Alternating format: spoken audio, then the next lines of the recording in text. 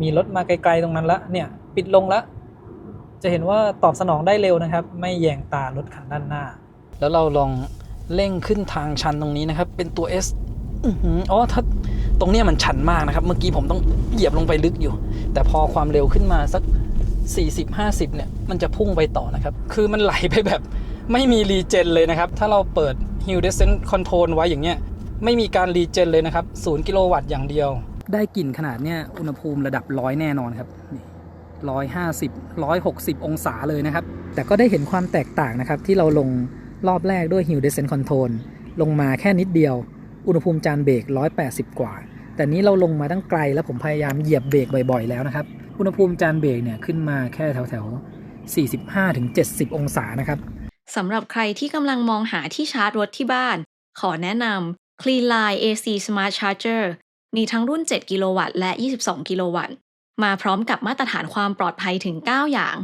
และเขาทำให้การชาร์จรถที่บ้านสะดวกมากเลยค่ะเพราะว่าเลือกได้ทั้งแบบถอดหัวชาร์จมาเสียบที่รถปุ๊บก็เริ่มชาร์จเลยหรือจะกดชาร์จผ่านทางแอปตั้งเวลาชาร์จ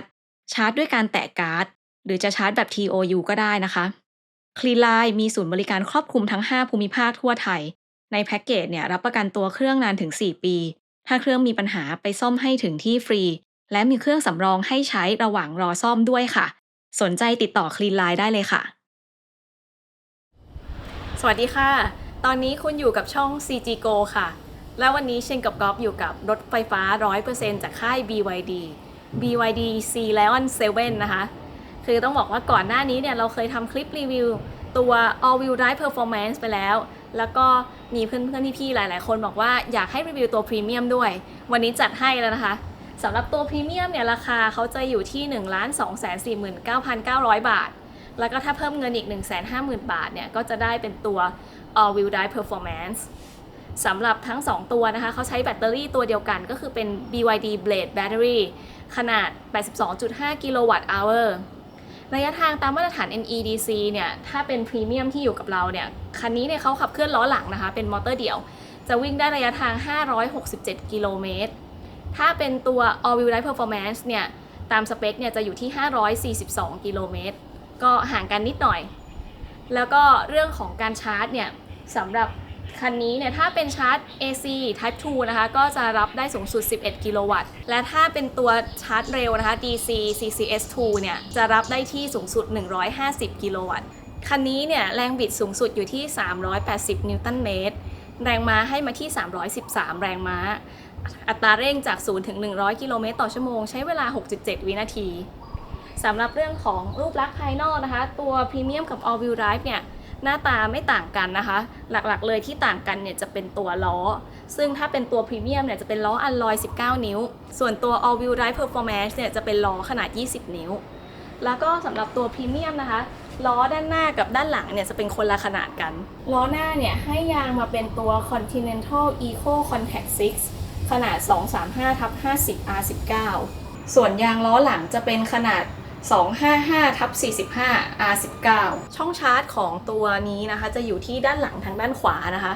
อย่างตอนนี้เนี่ยเราก็เสียบชาร์จอยู่นะคะเป็นที่ชาร์จ AC Smart Charger ของแบรนด์ Cleanline ซึ่งของ Cleanline เนี่ยเขาก็จะมี2รุ่นนะคะเป็นรุ่นชาร์จ7กิโลวัตต์กับรุ่น22กิโลวัตต์อย่างบ้านเราเป็นไฟ1เฟสก็เลยเลือกใช้เป็น7กิโลวัตต์อย่างคันเนี้ย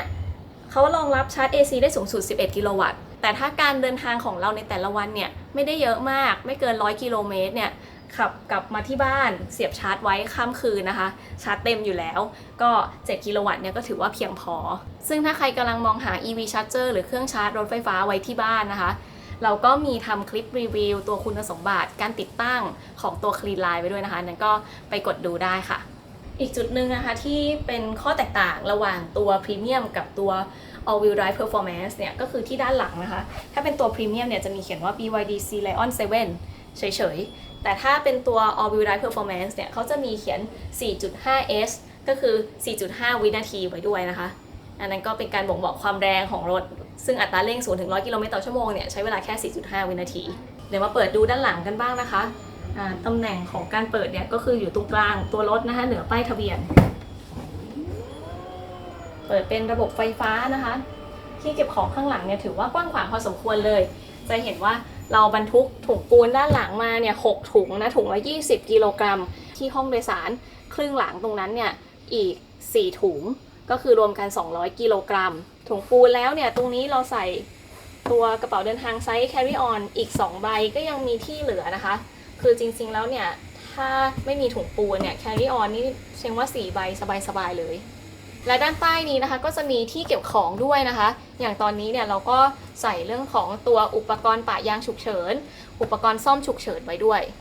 และสำหรับตัว Sea Lion 7 ทั้ง2รุ่นนะคะรองรับระบบ V2L แล้วก็มี V2L ให้มาด้วยเลยอันนี้ก็สะดวกมากนะคะสำหรับสายแคมปิ้งหรือว่ากรณีเราเดินทางไปในที่เราต้องการที่จะดึงไฟจากรถเนี่ยมาใช้ชาร์จอุปกรณ์ต่างๆเช่นนั่งทำงานในรถอะไรเงี้ยเดี๋ยวมาปิดกระโปรงหลังกันค่ะอันนี้เขามีให้2ปุ่มนะคะก็คือปิดกระโปรงหลังเฉยๆหรือว่าปิดแล้วก็ล็อกด้วยเลยเดี๋ยวเรากดแบบปิดกระโปรงหลังสมมติว่ามีสิ่งกีดขวางอยู่ข้างๆนะคะเซ็นเซอร์ก็ถือว่าทำงานค่อนข้างเร็วนะจะเห็นว่าเมื่อกี้พอแตะปุ๊บเนี่ยมีดีเลย์แค่นิดเดียวเราก็ปิดกลับขึ้นไปเลยแรงที่มากระแทกลงมาเนี่ยก็ถือว่าไม่ได้เยอะมากด้วย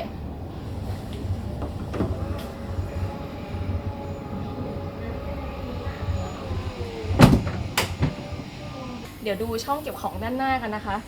ช่องนี้ถือว่ากว้างขวางพอสมควรเลยแล้วก็มีความลึกด้วยนะอย่างตอนนี้ที่เราใส่ไว้เนี่ยก็จะเป็นตัว portable charger แล้วก็ตัว V2L เดี๋ยวดู portable charger ก่อนนะนี่นะคะเป็นหัวของจอห์นฮอนแล้วก็ตัวนี้จะจ่ายไฟได้ที่2 กิโลวัตต์กระเป๋าให้มาโอเคเลยนะดูดีแล้วก็ตัวนี้ค่ะ V2L นี่นะคะมีโลโก้ BYD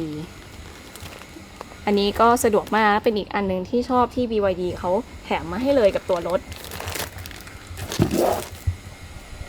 เดี๋ยวลองมาปิดโปรงด้านหน้านะคะ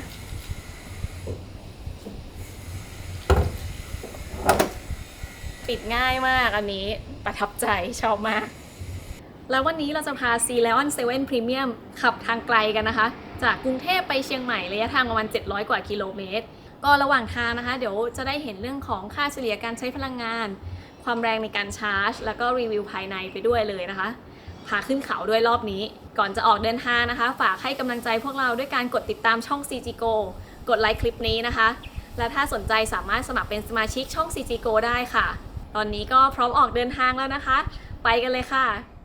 จอด้านหน้าคนขับนะครับพอเราชาร์จแบตเต็ม 100% เนี่ยระยะทางโชว์ไว้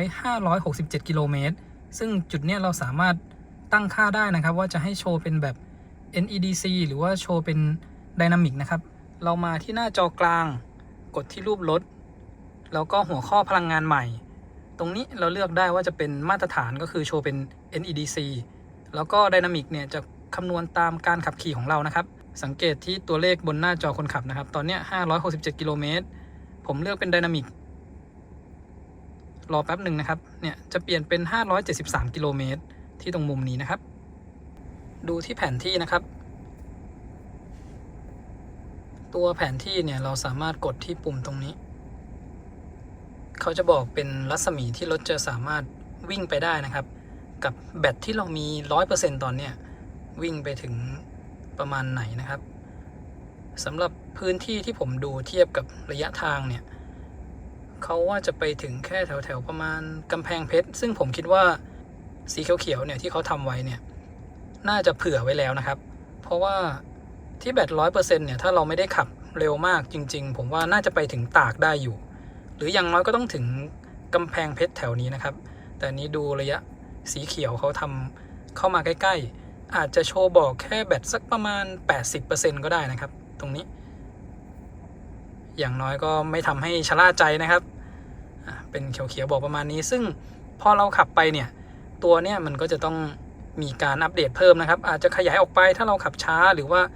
ลดลงมาเหลือใกล้ๆถ้าเราขับเร็วนะครับถัดมาลองกดที่รูปนี้นะครับเป็นที่ชาร์จเขาก็จะโชว์ตำแหน่งสถานีชาร์จที่อยู่ไม่ไกลจากตัวรถนะครับก็จะมีตัวเลขบอกนี่ตรงนี้แต่ว่าคำภาษาไทยอาจจะแปลกๆสักหน่อยนะครับอย่างตรงนี้ on ion ก็ยังพอเข้าใจได้ที่อยู่ในเซ็นทรัลนะครับ แล้วก็อันนี้ของ Tesla ก็อยู่ในเซ็นทรัลเหมือนกันพอเราเลือกขึ้นมาเนี่ยเขาก็จะอัปเดตแผนที่ตรงนี้ให้ดูด้วยนะครับเราลองกดนำทางไปที่เชียงใหม่นะครับ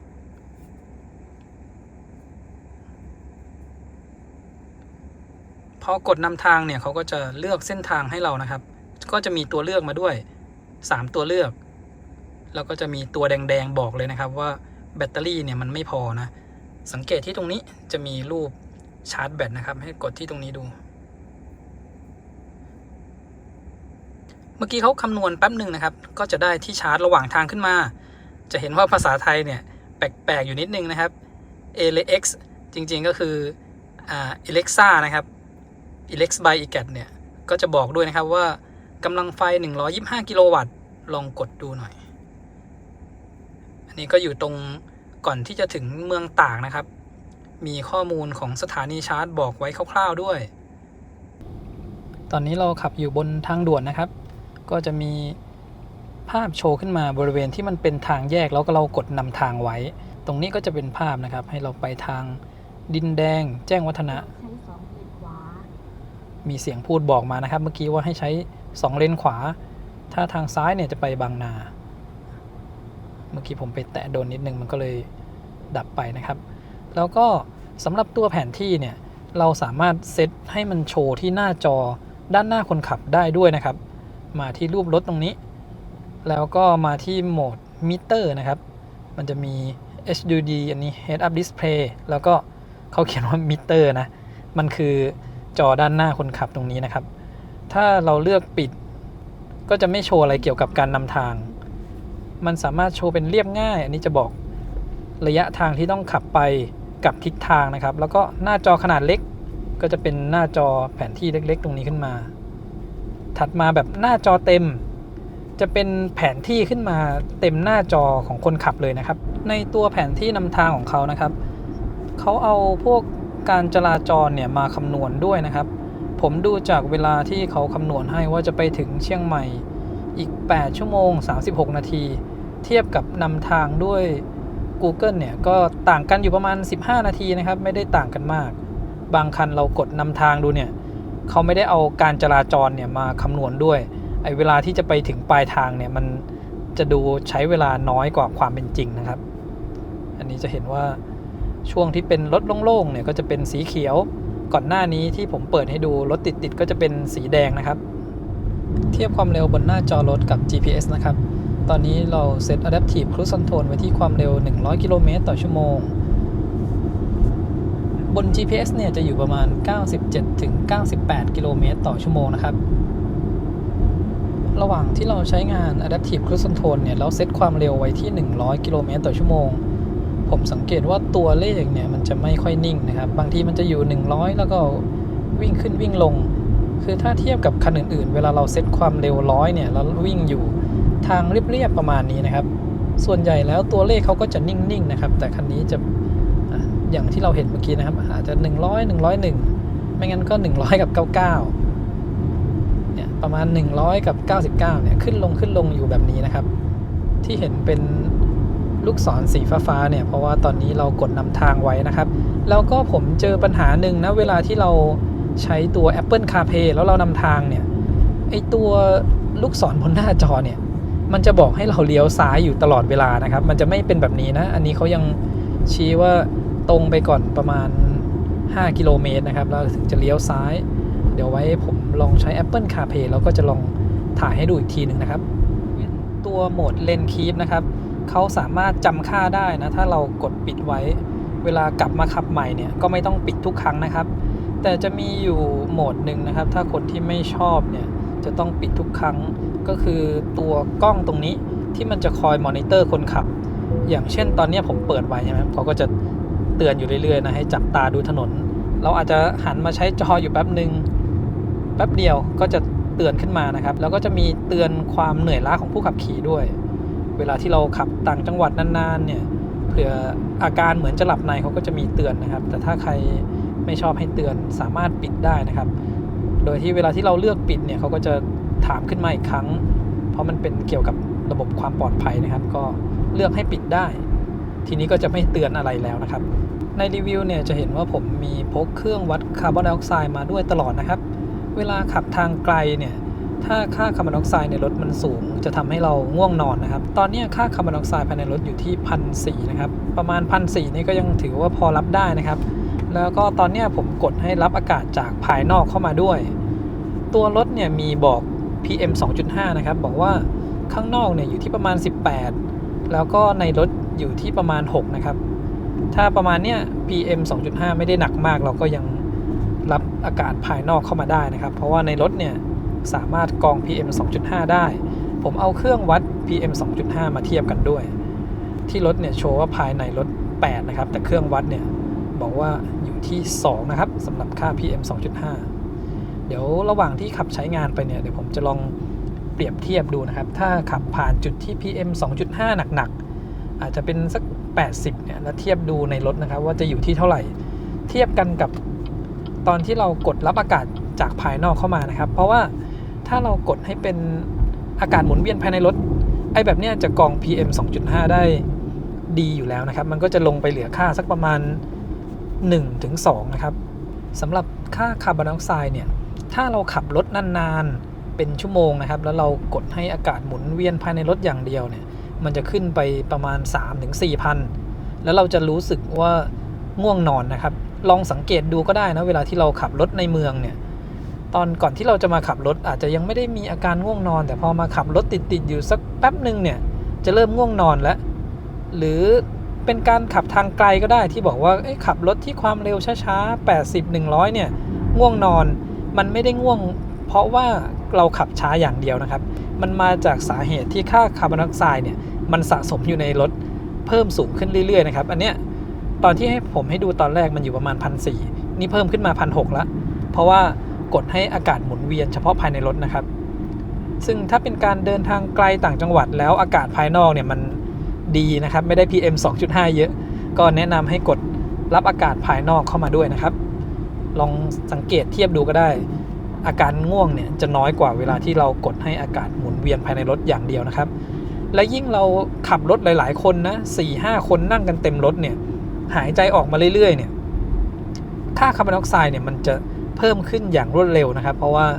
มันมาจากการที่เราหายใจออกยิ่งมีหลายคนนั่งอยู่ในรถคันเดียวเนี่ย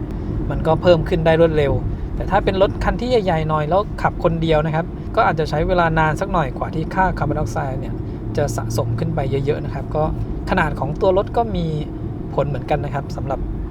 ค่าคาร์บอนไดออกไซด์สะสมภายในรถเนี่ยเราขับมาบนถนนสายเอเชียได้สักแป๊บหนึ่งนะครับเดี๋ยวเราจะแวะปั๊มก่อนนะนี่ก็เท่าไหร่แล้วอะบ่าย 3:30 จะครึ่งแล้วนะครับแวะเข้าห้องน้ำแล้วก็หาอะไรกินเล่นสักหน่อยที่ปั๊มนี้มีสถานีชาร์จของ EV Station ด้วยกล้องนี่ชัดดีมากเลยนะครับดูบนจอนี้ดูจากความละเอียดแล้วถือว่าละเอียดมากเลยจอใหญ่ขนาดนี้แล้วยังเห็นจุดต่างๆนี่คมชัดมากอันนี้เป็นหน้าจอทัชสกรีนขนาด 15.6 นิ้วระยะทางที่เราขับมา63กิโลเมตรแบตเตอรี่เหลือ 90% พอดีเป๊ะก็ 1% เนี่ยวิ่งได้ถึง6กิโลเมตรเลยถ้าขับความเร็วไม่เกิน100กิโลเมตรต่อชั่วโมงแล้วก็ค่าเฉลี่ยการใช้พลังงานที่ผ่านมา50กิโลเมตรเนี่ยอยู่ที่ 13.9 กิโลวัตต์เอาร์ต่อ100กิโลเมตรนะครับก็ถือว่าต่ำอยู่นะครับอากาศภายนอกวันนี้อยู่ประมาณ35องศาเท่าที่ขับมาเนี่ยรู้สึกว่าแอร์เย็นดีนะครับแต่ว่ากระจกหน้าเนี่ยจะมีไอร้อนมาสักหน่อยคันนี้ติดฟิล์มมาแล้วด้วยนะครับน่าจะเป็นฟิล์มที่มาจากศูนย์นะผมถ่ายให้เห็นตัวเลขได้ไหมเนี่ยเดี๋ยวลองตรงนี้นะครับเป็นฟิล์มมันไม่ค่อยเห็นนะเป็นฟิล์ม XUV Max นะครับน่าจะเป็นฟิล์มที่แถมมาจากของ Lewe นะครับเนี่ยเป็นสัญลักษณ์ตรงนี้รอบคันติดเบอร์เดียวกันมาหมดเลยนะครับมันถ่ายให้เห็นได้ยากหน่อยนะข้างนอกนี่สว่างเลยนะวันนี้ในห้องโดยสารก็จะไม่ถึงกับร้อนมากนะครับทุกทีเราเทสรถเนี่ยจะไม่ติดฟิล์มนะครับก็แนะนำนะครับถ้าฟิล์มหน้าเนี่ยเลือกรุ่นที่มันกันความร้อนได้ดีๆจะเหมาะมากเลยนะครับเพราะว่า ตัวเนี้ยก็เป็นเซรามิกนะแต่ว่ามันทำไมรู้สึกถึงไอร้อนที่มันมาแผ่มาทั้งที่ก็ไม่ได้ใกล้มากนะครับนี่ขนาดว่าขับออกต่างจังหวัดนะถ้าขับในเมืองรถติดอาจจะร้อนกว่านี้นะครับใน Seleon 7 นะครับเขาจะบอกแค่ค่าเฉลี่ยสำหรับ5กิโลเมตรล่าสุดที่ผ่านมาแล้วก็ที่หน้าจอตรงนี้นะครับตัวค่าเฉลี่ยเนี่ยจะเป็นค่าเฉลี่ยตั้งแต่วิ่งออกจากโรงงาน 2,424 กิโลเมตรนะครับจะอยู่ที่ 14.6 กิโลวัตต์เอาร์ต่อ100กิโลเมตรทีนี้ถ้าเราจะดูแค่ระยะทางที่เราขับมานะครับตั้งแต่เริ่มต้นสตาร์ทจนขับมาถึงนี่ว่ามันใช้พลังงานไปเท่าไหร่เนี่ยเราต้องกดดับเครื่องแล้วเดี๋ยวเขาจะมีสรุปบอกปริมาณไฟที่ใช้กับระยะทางนะครับเราต้องเอาหารกันนะเนี่ยระยะทางที่เราขับมา63กิโลเมตรนะครับผมลองกดดับเครื่องดูใช้ไฟไป 9.8 กิโลวัตต์เอาร์นะครับนี้ได้ของกินเพิ่มพลังแล้วนะครับ ทั้งที่เพิ่งขับมาได้60กิโลเมตรนะอันนี้เป็นข้าวเที่ยงนะคะเราออกมาตอนประมาณบ่าย2แต่ว่ายังไม่ได้กินข้าวเที่ยงอันนี้ตั้งแต่เราใช้รุ่นตัว performance นะครับคือกล้องเวลาเราเปิดไฟเลี้ยวเนี่ยมันไปอยู่ทางด้านซ้ายมันไกลไปหน่อยนะสำหรับคนขับเขาอาจจะยังไม่ได้แก้ให้มันย้ายมาอยู่ทางนี้นะครับก็หวังว่าเขาจะอัปเดตซอฟต์แวร์ให้มันมาอยู่ใกล้ๆหน่อยนะครับไม่งั้นเวลาเราขับรถอยู่เนี่ยมันต้องมองไปทางนู้นแล้วมันละสายตาจากด้านหน้าไปไกลนะครับหลังจากนี้ไปนะครับก็จะเป็นการขับทดสอบการใช้พลังงานนะครับโดยใช้ Adaptive Cruise Control แล้วก็เราจะต้องขับเป็นระยะทาง50กิโลเมตรนะครับถึงจะดูค่าเฉลี่ยการใช้พลังงานได้คือเขาไม่มีแบบดูสักแค่10กิโลเมตรอย่างนั้นก็จะง่ายหน่อยนะอย่างใน Xpert เนี่ยผมชอบมากเลยนะมันดูค่าเฉลี่ยการใช้พลังงานง่ายนะครับมีแบบ 2.5 กิโลเมตร10กิโลเมตรถ้าช่วงที่เราทดสอบรถเนี่ยมันจะดูง่ายนะครับอันนี้ต้อง50กิโลเมตรเลยนะโอเคตอนนี้เราก็เซต Adaptive Cruise Control ไว้ที่ความเร็ว80เรียบร้อยนะครับเดี๋ยวอีก50กิโลเมตรเรามาดูค่าเฉลี่ยการใช้พลังงานกันที่เห็นเป็นสีแดงๆอยู่ตอนนี้ในภาพนะครับก็คือ Blind Spot เวลาที่มีรถวิ่งมาอยู่ในจุดอับนะครับก็จะมีขึ้นทั้งซ้ายแล้วก็ขวานะตอนนี้มีอยู่ทางซ้ายแล้วเดี๋ยวรอดูสักแป๊บหนึ่งนะครับนี่ก็จะโชว์ Blind Spot ทั้งสองข้างเลยนะครับนอกจากจะมีโชว์อยู่ที่บนกระจกเนี่ยก็มีโชว์หน้าจอด้านหน้าคนขับนะครับแต่ว่าบน Head Up Display เนี่ยไม่มีโชว์บอกนะครับจริงๆถ้ามีโชว์บอก Blind Spot บน Head Up Display เนี่ยก็จะสะดวกยิ่งขึ้นนะเราไม่ต้องก้มลงมามองที่หน้าจอด้านล่างเดี๋ยวผมจะเซตหน้าจอคนขับให้ดูแบบใกล้ๆอีกครั้งนะครับระหว่างที่เรากดนำทางไว้อยู่ถ้าเรากดปิดไม่ให้เอาแผนที่ขึ้นมาโชว์ด้านขวาก็จะขึ้นว่าการนำทาง off นะครับแล้วก็แบบเรียบง่ายเนี่ยจะบอกแค่ทิศทางแล้วก็ระยะทางนะครับพอเป็นหน้าจอขนาดเล็กจะเป็นแผนที่เล็กๆขึ้นมาโชว์เวลาที่เราเลือกโหมดสำหรับหน้าจอเนี่ยมันจะดีเลย์อยู่แป๊บหนึ่งนะครับแล้วผมจะลองกดแบบหน้าจอเต็มอันนี้จะขึ้นเป็นแผนที่ขึ้นมาเต็มจอด้านหน้านะครับทีนี้ถ้าเราต้องการจะดูข้อมูลอื่นๆเนี่ยเรากดได้เลยนะครับที่สัญลักษณ์ตรงนี้เดี๋ยวผมจะกดให้ดูนะปึ๊บพอกดมันก็จะเป็นข้อมูลนะครับที่โอเวอร์เลย์ขึ้นมาข้างบนอีกครั้งหนึ่งก็ยังดูได้นะครับถึงแม้ว่าเราจะเลือกให้แผนที่ขึ้นมาเต็มหน้าจอหรือถ้าเราต้องการที่จะกดออกจากหน้าจอที่เป็นแผนที่อยู่ตรงนี้นะครับก็กดที่ปุ่มตรงนี้ได้เลยตรงนี้กดย้อนกลับตรงนี้นะครับจะออกมาที่หน้าจอนี้คือมันเป็นการเปลี่ยนข้อมูลที่โชว์อยู่ด้านขวาตรงนี้นะครับผมจะกดเปลี่ยนไปเรื่อยๆมันก็จะกลับมาที่หน้าจอที่เป็นแผนที่นี้นะครับที่หน้าจอด้านหน้าคนขับเนี่ยถ้าสังเกตดูเขาจะมีรูปจำลองรถทางด้านหน้านะครับจะใช้กล้องบริเวณด้านหน้าที่อยู่ตรงจุดนี้เพื่อจำลองรถที่อยู่ด้านหน้าเราขึ้นมานะครับถ้าสังเกตในจอเนี่ยรถที่ยังไม่เลยมาถึงด้านหน้ารถก็จะไม่มีขึ้นมาบนจอตรงนี้นะครับแตกต่างจากบางคันที่เขามีกล้องอยู่รอบคันก็คือจะสามารถเห็นทั้งด้านข้างแล้วก็ด้านหลังที่กำลังมีรถวิ่งเข้ามานะครับตอนนี้ขับมาได้ประมาณ52กิโลเมตรแล้วนะครับหลังจากที่ลองเซตเพื่อดูค่าเฉลี่ยการใช้พลังงานที่ความเร็ว80กิโลเมตรต่อชั่วโมง ค่าเฉลี่ยการใช้พลังงานเนี่ยอยู่ที่ 12.3 กิโลวัตต์ชั่วโมงต่อ 100 กิโลเมตรนะครับก็ถือว่าประหยัดอยู่นะครับทีนี้เรามาดูที่ระยะทางรวมที่ขับมาวันนี้นะครับที่ทริป A ก็123กิโลเมตรสำหรับแบตเตอรี่ที่ใช้ไป 20% แปลว่าถ้าเราขับที่ความเร็วไม่เกิน80กิโลเมตรต่อชั่วโมงเนี่ยวิ่งจนแบตหมดเกลี้ยงนะครับยังไงก็ต้องมี600กิโลเมตรนะครับเพราะว่า 20% ที่ใช้แบตไปเนี่ยเราวิ่งมาได้ระยะทาง124กิโลเมตรก็ตก 1% วิ่งได้6กิโลเมตรนิดๆนะครับทีนี้ดูจากค่าเฉลี่ยการใช้พลังงานที่ 12.3 กิโลวัตต์ชั่วโมงต่อ 100 กิโลเมตรเนี่ยเราเอาไปหารกับขนาดของแบตเตอรี่นะครับคันนี้มัน 82.5 กิโลวัตต์ชั่วโมงเอาแค่80ก็ได้หารกับ 12.3 นะครับก็จะวิ่งได้แถว630ถึง650กิโลเมตรเลยนะครับถือว่าวิ่งได้ไกลกว่าสเปคอยู่นะครับถ้าวิ่งที่ความเร็วไม่เกิน80กิโลเมตรต่อชั่วโมงนี่ขนาดเราบรรทุกน้ำหนักมาด้วย200กิโลกรัมกับอุณหภูมิภายนอกตอนนี้อยู่ที่33องศานะครับเทียบกับตอนที่ทดสอบรุ่น performance เนี่ยอันนั้นจะอยู่ประมาณ14กิโลวัตต์ชั่วโมงต่อ100กิโลเมตรก็มากกว่าเกือบ2กิโลวัตต์ชั่วโมงต่อ100กิโลเมตรเลยนะครับ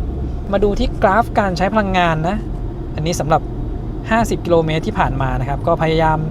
ขับให้ได้นิ่งที่สุดแล้วก็มันจะมีบางช่วงนะครับที่มีรถเขาขับช้าๆอยู่ด้านหน้าเนี่ยก็จะต้องมีการเบรกแล้วก็มีการเร่งแซงบ้าง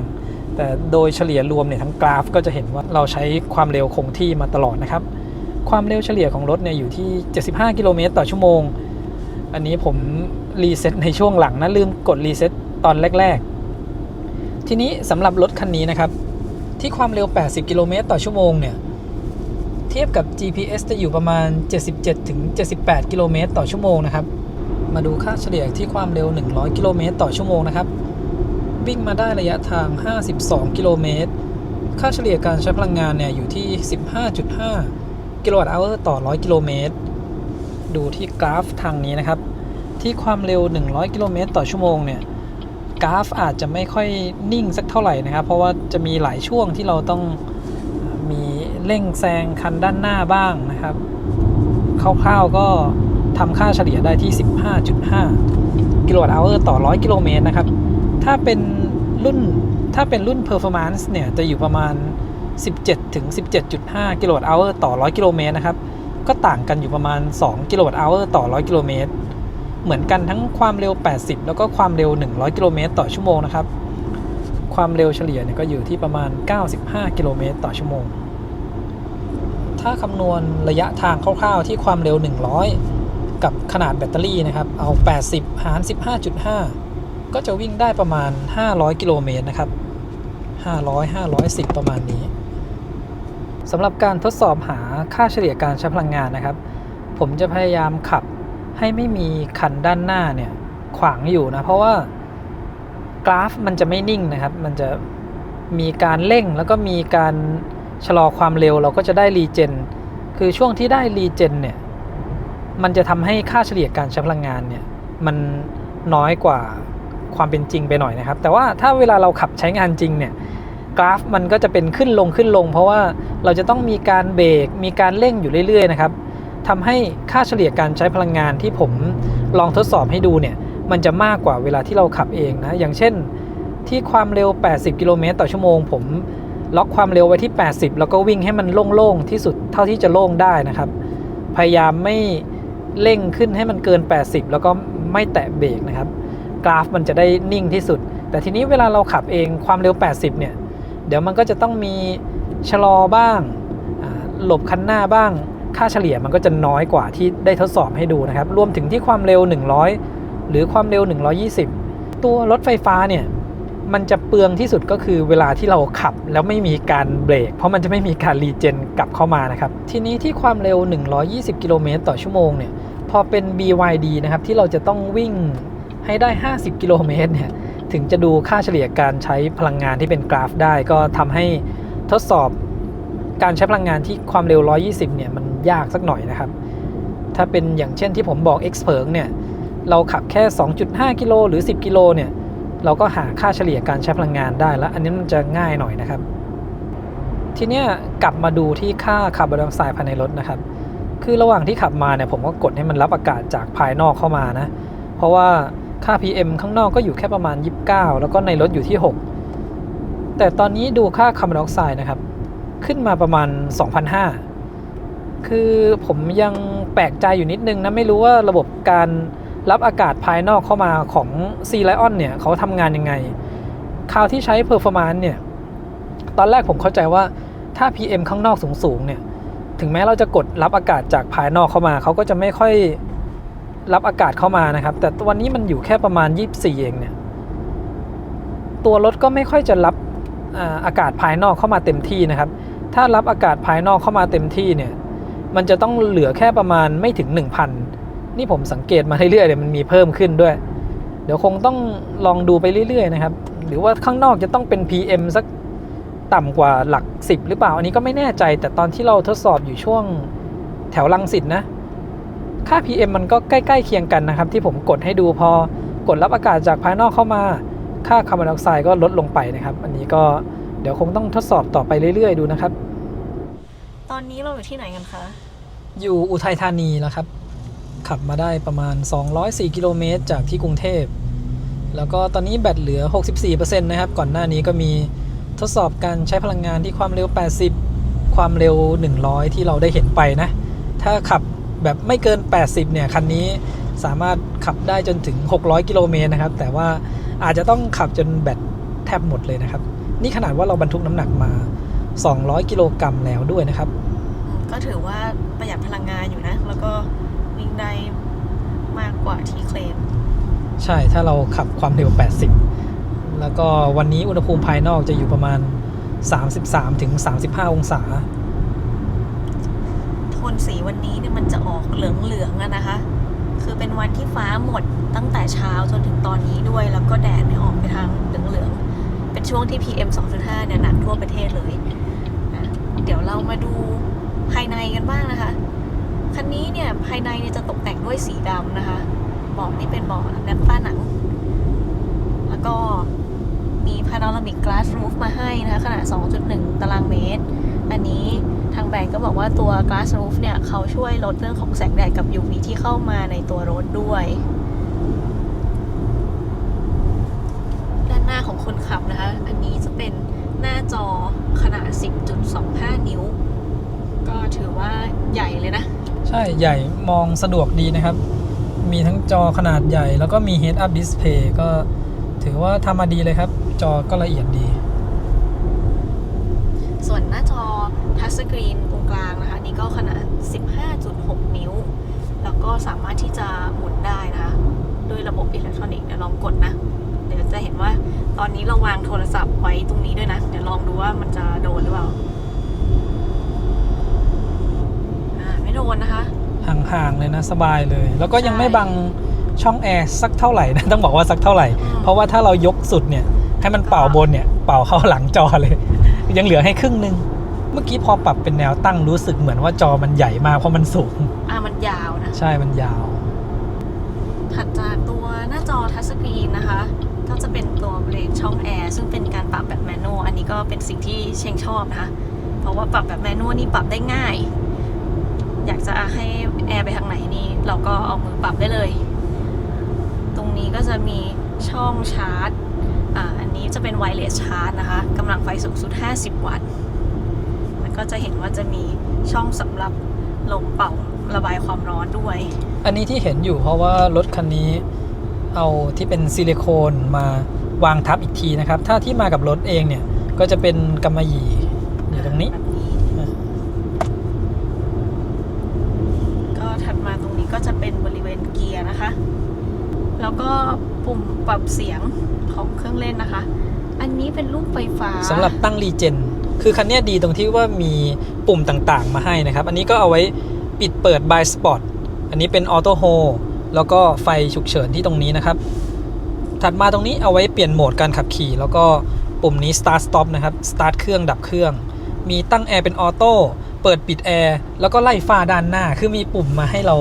ได้ใช้งานเยอะอยู่เหมือนกันนะครับใช่ซึ่งก็น่าจะถูกใจหลายๆคนเลยนะคะคือไม่ต้องไป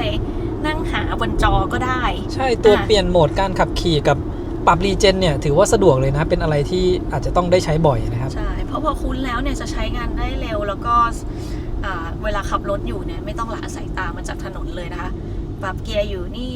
ทางซ้ายเป็น Regen Mode แล้วก็มาคำดูทางขวาอันนี้ก็จะเป็น Driving Mode ใช่รวมถึงแอร์เนี่ยคันนี้ชอบมากเลย พอเป็นแบบปรับด้วยมือนะครับคนขับปรับได้ง่ายมากเลยนะใช่ค่ะบางอย่างเนี่ยการคีปไว้ให้มันแมนนวลมันคือความสะดวกสบายที่แบรนด์ใส่ใจในเรื่องของประสบการณ์การนั่งบนรถนะคะตรงนี้นะคะก็จะเป็นช่องวางแก้วน้ำซึ่งจะเห็นว่าอันนี้ขวดน้ำจริงๆเป็นไซส์มาตรฐานนะคะแต่ว่าช่องเนี่ยเขาสามารถที่จะกดเพื่อปรับลงไปให้ลึกได้นะจะเห็นว่าขวดน้ำเนี่ยไม่ค่อยเลยขึ้นมาสักเท่าไหร่ซึ่งอันนี้ก็เป็นประโยชน์นะเพราะว่าตำแหน่งเกียร์อยู่ตรงเนี้ยถ้าเกิดขวดน้ำมันวางสูงๆแบบเนี้ยมันจะขวางๆหน่อยนะครับถ้าเรามีทั้ง2 ขวดใช่อันนี้ก็เป็นดีไซน์ที่ดีนะคะแล้วก็ถ้าต้องการให้ดันกลับขึ้นมาก็แค่กดปุ่มนี่นะคะก็ดันไปได้เลยตรงนี้ที่เก็บของนะคะอันนี้ที่เก็บของเนี่ยก็ขนาดเนี่ยจะเป็นสี่เหลี่ยมผืนผ้านะคะแล้วก็มีความลึกพอสมควรเลยนี่ก็เก็บของได้ค่อนข้างเยอะนะคะด้านใต้ตรงนี้ก็จะเป็นช่องเก็บของซึ่งจริงๆเป็นช่องเดี่ยวนะคะอันนี้เนี่ยเขาใส่ตัวถาดซิลิโคนมาเพื่อเป็นการจัดระเบียบของที่วางอันนี้ก็เป็นไอเดียที่ดีนะจริงๆแล้วก็ช่วยให้วางของชิ้นเล็กชิ้นน้อยเนี่ยแล้วมันไม่กลิ้งไปมาตัวถาดซิลิโคนนี้ต้องซื้อมาเพิ่มเอาเองนะครับตรงนี้นะคะก็จะเป็นช่อง USB-C USB-A นะคะอย่างละ1ช่องอันนี้เสียดายนิดหน่อยคิดว่าด้านหน้าน่าจะให้ USB-C มาสัก2ช่องก็น่าจะดีใช่ข้างหลังก็เหมือนกันข้างหลังก็เป็น USB-A 1ช่อง USB-C 1ช่องจริงๆก็น่าจะเป็น USB-C ไปเลยก็ได้นะครับสำหรับด้านหลังเพราะว่า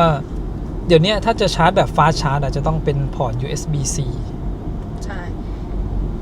เรื่องของ Ambient Light คันนี้ก็ทำมาได้ค่อนข้างสวยเลยนะคะจริงๆเราถ่ายให้ดูค่อนข้างเยอะเลยในคลิปตัวAll Wheel Drive Performance ที่เราถ่ายช่วงกลางคืนเป็นส่วนใหญ่ใช่แล้วเดี๋ยวคืนนี้ก็น่าจะได้เห็นอีกนะครับใช่ก็ไปดูเพิ่มในคลิปนั้นได้ด้วยตำแหน่งแอร์ด้านหน้าก็จะมีตรงนี้ด้วยนะคะปรับแบบแมนนวลใช้งานง่ายแน่นอนแล้วก็สำหรับการเปิดประตูเนี่ยก็จะเป็นคันโยกอยู่ตรงนี้นะคะซึ่งจะไม่มีปุ่มปลดล็อกนะเพราะเวลาที่รถล็อกอยู่แล้วต้องการเปิดก็คือการโยกคันโยก2ครั้งครั้งแรกปลดล็อกและครั้งต่อมาก็ค่อยเปิดประตูจริงๆตำแหน่งตรงนี้แอบรู้สึกว่าค่อนข้างสูงนิดนึงสำหรับเด็กหรือสำหรับคนตัวเล็กแต่ว่าก็ไม่ได้เป็นปัญหาในการเปิดนะคะแล้วก็ตรงนี้ที่เปิดกระจกเส้นไฟแอคเซนต์ของ Ambient Light นะคะก็ตั้งใจทำมาให้แสงเนี่ยสะท้อนกับตัวพื้นผิวสีออกไปทางเงินนะคะก็สวยไปอีกแบบหนึ่งด้านบนตรงกลางเนี่ยก็จะเป็นตัวไฟนะคะใช้การสัมผัสเพื่อเปิดปิดอันนี้ก็จะเห็นว่ากดปุ๊บเปิดปั๊บนะแทบไม่มีดีเลย์เลยแล้วก็ตรงนี้ก็ปุ่มเปิดปิดตัวม่านไฟฟ้านะคะคือ Panoramic Glass Roof คันนี้ให้ม่านไฟฟ้ามาด้วยอันนี้ก็ดีมากเลยนะเพราะว่าทำให้เรามีทางเลือก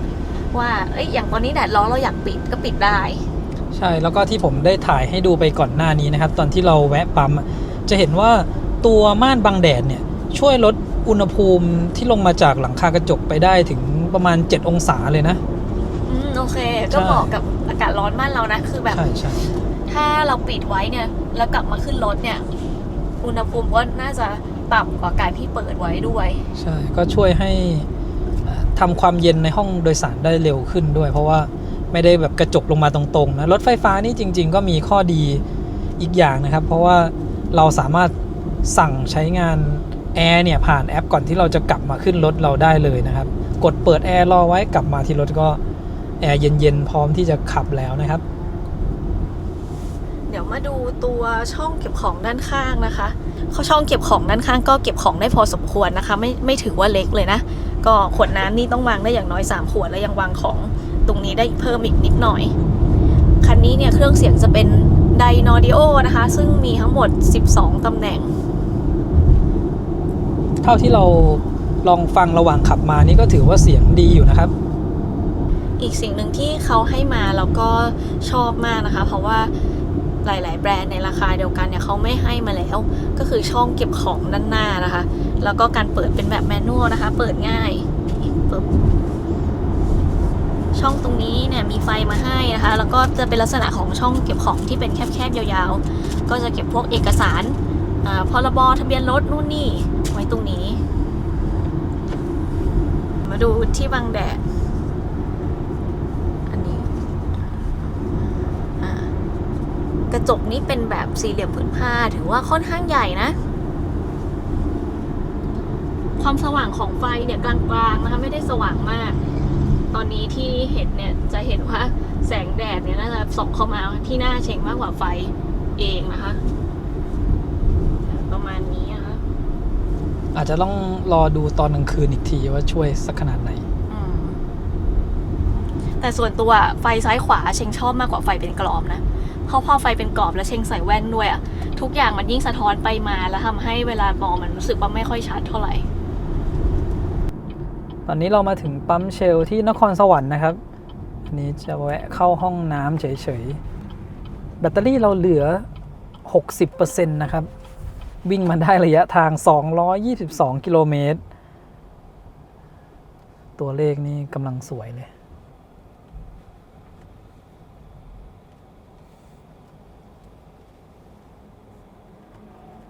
ที่นี่จะมีที่ชาร์จของ Shell Recharge นะครับตัวนี้สเปคอยู่ที่180กิโลวัตต์ก็รถที่รับกำลังไฟได้สูงๆก็มาแวะชาร์จที่นี่ได้เลยนะครับหรือถ้าเป็นรถที่รับกำลังไฟได้ไม่สูงมากแต่ว่าเดินทางช่วงเทศกาลนะครับ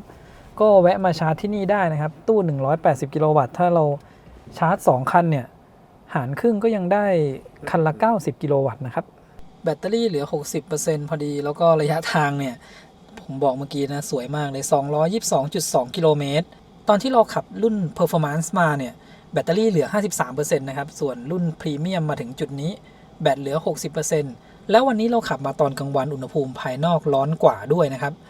โดยปกติถ้าเราขับที่อุณหภูมิร้อนกว่าเนี่ยแอร์จะต้องทำงานเยอะกว่าทำให้ใช้พลังงานมากกว่านะครับแต่ในรุ่น Premium เนี่ยเขามีมอเตอร์หลังแค่ตัวเดียวแล้วก็น้ำหนักเบากว่ากันอยู่ประมาณ100กิโลกรัมนะครับถึงแม้วันนี้ผมจะบรรทุกน้ำหนักมา200กิโลกรัมเท่ากันกับวันนั้นแต่น้ำหนักโดยรวมเนี่ยก็จะน้อยกว่าอยู่ประมาณ100กิโลกรัมนะครับค่าเฉลี่ยการใช้พลังงานสำหรับ50กิโลเมตรล่าสุดเนี่ยอยู่ที่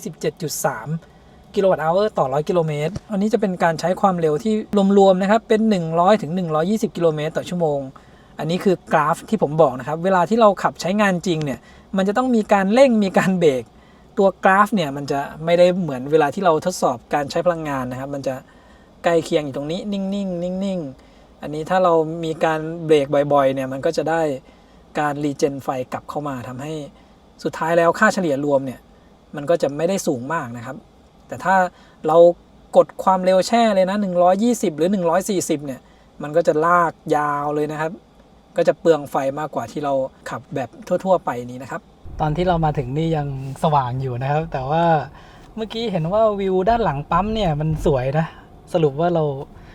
จอดรถถ่ายรูปอยู่ที่นี่สักประมาณครึ่งชั่วโมงนะครับตอนแรกคิดว่าวันนี้น่าจะไปถึงเชียงใหม่เร็วนะแค่จุดแรกนี่ก็แวะไปครึ่งชั่วโมงแล้วนะครับเมื่อกี้นี่ท้องฟ้าสวยมากเลยนะคะเป็นสีชมพูสดเลยช่วงที่พระอาทิตย์กำลังจะตกดินนะก็ดูสีสวยๆตอนนั้นยังเป็นสีส้มๆหน่อยนะครับพอยิ่งใกล้ถึงพื้นนี่กลายเป็นไล่สีเป็นแบบชมพูเลยนะสำหรับคันนี้เขาติดฟิล์มมาเข้มนะครับพอกลางคืนเนี่ยดูผ่านกล้องนี้อาจจะมืดหน่อยแล้วนะครับปกติถ้าเป็นรถที่นำมารีวิวจากของทางแบรนด์เนี่ยเขาจะไม่ติดฟิล์มนะ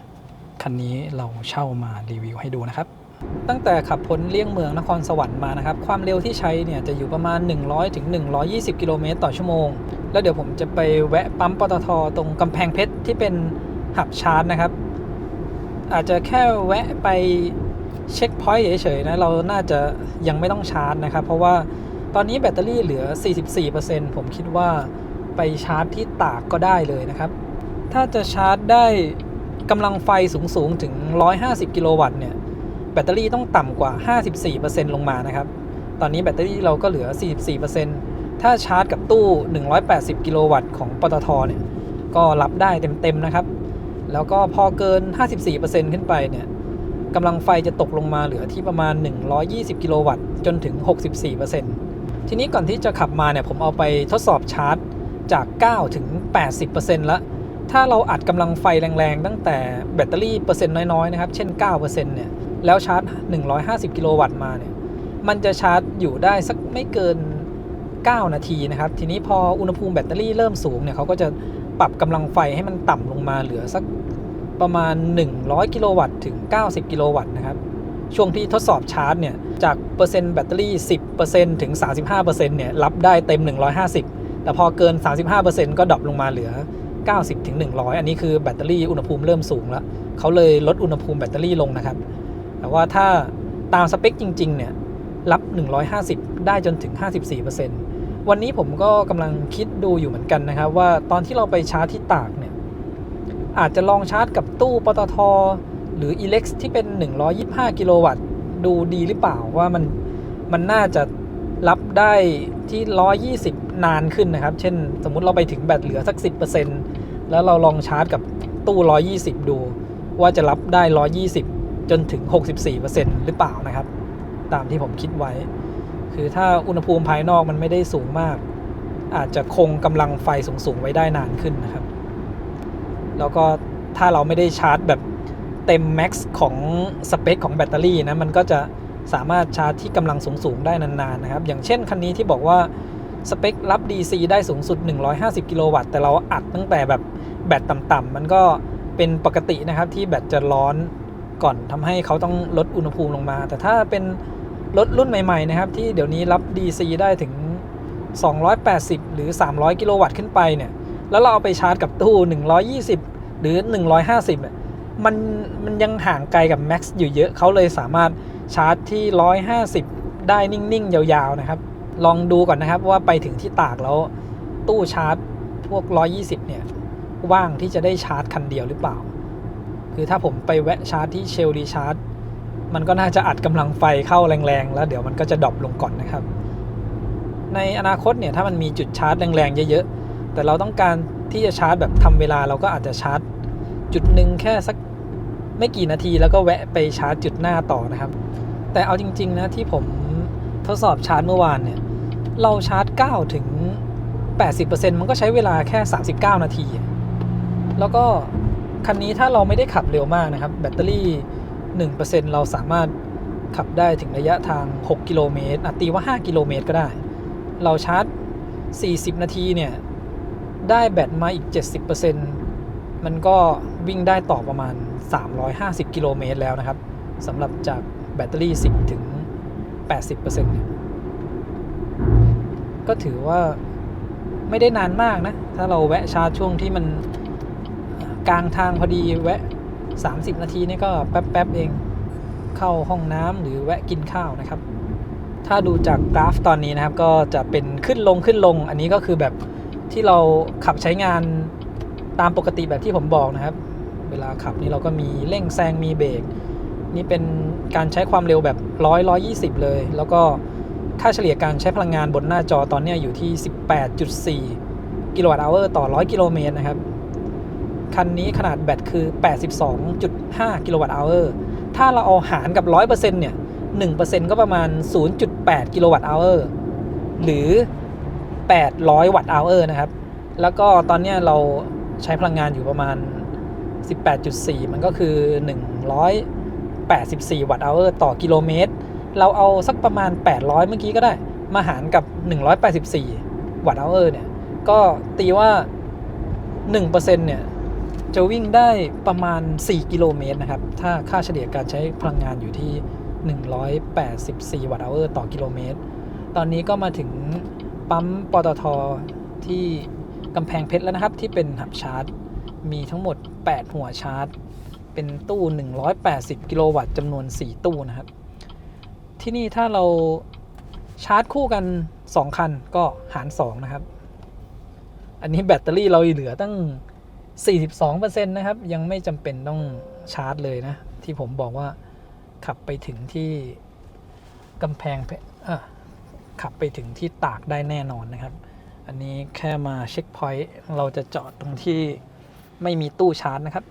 ดูที่หน้าจอนะครับตอนนี้แบตเตอรี่เหลือ 42% แล้วก็เราวิ่งมาแล้ว 298.9 กิโลเมตรที่มุมล่างขวานะครับค่าเฉลี่ยการใช้พลังงานเนี่ยอยู่ที่ 18.2 กิโลวัตต์อัลต่อ 100 กิโลเมตรมาดูกราฟการใช้พลังงานนะครับที่ผมบอกนะมันก็จะเป็นขึ้นลงอย่างนี้50 กิโลเมตรที่ขับมาเนี่ยใช้ความเร็วอยู่ในช่วง 100 ถึง 120 กิโลเมตรต่อชั่วโมงนะครับจะเห็นว่าค่าเฉลี่ยเนี่ยมันก็ไม่ได้สูงมากนะตอนที่เราเทสค่าเฉลี่ยความเร็ว 100 กิโลเมตรต่อชั่วโมงเนี่ยมันก็ขึ้นมาประมาณ 15 กว่านะครับอันนี้เราขับ 120 แต่มันเป็น 120 แบบ100 120 สลับกันไปมีการรีเจนกลับเข้ามาก็อยู่ประมาณ 18 แล้วก็ไปถึงที่จังหวัดตากเนี่ยก็ประมาณ 400 กิโลเมตรนิดๆสำหรับแบตเตอรี่ 42% ที่เหลือเนี่ยผมคิดว่าไม่น่าจะมีปัญหานะครับผมคิดคร่าวๆเลยเนี่ยแบตเตอรี่ 1% จะวิ่งได้สัก 4 กิโลเมตรถ้าเราใช้ความเร็ว 100 120 ก็446เนี่ยวิ่งจริง 150 กิโลเมตรเนี่ยถึงแน่ๆตีว่า 120 ก็ได้ซึ่งเอาไปรวมกันก็ไม่น่ามีปัญหานะครับเดี๋ยวดูไปด้วยกันแล้วก็ขอแวะไปเข้าห้องน้ำก่อนนะครับระหว่างที่ผมขับมานะครับคันนี้ฟิล์มเข้มจริงๆนะเป็นของที่เขาแถมมากับศูนย์ BYD นะครับรุ่น XUV Max 15 เดี๋ยวผมจะเปิดประตูให้ดูนะครับเมื่อกี้พอเปิดประตูลงไปเนี่ยข้างนอกรู้สึกว่ามันสว่างมากเลยนี่นะครับในรถแล้วก็พอเราลงจากรถมาเนี่ยข้างนอกสว่างมากๆเลยนะขับยากมากเลยนะครับถ้าติดฟิล์มเข้มขนาดนี้แล้วออกต่างจังหวัดถ้าเราขับในเมืองเนี่ยไม่มีปัญหาหรอกแต่ว่าไฟคันเนี้ยเขาสว่างแบบเรียกว่าสว่างมาตรฐานนะครับไม่ได้แบบว่าเข้มมากทำให้เวลาที่เจอฟิล์มเข้มๆแบบตัวนี้เข้าไปเนี่ยมันทำให้การขับต่างจังหวัดนี้ยากขึ้นนะครับบริเวณรอบๆจุดชาร์จนะครับอันนี้ก็จะเป็นตู้180 กิโลวัตต์แล้วก็สำหรับ180 กิโลวัตต์ของตู้นี้จะเป็น300 แอมป์นะครับถ้าเป็นรถ400 โวลต์มาชาร์จเนี่ยจะได้ไม่เกิน120 กิโลวัตต์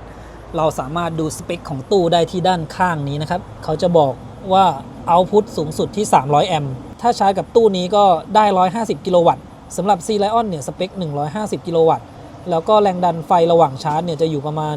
600 โวลต์ซึ่งคูณกับ300 แอมป์เนี่ยก็สบายๆนะครับจริงๆใช้แค่ประมาณไม่ถึง300 แอมป์ก็150 กิโลวัตต์ละตอนนี้ตู้ชาร์จก็มีอยู่ทั้งหมด4 ตู้ชาร์จนะครับมีหัวชาร์จรวมทั้งหมด8หัว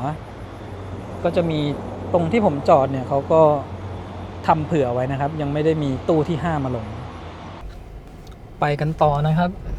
วันนี้แวะแต่ละจุดนี้ใช้เวลาเยอะไปหน่อยจุดแรกนี่เกือบชั่วโมงนะครับตรงนี้น่าจะประมาณ15 นาทีได้มั้ง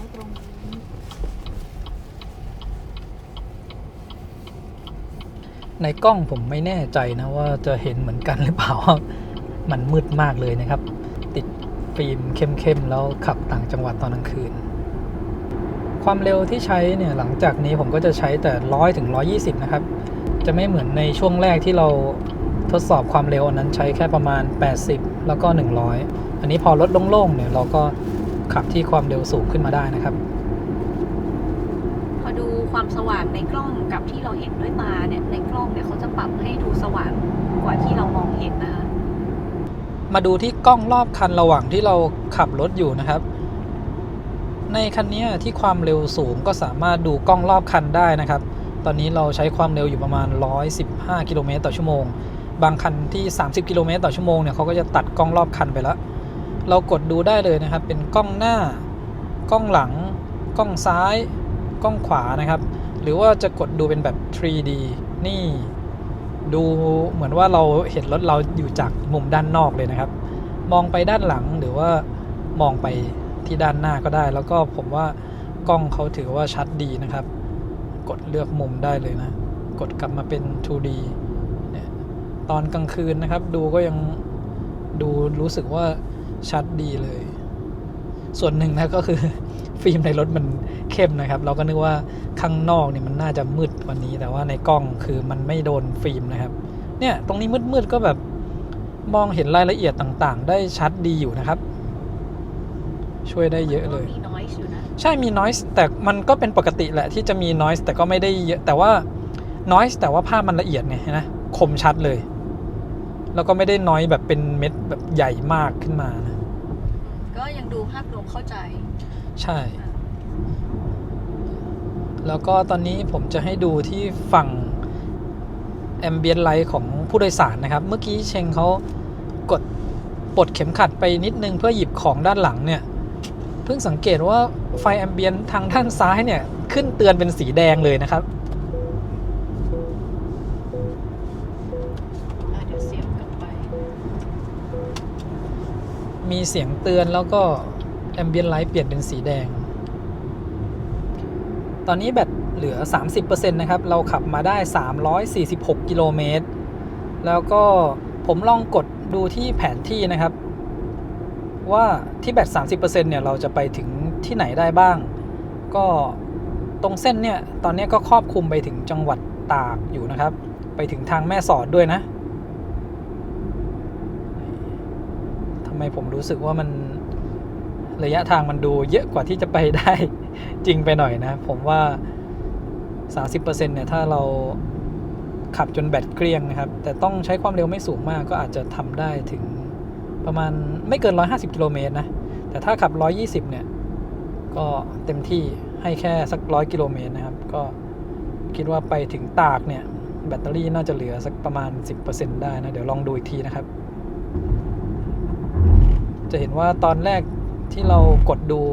ตอนที่ชาร์จเต็ม 100% เนี่ยมาไม่ถึงตากด้วยซ้ำแต่พอเราขับมาเนี่ยเขาก็จะเปลี่ยนไปเรื่อยๆนะครับตามแบตเตอรี่ที่เราเหลือแล้วก็ตามการขับขี่ของเรานะครับ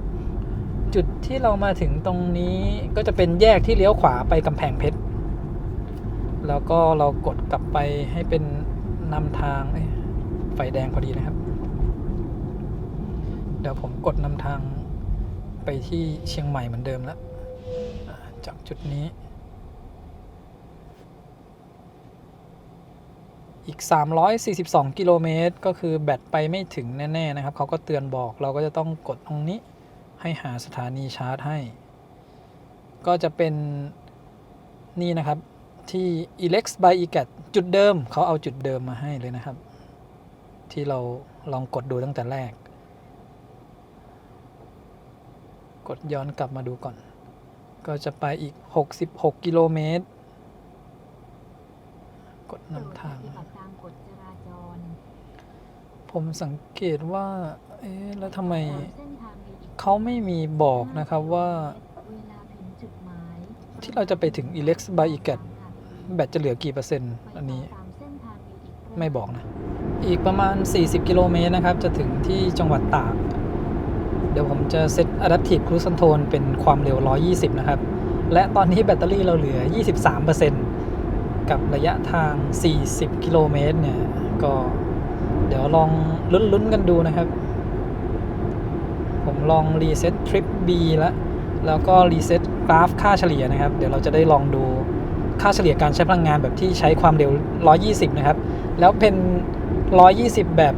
ทางขึ้นเนินนิดนึงด้วยนะครับก็จะกินไฟมากกว่าทางราบนะครับช่วงแรกที่เราทดสอบการใช้พลังงานตรงนั้นมันจะเป็นพื้นที่ราบนะครับแต่ที่ความเร็ว120เนี่ยทดสอบแถวนั้นไม่ค่อยได้นะเพราะว่ารถเยอะอันนี้ผมเห็นว่ารถเริ่มจะน้อยลงหน่อยละก็เลยลองดูสักหน่อยนะครับตอนนี้มาถึงปั๊ม PT ก่อนที่จะถึงแยกที่ไปแม่สอดนะครับตอนแรกเนี่ยผมว่าจะไปชาร์จปั๊ม PT ที่เลยแยกแม่สอดไปที่นั่นจะเป็นตู้125กิโลวัตต์แต่วันนี้กดดูในแอปแล้วมันไม่ขึ้นมาโชว์นะครับก็เลยเปลี่ยนแผนมาตู้150กิโลวัตต์แบตเตอรี่เราเหลือ 14% นะครับเดี๋ยวลองชาร์จตู้150กิโลวัตต์ก็ได้ที่ผมบอกนะว่าถ้าเราชาร์จตู้150กิโลวัตต์เนี่ยมันจะได้กำลังไฟ150กิโลวัตต์สักไม่เกิน10นาทีนะครับเดี๋ยวดูว่าถ้าเราชาร์จจาก 14% เนี่ยตอนนี้อากาศข้างนอกประมาณ24องศาก็ถือว่าอากาศเย็นดีนะดูว่าวันนี้จะชาร์จ150กิโลวัตต์ได้ถึงเท่าไหร่นะครับระยะทางที่จะต้องไปถึงเชียงใหม่เนี่ยอีกประมาณ275กิโลเมตรก็ถ้าเราขับ สักไม่เกิน120เนี่ยแบตเตอรี่ 1% ก็น่าจะวิ่งได้สัก4กิโลเมตรนะครับเราต้องการแบตเตอรี่เพิ่มมาอีกสัก 70%หรือชาร์จให้มันถึงสัก 80% นะครับตอนนี้มีอยู่ 14% แบตเตอรี่เหลือ 14% เราขับมาทั้งหมด408กิโลเมตรนะครับโดยช่วงหลังเนี่ยตั้งแต่เลี่ยงเมืองนครสวรรค์มาจนถึงจุดเนี่ยความเร็วที่ใช้เนี่ยจะอยู่ประมาณ100 ถึง 120 กิโลเมตรต่อชั่วโมง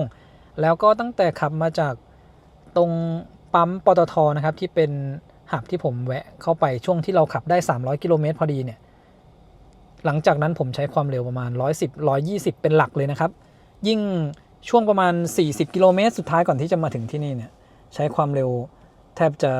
110 120เป็นส่วนใหญ่เลยนะครับก็ให้ดูเนี่ยค่าเฉลี่ยการใช้พลังงานสำหรับความเร็วที่ผมบอกนะผมใช้ Adaptive Cruise Control แล้วก็ตั้ง120ไว้เลยมาเจอช่วงท้ายเนี่ยที่มีรถบรรทุกขวางนะครับก็ขับความเร็วช้าลงมาหน่อยถ้าเอาง่ายๆนะครับปัดขึ้นก็ตีว่าเป็น20กิโลวัตต์อเวอร์ต่อ100กิโลเมตรก็ได้ซึ่งมันเป็นการขับขึ้นทางชันด้วยนะครับความสูงจากระดับน้ำทะเลเพิ่มขึ้นก็จะใช้พลังงานเพิ่มมากขึ้นหน่อยแล้วก็เราบรรทุกน้ำหนักมาด้วย200กิโลกรัมนะครับเวลาที่เร่งความเร็วเรื่อยๆเนี่ยมันจะใช้ไฟเยอะนะครับตอนนี้กำลังไฟขึ้นมาที่147กิโลวัตต์แล้วนะครับเดี๋ยวมาดูกันว่าเราจะชาร์จที่148กิโลวัตต์เนี่ยได้นานขนาดไหนนะตามสเปคของรถที่ผมบอกเนี่ยถ้าแบตเตอรี่อุณหภูมิไม่สูงเกินไปก่อนนะครับเราจะต้องชาร์จ148กิโลวัตต์ได้จนถึง 54% นะครับแต่ถ้าอุณหภูมิแบตเตอรี่เริ่มสูงก่อนแล้วเนี่ยเขาจะลดลงมาเหลือประมาณ100กิโลวัตต์หรือไม่ก็90นะครับดูรอบๆที่ปั๊มนี้นะครับอันนี้จะอยู่ก่อนถึงแยกที่ไปแม่สอดนะครับเพิ่งเปิดได้ประมาณน่าจะประมาณเดือนกว่านะครับจุดนี้เพิ่งเปิดใหม่ถ้าแต่ก่อนผมก็จะเข้าไปชาร์จที่เชลรีชาร์จจังหวัดตากเป็นหลักนะครับเพราะว่ารถน้อยวันนี้เปิดดูในแอปที่นี่ก็โล่งอยู่พอดีนะชาร์จมาได้2นาทีกว่านะครับจาก14ขึ้นมา 21% แล้วก็กำลังไฟเพิ่มขึ้นมาเป็น149กิโลวัตต์สำหรับ Seal Lion 7เนี่ยแรงดันไฟระหว่างชาร์จจะอยู่ประมาณ600โวลต์นะครับดูอุณหภูมิรอบคันระหว่างที่ชาร์จรถนะครับบริเวณด้านหน้าตอนนี้มีแค่ลมเบาๆนะครับที่ระบายความร้อนออกมาระหว่างที่เราชาร์จอุณหภูมิก็อยู่ที่ประมาณ30กว่าองศานะไม่ได้ร้อนมากนะครับอุณหภูมิภายนอกวันนี้อยู่แค่ประมาณ22-23 องศา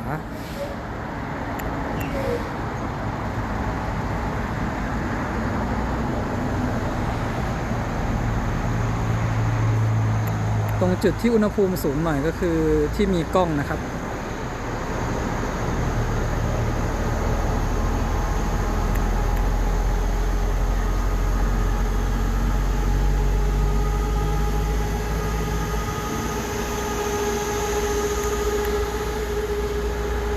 แล้วก็ดูที่อุณหภูมิสายชาร์จนะครับก็อยู่ประมาณ20กว่าองศานะครับ27ตรงด้านหลังนี้ก็มีแต่อุณหภูมิยางที่อยู่ประมาณ30กว่านะครับตอนนี้เราชาร์จมาแล้ว7นาทีครึ่งกำลังไฟยังอยู่ที่148กิโลวัตต์แบตเตอรี่เพิ่มขึ้นมาเป็น 35% ได้เพิ่มมาแล้วประมาณ20กว่า%นะครับเราก็มาดูตรงนี้อีกทีหนึ่งนะตอนนี้มันมีแทบจะไม่มีลมออกมาเท่าไหร่เป็นแค่ลมเบาๆนะครับยังไม่ค่อยได้ยินเสียงพัดลมด้วย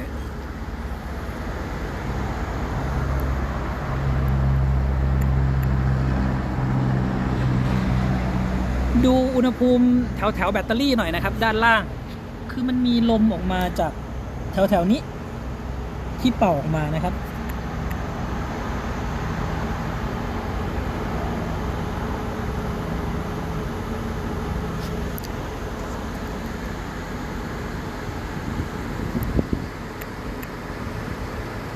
ตอนนี้เราชาร์จมา9นาทีแล้วนะครับกำลังไฟยังอยู่9นาทีเป๊ะเลยนะครับลงมา100กิโลวัตต์แล้วเหมือนที่ผมบอกเลยตอนที่ผมทดสอบชาร์จจาก 9% เนี่ยมันขึ้นมาถึงประมาณ 35% ใช้เวลาประมาณ9นาทีกำลังไฟจะดรอปลงไปเหลือประมาณ90กิโลวัตต์อันนั้นตอนที่ชาร์จกับตู้หัวเว่ยนะครับ ชาร์จมาแรงๆเลย151กิโลวัตต์ตั้งแต่ 9%วันนี้เราชาร์จจากประมาณ 14% นะครับ148ถึง149กิโลวัตต์แล้วก็มาดรอปลงเหลือ100กิโลวัตต์อันนี้ก็ยังโอเคอยู่นะครับอย่างน้อยก็ได้100กิโลวัตต์จริงๆแล้วตอนนี้ยังสามารถรับได้ถึง150กิโลวัตต์นะครับแต่ว่าอุณหภูมิแบตน่าจะเริ่มร้อนก่อนแล้วเขาดรอปลงแล้วเห็นไหมครับลงมาเหลือ88ก็อันนี้ก็ยังพอรับได้นะครับเดี๋ยวเรายังชาร์จไปก่อนนะสำหรับแบตเตอรี่ที่เราได้เพิ่มมาประมาณ25-26% ตอนนี้นะครับถ้าเราจะขับไปชาร์จอีกทีที่เถินเนี่ยมันก็ประมาณ100กิโลเมตรมันก็พออยู่นะครับถ้าเราจะเน้นทำเวลานะเราขับไปเหลือแบตน้อยไปชาร์จที่นั่นก็จะได้กำลังไฟสูงๆอีกครั้งหนึ่งซึ่งตอนนี้มันเริ่มช้าลงแล้วเหลือ88กิโลวัตต์เดี๋ยวผมอาจจะชาร์จไปก่อนสักนิดนึงนะครับอาจจะเอา 50% ก็ได้เดี๋ยวรอดูแป๊บหนึ่งนะครับผมชาร์จแค่15นาทีก็พอนะครับแบตเตอรี่ขึ้นมาที่ 49% แล้วเดี๋ยวค่อยไปลองชาร์จข้างหน้าต่อนะครับเผื่อว่าเราชาร์จอาจจะเป็น100กิโลวัตต์ขึ้นก็ได้อันนี้คือ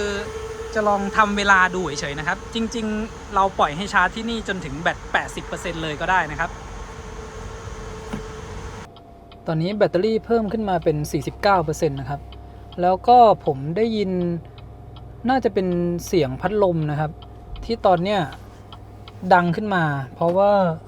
ระบายความร้อนที่เราชาร์จแบต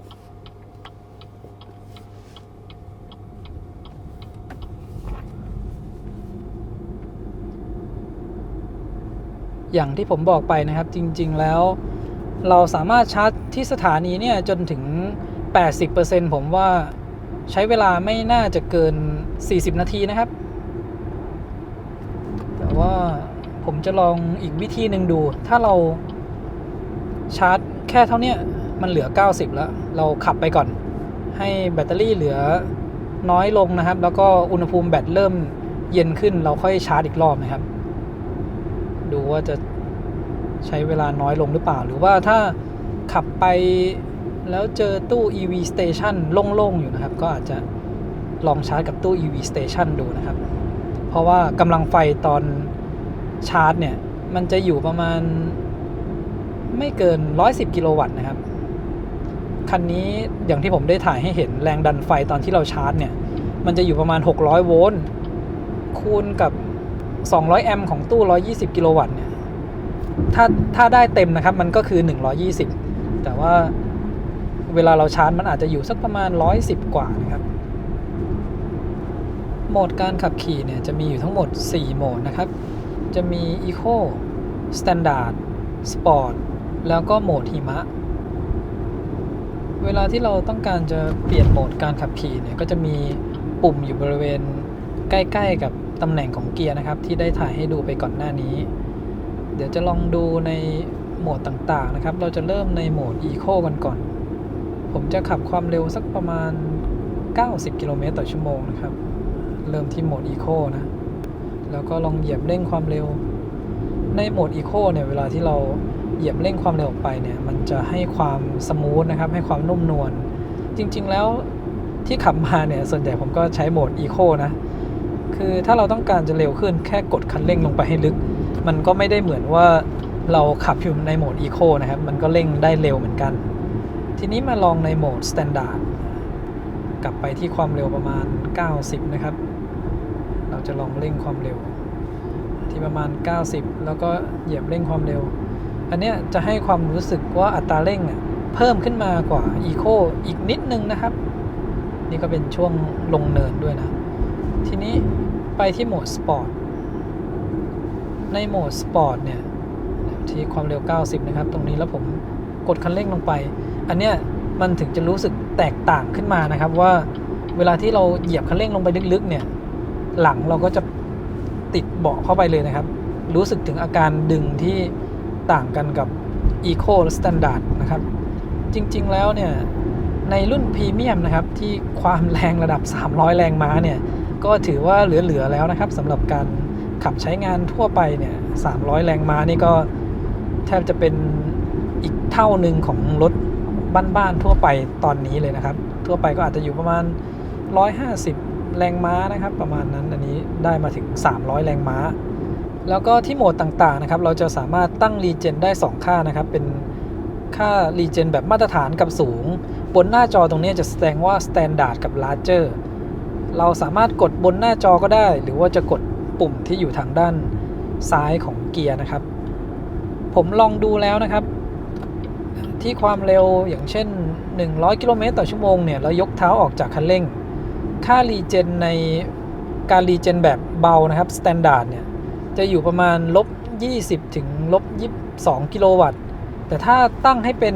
แบบรีเจนสูงนะครับแล้วเราก็ยกเท้าออกจากคันเร่งค่ารีเจนเนี่ยจะขึ้นไปประมาณ-53 กิโลวัตต์นะครับถ้าเราเทียบจากตัวเลขของค่ารีเจนเนี่ยก็ต่างกันประมาณเท่าตัวเลยนะครับทุกๆโหมดเนี่ยผมเทียบกันดูแล้วค่ารีเจนจะเหมือนกันหมดนะครับสมมุติว่าใช้ Standard กับ Eco เนี่ยเทียบกันที่รีเจนเบาเหมือนกันค่ารีเจนก็เท่ากันไม่ได้แตกต่างกันนะครับ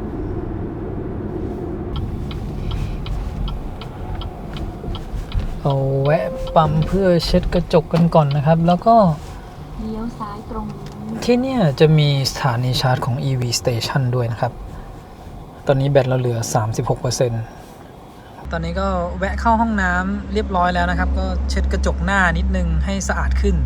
ทุกทีเราจะต้องเช็ดกระจกหน้าเพื่อเอากล้องถ่ายจากด้านในนะครับแต่คราวเนี่ยฟิล์มเข้มนะครับก็จะต้องเอากล้องไปติดไว้ด้านนอกอีกแล้วนะครับคราวนี้ล็อกแน่นหนาเรียบร้อยนะไม่น่าจะหลุดนะครับจะให้ดูว่าฟิล์มในรถเนี่ยนี่นะครับความแตกต่างด้านในเหลือแค่นี้ส่วนด้านนอกไฟสว่างดีนะครับแล้วก็เขาจะมี cornering light นะที่ผมเคยถ่ายให้ดูตั้งแต่คัน performance ถ้าเราเปิดไฟเลี้ยวขวา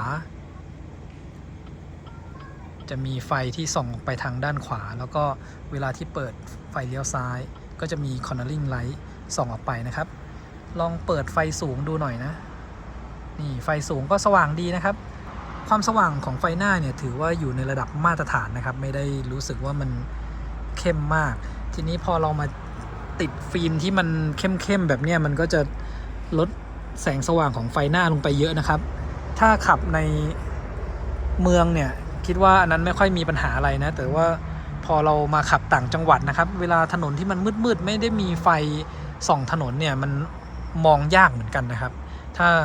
ขับออกต่างจังหวัดบ่อยหรือขับแถวชานเมืองในกรุงเทพนะครับก็อาจจะมืดก็อาจจะติดฟิล์มที่มันไม่เข้มมากขนาดนี้นะครับมาดูแสงสว่างของไฟหน้านะครับมุมวันนี้อาจจะดูแปลกๆสักหน่อยนะครับเพราะว่าผมเอากล้องไปติดไว้ที่ด้านหน้าของรถทำให้เราเห็นในส่วนที่มันเป็นเงาอยู่ใกล้ๆตัวรถนะครับจริงๆแล้วถ้าเรามองจากด้านในรถเนี่ยเราจะเห็นไฟบริเวณที่มันเลยตรงเงาไปแล้วนะครับก็จะดูปกติกว่านี้หน่อยอันนี้จะให้เห็นถึงมุมองศาของไฟนะครับที่ส่องสว่างออกไปด้านข้างแล้วก็ด้านหน้านะครับความสว่างของไฟเนี่ยก็ถือว่าสว่างดีนะครับเหมือนที่ผมได้ถ่ายให้ดูตอนที่จอดตรงปั๊มแล้วก็เดี๋ยวเราจะลองขับดูช่วงถนนที่มืดๆกว่านี้หน่อยนะครับดูการทำงานของไฟสูงอัตโนมัติเท่าที่ใช้มาก่อนหน้านี้นะครับก็ถือว่าไฟสูงอัตโนมัติเนี่ยเปิดและปิดการทำงานได้เร็วอยู่นะครับไม่ได้หน่วงเวลาที่เจอรถอยู่ข้างหน้าอย่างเช่นเมื่อกี้ตอนที่รถยังไม่ได้อยู่ข้างหน้าเรานะครับไฟสูงก็เปิดขึ้นมาแล้วก็พอเห็นไฟท้ายเขาก็ปิดลงไปตรงนี้มีรถสวนมาที่เลนตรงข้ามไฟสูงก็ไม่เปิดแล้วก็ด้านหน้านี้ก็จะเริ่มมีไฟถนนแล้วนะครับเราต้องรอช่วงที่เป็นถนนมืดๆสักหน่อยนะแล้วก็ไม่มีรถนะครับถึงจะได้เห็นตัวไฟสูงที่เปิดปิดขึ้นมาสำหรับคันนี้ตัวไฟสูงก็เป็นไฟสูงแบบธรรมดานะครับเปิดขึ้นมาสว่างไม่ได้มีระบบ Matrix LED หรือว่า Adaptive Light นะครับที่จะเป็นสามารถแหวกหลบคันด้านหน้าได้ในคันนี้ไม่มี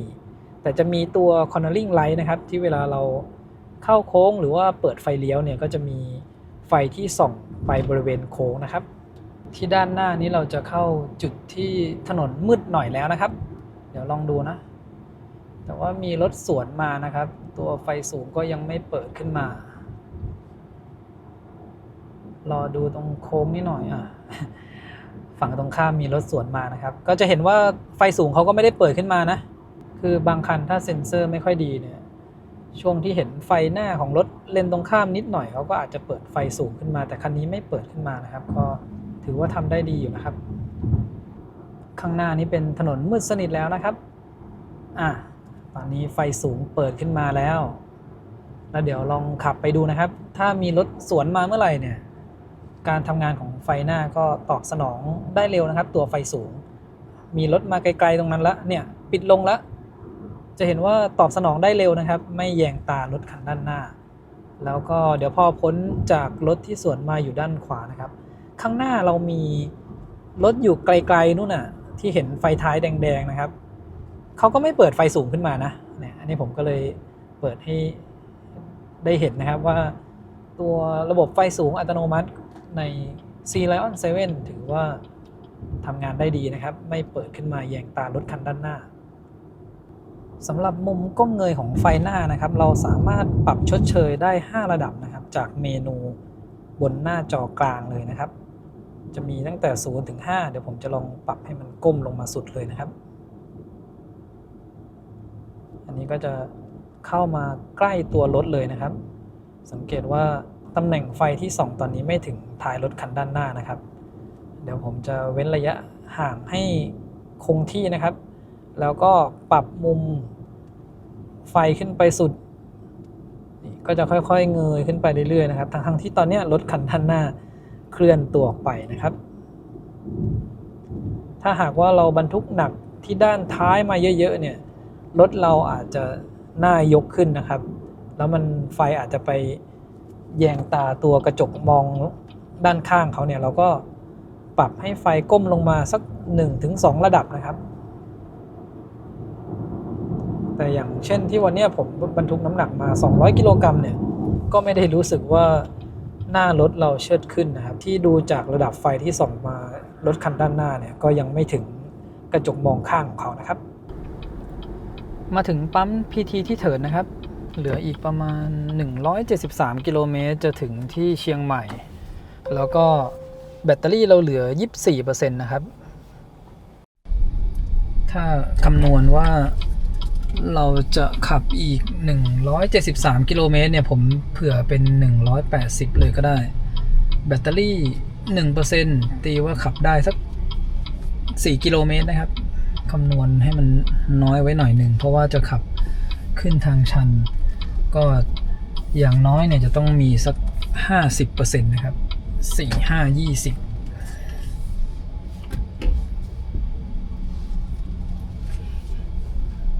แล้วก็อุณหภูมิภายนอกตอนนี้อยู่ประมาณ19องศาเราจะชาร์จแบตจาก 24% นะครับดูว่ารอบเนี่ยที่อุณหภูมิ19องศาเราจะชาร์จที่กำลังไฟ148ถึง150กิโลวัตต์ได้นานสักกี่นาทีดูที่หน้าจอนะครับแบตเตอรี่เหลือ 24% ระยะทางที่เราขับมาตอนนี้507กิโลเมตรแล้วก็ค่าเฉลี่ยการใช้พลังงานเนี่ยอยู่ที่ 18.8 กิโลวัตต์ชั่วโมงต่อ100กิโลเมตรนะครับความเร็วที่ใช้ก็จะอยู่ในช่วง100ถึง120กิโลเมตรต่อชั่วโมงดูที่กราฟการใช้พลังงานสำหรับ50กิโลเมตรที่ผ่านมานะครับที่ตำแหน่งไฟ BYD นะครับตอนนี้จะเป็นสีเหลืองก็คือ connecting นะครับจะเป็นสีเหลืองกระพริบพอชาร์จเนี่ยจะกลายเป็นสีเขียวกระพริบนะครับเมื่อกี้มันเออร์เลอร์ตอนที่ผมเอาหัวแรกมาเสียบอาจจะเสียบไม่แน่นมันจะกลายเป็นสีแดงตอนนี้ชาร์จแล้วนะครับแล้วก็บอกว่าถ้าเป็นสีน้ำเงินเนี่ย discharging flashing ก็ตอนที่เราใช้ V2L นะครับจ่ายไฟออกมาก็จะกลายเป็นสีน้ำเงินแล้วก็ถ้าชาร์จเต็มเนี่ยจะเป็นสีเขียวค้างไว้นะครับอันนี้สีเหลืองที่ติดค้างเนี่ยก็คือเวลาที่เราตั้งเวลาชาร์จนะครับมาดูที่หน้าตู้นะครับตอนนี้เราชาร์จมาแล้วเกือบ1นาทีกำลังไฟขึ้นมาที่149กิโลวัตต์แบตเตอรี่เพิ่มขึ้นมาเป็น 26% แล้วนะครับอุณหภูมิที่เราชาร์จแบตอยู่ตอนนี้อยู่ประมาณ19องศาเดี๋ยวผมจะดูนะว่ารอบนี้มันจะรับกำลังไฟ148กิโลวัตต์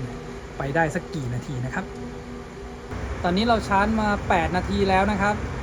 กำลังไฟยังคงอยู่148ถึง149กิโลวัตต์เดี๋ยวเรามาลุ้นกันนะครับตอนที่มันขึ้นไปถึง9นาทีเนี่ยจะยังอยู่148กิโลวัตต์หรือเปล่าเพราะว่าแบตเตอรี่ยังไม่เกิน 54% นะครับจะต่ำกว่า148กิโลวัตต์เนี่ยแบตเตอรี่ต้องเกิน54ไปก่อนตอนนี้เราได้อุณหภูมิภายนอกมาช่วยอยู่นะครับที่อากาศเย็นๆ18-19องศาก็จะเห็นว่าเราใช้เวลาชาร์จได้เร็วขึ้นนะครับถ้าผมชาร์จอยู่ที่จังหวัดตากปั๊ม PT ตรงนั้นนานๆเนี่ยกำลังไฟจะอยู่แค่ประมาณ90ถึง100แต่ผมชาร์จแค่15นาทีพอแล้วก็มาชาร์จที่นี่ต่อทำให้เราได้กำลังไฟเนี่ย148-149กิโลวัตต์ก็ใช้เวลาชาร์จรวมน้อยลงนะครับเราชาร์จที่นั่น15นาทีตอนนี้ชาร์จที่นี่ใช้เวลา9นาทีผมว่าเดี๋ยวเราชาร์จจนถึงประมาณ 54% ก็ได้นะครับถ้ามันยังไม่ลดกำลังไฟลงก่อนเนี่ยผมก็จะถ่ายให้ดูนะครับเพราะว่าตอนนี้ถ้าแบตเตอรี่เรา 50% เนี่ยก็ขับไปถึงเชียงใหม่ได้แล้วนะครับแต่ว่าอาจจะไปถึงแบตเหลือน้อยมากๆเลยชาร์จเผื่อไปสักหน่อยเราชาร์จมาจะ10นาทีแล้วนะครับยังคงอยู่148กิโลวัตต์ได้ต้องชาร์จตอนที่อุณหภูมิภายนอกประมาณไม่ถึง20องศานะครับอันนี้ทำได้นะ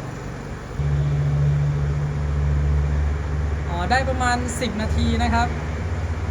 10นาทีครึ่งก็ลดลงมาเหลือ100กิโลวัตต์แล้วได้นานขึ้นมาอีกแค่นิดนึงโอเคเดี๋ยวผมพอแค่นี้แหละหยุดชาร์จที่11นาทีนะครับเพราะว่ากำลังไฟต่ำลงมาเหลือ100กิโลวัตต์แล้วจริงๆถ้าไม่ได้รีบอะไรเราก็ปล่อยชาร์จให้มันเยอะกว่านี้ก็ได้นะครับจะได้ขับแบบสบายใจอันนี้ผมลองทำเวลาดูเฉยๆนะครับใช้เวลาชาร์จไป11นาทีเราได้แบตมา 29% นะครับตอนนี้มีแบตเตอรี่ 53% ก็คิดว่าขับไปถึงเชียงใหม่แน่นอนกดนำทางไปที่โรงแรมนะครับแล้วก็ตั้งเป้าหมายอันนี้ผมลองกดดูอีกทีนะครับเขาก็จะบอกว่าไปอีก181กิโลเมตรแบตเตอรี่เราจะเหลือ 20% เมื่อไปถึงทีนี้ลองกดนำทางดูนะครับปฏิบัติตามกฎจราจรเวลาที่เรากดนำทางแล้วเนี่ยเขาดันไม่บอกนะครับว่าเปอร์เซ็นต์แบตเตอรี่ที่จะไปถึงเนี่ยมันเหลือเท่าไหร่คือไม่มีโชว์ขึ้นบนนี้ละแล้วทีนี้เราจะรู้ได้ยังไงเพราะว่าปกติคันที่เขาโชว์เปอร์เซ็นต์แบตเตอรี่นะครับพอเรากดนำทางเนี่ยอย่างน้อยจะต้องมีเปอร์เซ็นต์แบตเตอรี่บอกเราไปด้วยนะครับถ้าเราขับเร็วขึ้นกินไฟขึ้นเปอร์เซ็นต์แบตเตอรี่ที่จะไปถึงเนี่ยมันก็จะลดน้อยลงมีบอกตรงนี้ให้เราเห็นแต่อันนี้มันไม่บอกนะครับงงทำไมถึงไม่ขึ้นบอกกดให้กลับมาโชว์ที่ตรงนี้ก็ไม่บอกนะครับก็แปลกดีนะครับไปกันต่อแล้วน่าจะถึงประมาณ1:30นะครับอันนี้เวลาที่ Google บอกส่วนเวลาบนหน้าจอนี้บอกว่า1:50นาทีนะครับสรุปว่าเราใช้เวลาชาร์จรวมไป26นาทีนะครับชาร์จตอนถึงตากเนี่ยใช้เวลา15นาทีแล้วก็ตรงนี้อีก11นาทีแต่ถ้าเราชาร์จที่ตากครั้งเดียวเลยเนี่ยต้องชาร์จถึงประมาณ 80% ก็จะใช้เวลารวมผมว่า39ถึง40นาทีนะครับประหยัดเวลาลงมาประมาณสัก10นาทีคือถ้าไม่ได้รีบมากเนี่ยเราชาร์จครั้งเดียวที่ตากไปเลยสมมุติว่าเดินทางแล้วเป็นช่วงที่ต้องแวะกินข้าวพอดีนะครับชาร์จที่นั่นเสร็จแล้วก็ขับยาวทีเดียวเลยอันนี้ผมลองอีกแบบหนึ่งนะครับว่าถ้าเราต้องการจะทำเวลาหรือในอนาคตเนี่ยมีสถานีชาร์จเยอะๆแล้วเราอยากจะขับเหมือนเวลาเราขับรถน้ำมันนะครับก็คือเราแวะเข้าห้องน้ำเราเสียบชาร์จแป๊บเดียวแล้วก็ขับไปต่อถ้าเกิดว่าไม่อยากจะจอดรอนานๆนะครับลองใช้งาน Adaptive Cruise Control แล้วก็ Lane Centering นะครับลองช่วงกลางคืนแบบนี้เลยตัว Lane Centering ของคันเนี่ยเขาจะเรียกว่า Intelligent Cruise Control นะครับก็จะช่วยควบคุมให้รถอยู่กลางเลนสำหรับการเปิดใช้งานเนี่ยมันจะมีรูปที่เป็นรูปรถแล้วก็พวงมาลัยอยู่ตำแหน่งตรงนี้นะครับกด1ทีจะเป็นการ Activate ขึ้นมานะครับก็จะเป็นรูปเลนสีฟ้าคู่กันนะผมก็จะเซตความเร็วไว้ที่100กิโลเมตรต่อชั่วโมงอันนี้ต้องเอามือประคองไว้ด้วยนะครับ ถนนมันมืดมาก แล้วก็ที่ความเร็ว100กิโลเมตรต่อชั่วโมงนะครับเข้าโค้งแบบโค้งกว้างๆอันนี้ใช้ได้อยู่นะครับตอนนี้พอเข้าโค้งเสร็จรถจะเบี่ยงไปซ้ายนิดนึงข้างหน้านี้รถบรรทุกเขาเข้ามาที่เลนเราพอดีนะตัวรถก็ชะลอความเร็วลงนะครับช่วงโค้งรู้สึกว่ารถเขาจะไปชิดตรงกลางนะครับไม่ได้บังคับให้รถอยู่ที่กลางเลนอันนี้ผมต้องคอยประคองไว้ด้วยถ้าเราต้องการปรับเพิ่มลดความเร็วเนี่ยอยู่ที่ตำแหน่งตรงนิ้วโป้งซ้ายผมนี้นะครับกดขึ้น1ทีจะเพิ่มความเร็ว5แล้วก็กดลงจะลดความเร็วลง5นะครับ5กิโลเมตรต่อชั่วโมงด้านหน้าเนี่ยเราจะผ่านจุดกลับรถนะครับลองดูว่ามีอาการยังไงบ้างนะครับโอเคเวลาที่ผ่านจุดกลับรถเนี่ยไม่มีอาการเป๋ออกไปทางด้านขวานะสำหรับการปรับระยะห่างเนี่ยก็จะอยู่ที่ตำแหน่งตรงนี้ถ้ากดด้านซ้ายเนี่ยลดให้ระยะของรถเรากับคันหน้าเนี่ยใกล้ขึ้นนะครับปรับได้4ระดับนะ1 2 3 4คือเวลาที่เราปรับระยะห่างเนี่ยตัวระยะห่างจะโชว์อยู่แค่ตรงนี้นะครับบน Head Up Display เนี่ยจะไม่มีระยะห่างที่เราปรับโชว์ให้เห็นนะต้องเอาสายตาลงมามองที่ตรงจอนี้นิดนึงเวลาที่เราจะยกเลิกเนี่ยก็กดที่ปุ่มเดิมนะครับก็จะเป็นการปิดระบบลงไปแล้วก็ปกตินะครับมันจะมีปุ่มรีซูมก็คือปุ่มบวกเนี่ยที่กดขึ้นไป5คันนี้ถ้าเรากดรีซูมเนี่ยจะกลับไปที่ความเร็วที่เราตั้งไว้เมื่อกี้แต่ว่าตัว Intelligent Cruise Control ที่บังคับให้รถอยู่กลางเลนเนี่ยจะไม่กลับมาทำงานนะครับจะทำงานเฉพาะ Adaptive Cruise Control อย่างเดียวเราสังเกตที่ Head Up Display ก็ได้นะครับหรือว่าบนหน้าจอตรงนี้จะติดมาแค่ความเร็วที่เราเซตไว้ซึ่งถ้าเราต้องการจะใช้ตัว Lane Centering เนี่ยหรือ ICC นะครับจะต้องกดที่ปุ่มที่ผมบอกนี้อย่างเดียวนะครับที่เป็นรูปรถแล้วก็มีพวงมาลัยด้านหน้านี้จะเป็นโค้งนะครับเราลองเพิ่มความเร็วขึ้นไปที่110กิโลเมตรต่อชั่วโมงโค้งขวานะครับที่ผมมองไปข้างหน้านี้รู้สึกว่าถนนค่อนข้างมืดเพราะว่าฟิล์มดำนะแล้วก็ตอนนี้ไฟสูงออโต้ก็เปิดขึ้นมาที่ความเร็ว110ก็ยังเข้าโค้งได้เนียนอยู่นะครับแล้วก็เวลาที่เข้าโค้งก็ไม่มีการชะลอความเร็วลงมาเลยลองดูโค้งตรงนี้สักทีหนึ่งนะครับถ้าโค้งซ้ายเนี่ยผมจะรู้สึกว่ามันเสียวๆนะเราต้องหักเลี้ยวช่วยนะครับแต่ถ้าเวลามันเป็นโค้งขวาเนี่ยมันยังมีพื้นที่อยู่ตรงนั้นมันจะไม่ได้รู้สึกกลัวว่าจะหลุดโค้งมากนะครับเนี่ยอย่างที่เห็นอยู่ตอนนี้นะครับโค้งขวาเนี่ยโอเคสมูทดีแต่เวลาที่เป็นโค้งซ้ายเนี่ยมันจะเสียวๆนะครับอันนี้เมื่อกี้ตอนพอโค้งเสร็จเนี่ยตัวรถเขาเฉียงไปขวานิดนึงแล้วมันไปเหยียบเส้นเลนนะครับก็เลยมีเสียงเตือนขึ้นมาก็ถ้าใช้ความเร็วเกิน100กิโลเมตรต่อชั่วโมงขึ้นไปเนี่ยอาจจะต้องระวังในบางโค้งนะครับโดยรวมก็ถือว่าพอใช้งานช่วยให้เราไม่เมื่อยล้ามากได้นะครับเวลาที่ขับทางไกลอย่างน้อยเราจะต้องประคองพวงมาลัยไว้หน่อยนะครับหากว่าบางโค้งเนี่ยรถเขาไม่สามารถจับเส้นถนนได้ก็อาจจะรถไม่อยู่กลางเลนนะครับแล้วก็เท้าเนี่ยควรที่จะสแตนบายรออยู่ที่เบรกนะครับเพื่อมีเหตุฉุกเฉินจะได้เบรกได้ทันแวะด่านชั่งน้ำหนักนะครับคันนี้ตามสเปคน้ำหนักรถเปล่าๆเนี่ย 2,225 กิโลกรัมเราแวะชั่งน้ำหนักได้ 2,600 กิโลกรัมพอดีเป๊ะเลยนะครับ 2.6 ตัน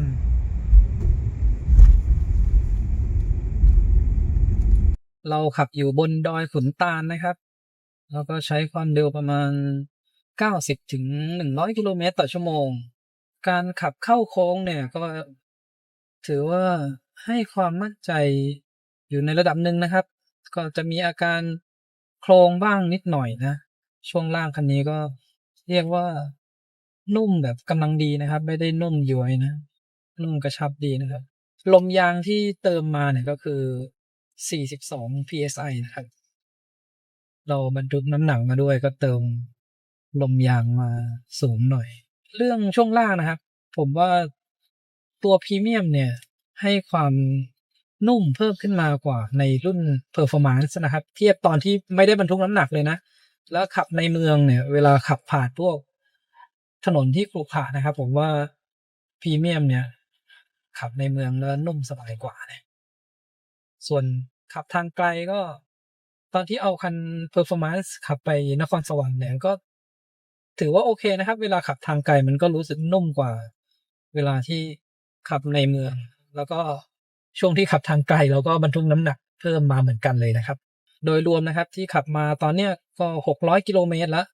ก็ถือว่าเป็นรถที่ขับสบายดีนะฮะเบาะก็นั่งสบายมีลมเย็นที่เบาะด้วยตอนนี้กำลังขับลงจากดอยหลวงตาลอยู่นะครับเดี๋ยวจะลองดูค่ารีเจนอีกสักทีหนึ่งครับ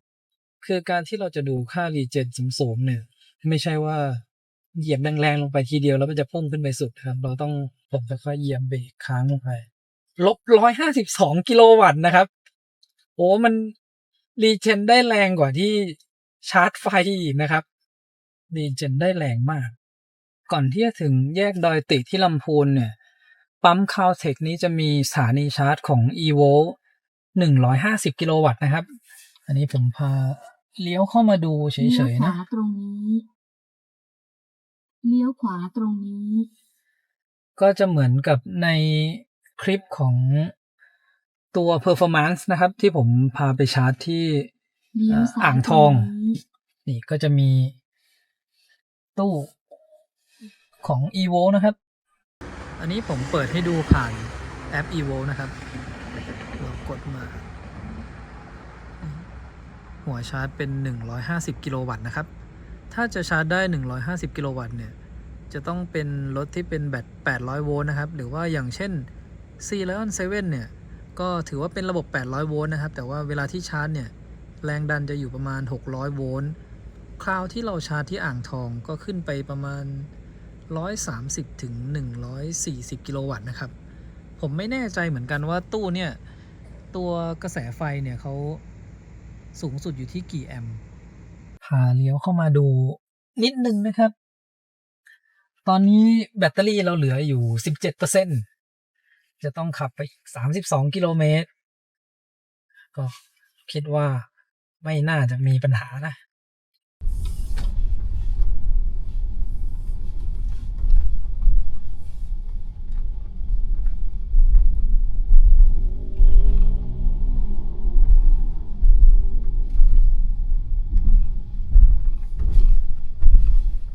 ระยะทางที่เราขับมาทั้งหมดวันนี้นะครับอยู่ที่677กิโลเมตรจากที่กรุงเทพพระราม3มาถึงเชียงใหม่นะครับแล้วก็ที่เราชาร์จแบตจากล่าสุดนะครับ53% ที่เถินเนี่ยมาถึงเชียงใหม่แบตเตอรี่เหลือ 9% นะครับก็ใกล้เคียงกับที่ผมคำนวณไว้พอดีเลยนะทีนี้สำหรับค่าเฉลี่ยการใช้พลังงานที่50กิโลเมตรล่าสุดจะอยู่ที่ 17.3 กิโลวัตต์ชั่วโมงต่อ100กิโลเมตรนะครับมาดูที่กราฟการใช้พลังงานตรงนี้ช่วงนี้จะเป็นช่วงที่ลงจากดอยขุนตาลมานะครับก็จะได้การรีเจนที่เยอะหน่อยแล้วก็ขับซูเปอร์ไฮเวย์เชียงใหม่ใช้ความเร็วประมาณ100กิโลเมตรต่อชั่วโมงนะครับค่าเฉลี่ย50กิโลเมตรที่ผ่านมาก็เลยน้อยลงมาหน่อยนะครับช่วงที่เราขับขึ้นเขาเนี่ยมันก็จะมีขึ้นไปสักแถว23ถึง24นะครับในคันนี้นะครับปริมาณไฟที่เราใช้เนี่ยจะต้องกดดับเครื่องก่อนเขาก็จะโชว์ขึ้นมาบอกเหมือนตอนที่ผมทำให้ดูนะทีนี้เดี๋ยวเราจะต้องเอาปริมาณไฟที่ใช้เนี่ยรอบนี้ไปบวกกับครั้งก่อนที่ผมกดดับเครื่องไปนะครับกดดับไปแค่ครั้งเดียวนะแล้วก็ไม่ได้ดับเครื่องอีกเลยนะครับมาดูปริมาณไฟที่ใช้กันนะครับ 99.9 กิโลวัตต์ชั่วโมงขับมา 614.2 กิโลเมตรนะครับเราใช้ไฟไปทั้งหมด 109.7 กิโลวัตต์ชั่วโมงนะครับช่วง63กิโลเมตรแรกเนี่ยใช้ไป 9.8 แล้วก็614กิโลเมตรหลังเนี่ยใช้ไป 99.9 นะครับรวมกันได้ 109.7 หน่วยหรือ 109.7 กิโลวัตต์ชั่วโมงนะครับเราขับมาทั้งหมด 677.4 กิโลเมตรเอาเป็นคร่าวๆนะครับ677กิโลเมตรเนี่ยถ้าเราจะหาต่อ100กิโลเมตรก็เอา677หาร100นะครับก็จะเป็น 6.77 ทีนี้เราเอาปริมาณไฟที่เราใช้ไปทั้งหมดเนี่ยหารกับ 6.77 นะครับก็จะได้เท่ากับ 16.2 กิโลวัตต์เอาร์ต่อ 100 กิโลเมตรนะครับถ้าคิดเป็นต่อกิโลเมตรเนี่ยก็คือ 162 วัตต์เอาร์ต่อกิโลเมตรนะครับทีนี้ถ้าเราจะคำนวณค่าไฟนะครับเราเอาตรงนี้ได้เลย 109.7 เนี่ยคูณกับค่าไฟนะครับอย่างเช่นวันนี้เราชาร์จกับ Elex by eGat ค่าไฟก็จะอยู่ที่ 7.5 บาทคูณออกมาก็จะประมาณ822 บาทนะครับแล้วก็หารกับระยะทาง677 กิโลเมตรตกกิโลเมตรละ 1.21 บาทนะครับถ้าเราชาร์จไฟบ้านมาด้วยเนี่ยค่าไฟมันก็ถูกกว่าก็จะถูกกว่านี้นะครับสำหรับค่าไฟในการเดินทางเนี่ยมันขึ้นอยู่กับว่าเราชาร์จของสถานีไหนบ้างนะครับวันนี้เรามาถึงมี Zeekr 009 จอดชาร์จอยู่ 2 คันนะครับสำหรับที่ Moose Hotel เนี่ยจะมีหัวชาร์จที่เป็น3เฟสอยู่ทั้งหมด3หัวนะครับผมก็เลยได้จอดชาร์จตรงกลางพอดีเลยนะขนาบข้างด้วย Zeekr 009 เดี๋ยวมาดูที่ในรถนะครับสเปคชาร์จ AC คันนี้ชาร์จได้ที่11 กิโลวัตต์นะครับตอนนี้บนหน้าจอเนี่ยโชว์ว่ากำลังไฟเข้าอยู่ที่ 9.3 กิโลวัตต์แล้วก็จากแบตเตอรี่ 9% เนี่ยจะชาร์จไปเต็ม 100% ใช้เวลา7ชั่วโมง52นาทีนะครับนี่แทบจะเป็นการรีบาลานซ์แบตไปในตัวเลยนะครับขับมาถึงแบตเตอรี่เหลือน้อยๆแล้วก็ชาร์จ AC สำหรับค่าชาร์จไฟของที่นี่เขาคิดเป็นเหมาจ่ายนะครับ350 บาทเสียบชาร์จไว้1ครั้งจนเต็มเนี่ยถ้าเราคำนวณเอาแค่คร่าวๆนะครับสมมุติว่าชาร์จไฟกลับเข้ามาที่70หน่วยนะถ้าเราไปชาร์จกับสถานีชาร์จข้างนอกเนี่ยเอา70คูณ7มันก็490 บาท500ละเราชาร์จที่นี่ตื่นมาตอนเช้าแบตเตอรี่เต็ม 100% นะครับตกประมาณหน่วยละ5 บาทนะครับยิ่งคันที่เป็นแบตใหญ่เท่าไหร่เนี่ยแล้วมาถึงแบตเหลือน้อยๆก็จะชาร์จคุ้มนะครับวันนี้เราจะขับไปดอยอ่างขางกันนะครับก็เมื่อคืนมาถึงตี 1แล้วก็เช้ามาเนี่ยตอนประมาณ9 โมงรถก็ชาร์จเต็มเรียบร้อยนะครับเราสามารถขับเที่ยวต่อได้เลยถ้าเลือกที่พักที่มีจุดชาร์จอยู่ที่โรงแรมด้วยนะครับแล้วก็ผมจะให้ดูตรงนี้ที่บอกเมื่อวานนะครับถ้าเราใช้ Apple CarPlay แล้วกดนำทางไว้นะครับเดี๋ยวลองกดนำทางบน Head Up Display จะขึ้นให้เลี้ยวซ้ายอยู่อย่างเดียวเลยนะครับถึงแม้ว่าเราจะขับตามทางไปเรื่อยๆแล้วเนี่ยมันจะค้างอยู่แบบนี้ตลอดเวลาเลยถ้าใช้ Apple CarPlay อาจจะต้องปิดฟังก์ชัน Navigation บน Head Up Display ลงไปนะครับเพราะว่าพอมันขึ้นอยู่อย่างนี้ตลอดเวลาเนี่ยมันก็ทำให้เรา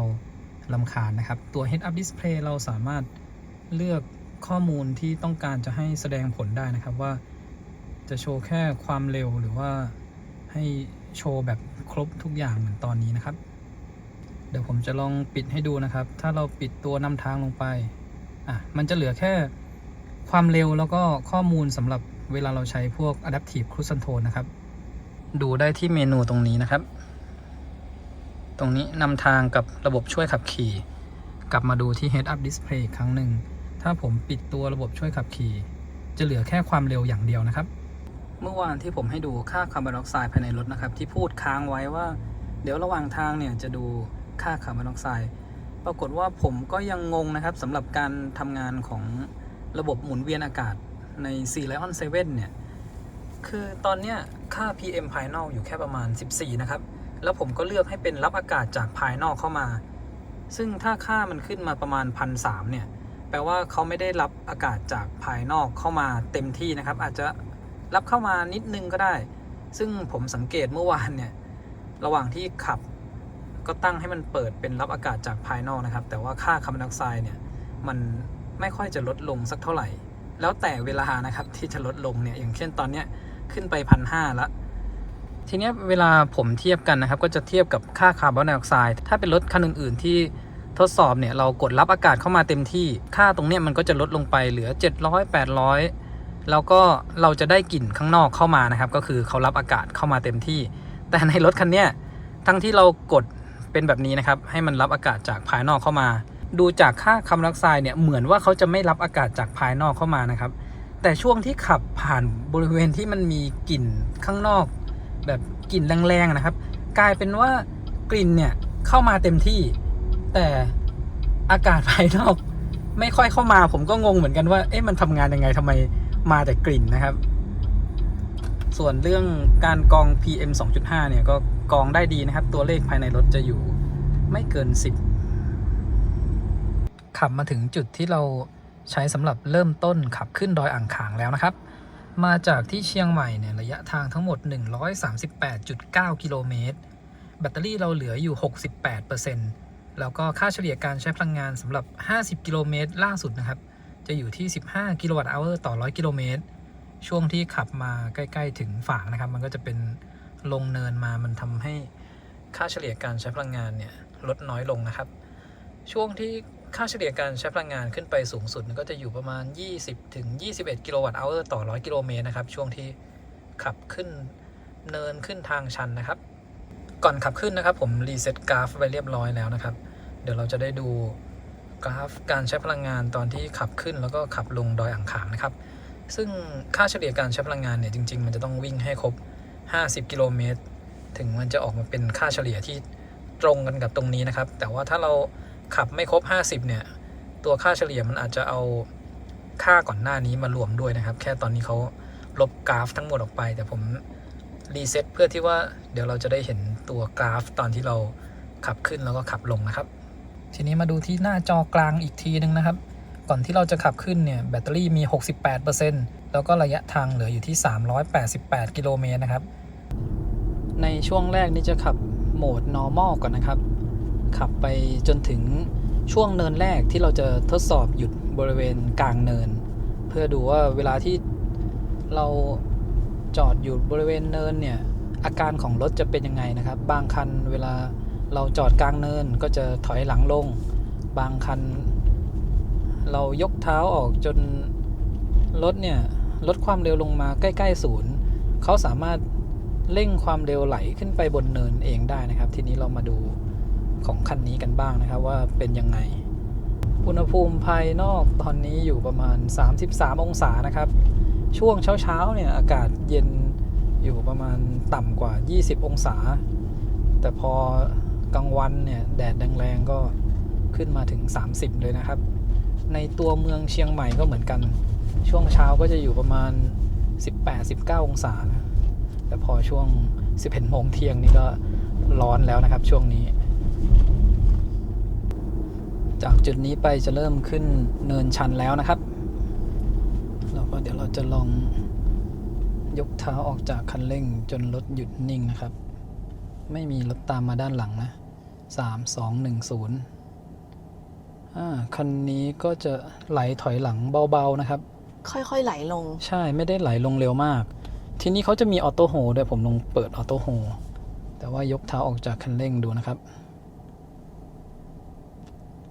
ก็ยังเหมือนเดิมนะก็ไหลลงเหมือนเดิมแต่ถ้าเราแตะเบรกไว้ต้องเหยียบลงไปลึกๆหน่อยให้สัญลักษณ์ออโต้โฮเปลี่ยนจากสีขาวเป็นสีเขียวเนี่ยเขาก็จะหยุดให้เราหยุดนิ่งเลยที่กลางเนินได้นะครับแต่ถ้าเราไม่ได้เปิดออโต้โฮเราจะต้องเหยียบเบรกลงไปลึกๆนะครับให้รถหยุดแล้วก็ลองออกตัวจากเนินชันด้วยโหมด normal นะครับก็ออกได้สบายๆนะแค่กดคันเร่งลงไปเล็กน้อยนะไม่ได้เหยียบลงไปสุดด้วยนะครับนี่เราขับในโหมด normal ด้วยนะก็ถือว่าแรงเหลือๆอยู่นะครับบรรทุกน้ำหนักมาด้วยแล้วก็200 กิโลกรัมใช่ของก็อยู่ท้ายๆเลยด้วยนะก็ยังขับขึ้นได้แบบไม่รู้สึกว่ารถมันหนักนะครับนี่ก็เหมือนกับว่าเรานั่งกันมาเต็มคันนะครับมาเที่ยวดอยเนี่ยหายห่วงนะถ้าดูจากการออกตัวบริเวณเนินชันแถวนี้นะครับค่ะคันนี้นี่เป็นขับเคลื่อนล้อหลังแรงบิดสูงสุดอยู่ที่380นิวตันเมตรนี้แค่ในโหมด normal ก็ขึ้นสบายๆแล้วเราไปใช้โหมดสปอร์ตไปเลยดีกว่าครับในโหมดสปอร์ตนี้ขับใกล้เคียงกับเหมือนอยู่ทางราบเลยนะครับแตะคันเร่งลงไปเบาๆรถพุ่งออกไปเลยตรงนี้ชะลอหน่อยแล้วก็แตะคันเร่งออกไปโอ้โหรู้สึกถึงอาการดึงของรถเลยนะครับ ก็หายห่วงได้เลยนะครับสำหรับเรื่องขึ้นเขารีบสรุปไปเรื่อย ยังไม่ได้ขึ้นเลย แต่อาการของรถมันบอกนะครับว่าไม่น่าจะมีปัญหาอะไรนะ แล้วก็เสียดายนะครับว่าใน Sea Lion 7 เนี่ยไม่สามารถต่อ OBD2 เพื่อดูข้อมูลได้นะครับ ก็เลยไม่เห็นอุณหภูมิของมอเตอร์ว่าเวลาที่ขึ้นเขาเนี่ยเป็นยังไงบ้างนะครับเนี่ยในสถานการณ์จริงนะครับเวลาที่เราขับมาเที่ยวดอยยิ่งถ้าเป็นช่วงเทศกาลเนี่ยมีรถเยอะๆเราก็จะต้องคอยชะลอนะครับระหว่างขึ้นเนินใช่พอชะลอบางทีอาจจะต้องชะลอจนหยุดด้วยหากไปเจอรถคันที่ข้างหน้าเขาไม่ไหวอันนี้ผมก็เลยทดสอบให้ดูนะครับว่าเวลาเรามาขึ้นเนินในแต่ละคันนะครับทำไมถึงผมจะต้องลองหยุดแล้วก็ออกตัวที่เนินอยู่บ่อยๆก็เพราะว่าสมมุติมาเจอสถานการณ์จริงแบบเนี้ยเราก็จะได้รู้นะครับว่ารถมันมีอาการยังไงบ้างนะครับคือบางคนอาจจะบอกว่าถ้าเราขับมาแล้วเราส่งรถไปเรื่อยๆแบบนั้นน่ะมันก็ขึ้นสบายเพราะมีแรงส่งมาไม่ต้องคอยออกตัวใหม่เรื่อยๆแต่เราก็เลือกไม่ได้นะครับหากมาเที่ยวช่วงเทศกาลเนี่ยรถเยอะๆหรือเจอรถเสียมันก็ต้องได้หยุดแล้วออกตัวใหม่นะครับทีนี้พูดถึงช่วงล่างของคันนี้นะช่วงที่ขับจากกรุงเทพมาเชียงใหม่เมื่อวานเนี่ยบนทางหลักนะครับมันเวลาเราเจอโค้งเนี่ยมันก็จะเป็นโค้งกว้างๆแล้วก็รู้สึกว่าช่วงขึ้นดอยขุนตาลนะครับเมื่อวานก็เข้าโค้งได้ดีนะไม่ได้มีปัญหาอะไรตัวรถอาจจะมีอาการโยนบ้างนิดหน่อยถ้าเราเข้าโค้งแรงๆแต่พอขับมาทางดอยอ่างขางวันนี้มันจะเจอโค้งเยอะนะครับโค้งสลับไปมาอยู่เรื่อยๆผมรู้สึกว่าตัวรถเนี่ยจะโยนมากขึ้นหน่อยนะครับแล้วก็เหมือนว่ามีอาการมึนแบบนิดๆนะคล้ายๆเมารถนะครับแต่ว่าไม่ได้มีอาการมากสักเท่าไหร่นะรอบนี้ก๊อฟรู้สึกมึนมากกว่าเชงเพราะว่าเชงหลับนะ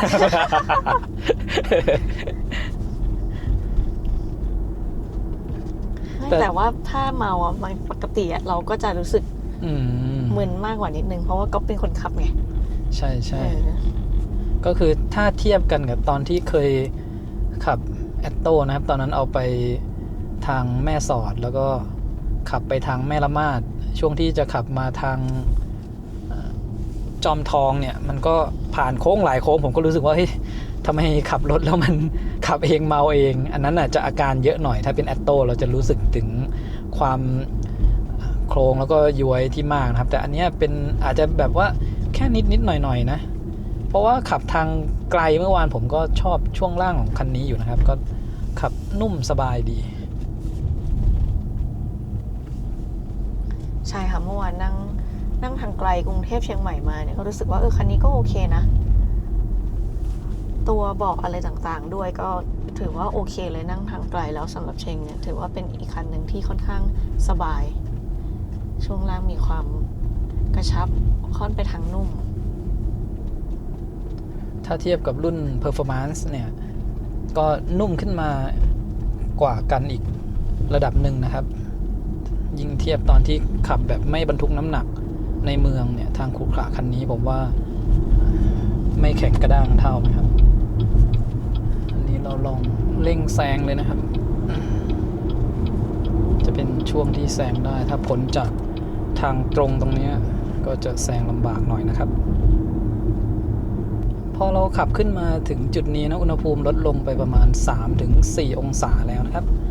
ลดลงมาเหลืออยู่ที่27องศาแล้วก็ในคันนี้เนี่ยบนหน้าจอเขาไม่มีองศาของตัวรถบอกนะครับที่จะบอกว่าตัวรถเนี่ยเอียงอยู่กี่องศาถ้าเป็น Atto 3เนี่ยจะมีบอกนะครับที่บนหน้าจอ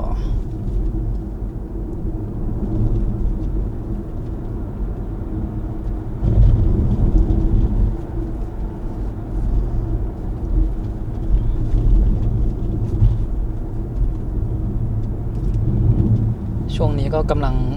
ขับขึ้นเนินนะครับนี่ก็อัตราเร่งนี่เหลือๆนะครับ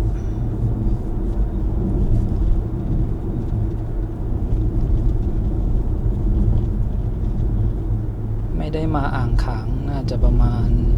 เดือนหนึ่งแล้วนะครับ มาครั้งล่าสุดคือสิ้นปีนี่มาอีกทีนี่กุมภาพันธ์พอดี เว้นไปเดือนหนึ่งนะครับ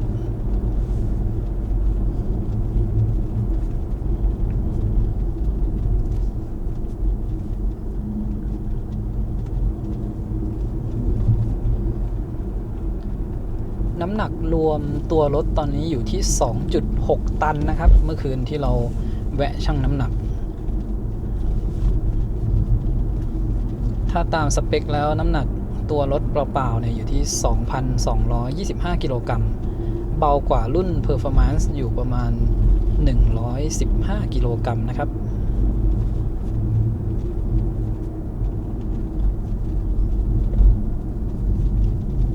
ด้านหน้านี่ก็จะเริ่มขึ้นทางชันแล้วนะครับตรงนี้เขาทำใหม่อยู่หรือเปล่ากันดินสไลด์นะ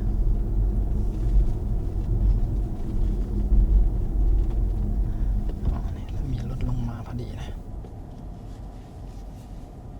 ถ้าหักพวงมาลัยอันนี้กล้องไม่เปิดเราต้องเปิดไฟเลี้ยวนะครับจะมีกล้องตรงมุมนี้ขึ้นมาให้ดู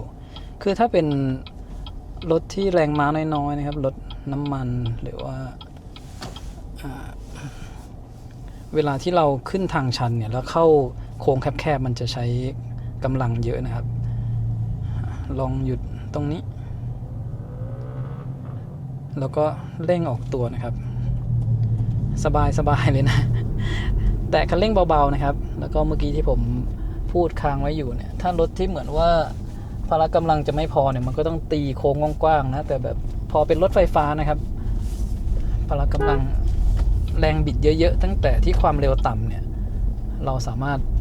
เข้าโค้งหักศอกแบบแคบๆได้เลยนะไม่ต้องตีโค้งกว้างแล้วก็คันนี้ก็ทำได้ดีมากเลยนะครับในเรื่องของพละกำลังถ้าในรุ่นพรีเมียมเนี่ยยังขึ้นได้สบายขนาดเนี้ย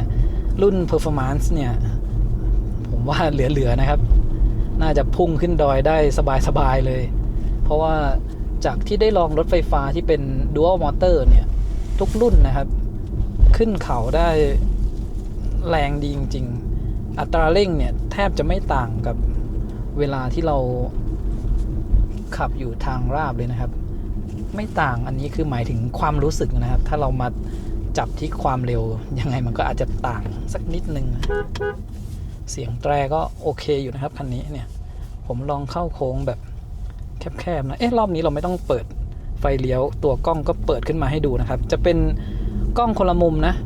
ถ้าเราหักพวงมาลัยเยอะๆที่ความเร็วต่ำเดี๋ยวไว้ดูอีกทีนะครับ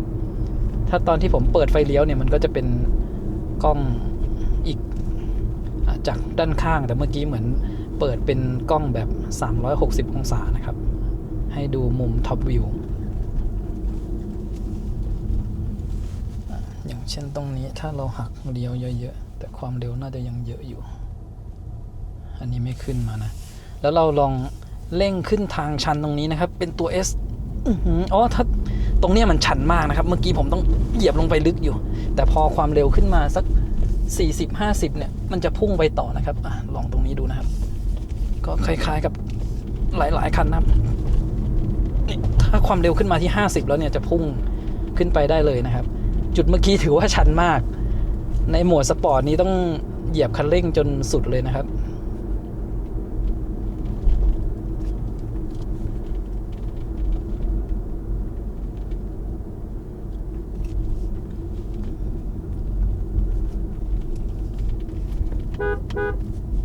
จุดนี้มองไม่เห็นรถด้านหน้าแล้วก็บีบแตรหน่อยนะ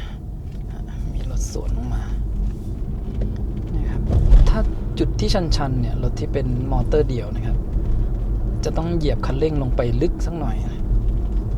แต่พอความเร็วมาแล้วเนี่ยพุ่งอย่างเดียวนะครับยิ่งเติมคันเร่งเข้าไปก็มาเรื่อยๆนะ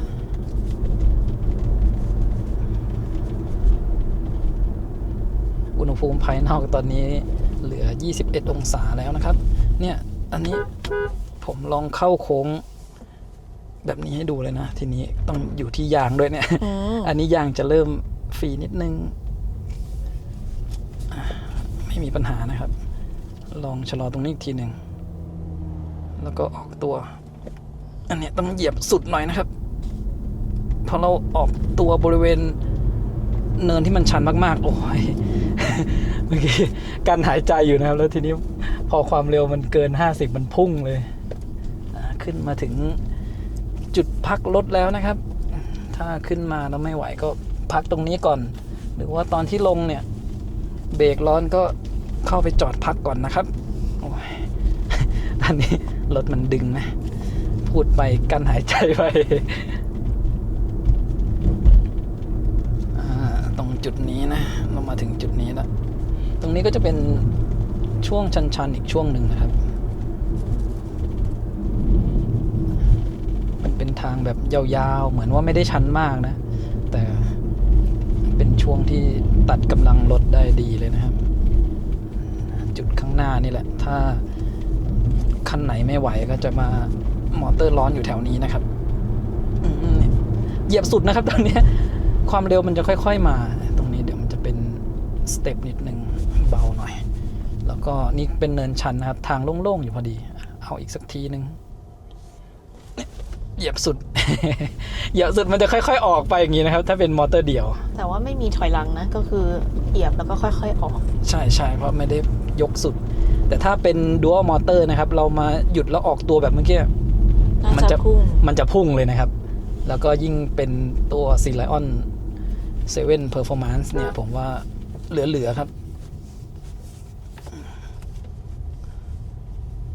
ในแต่ละทางชันที่หักศอกขนาดนี้เราก็ขับขึ้นสบายๆนะครับสมมุติเป็นคนที่ไม่เคยขับขึ้นเขาเนี่ยแล้วเอารถไฟฟ้าที่พละกำลังดีๆแบบนี้มาขึ้นเขาสบายเลยคือเราทำหน้าที่ควบคุมพวงมาลัยแล้วก็มองถนนให้ดีก็พอนะครับที่เหลือคันเร่งเนี่ยแตะเบาๆมันจะไม่น่ากังวลเท่ากับเวลาเราเอารถที่มันกำลังไม่ไหวมาขึ้นนะครับนี่ครับจุดสุดท้ายนะครับที่เป็นเนินชันแล้วเดี๋ยวจะลองเร่งออกตัวนะตรงนี้แดดส่องตาอยู่เอาตรงที่มองเห็นนะกดไปเลยครับมันจะค่อยๆมาปื๊ดโอ้ยพุ่งเลยประมาณนี้นะขึ้นได้หายห่วงนะครับทีนี้เดี๋ยวขาที่ขับลงนะครับเราก็จะทดสอบการรีเจนแล้วก็ดูการใช้ผ้าเบรกจานเบรกนะครับลงแบบใช้รีเจนเทียบกับลงแบบใช้ Hill Descent Control นะครับให้ได้ดูว่าความแตกต่าง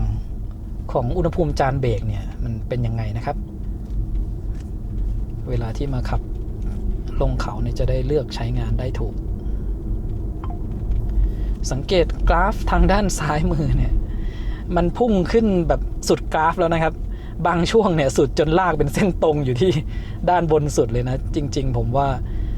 เขาใช้พลังงานมากกว่า60กิโลวัตต์อเวอร์นะครับแต่ว่ากราฟพอตได้แค่นี้ตอนนี้ค่าเฉลี่ยเนี่ยขึ้นไปอยู่ที่ 35.8 กิโลวัตต์อเวอร์ต่อ100กิโลเมตรแล้วก็แบตเตอรี่เหลือ 53% นะครับใช้ไป 15%ก่อนขึ้นเรามี68นะโอ้โหไม่ได้มาเดือนเดียวตรงนี้ดูแห้งแล้งไปเลย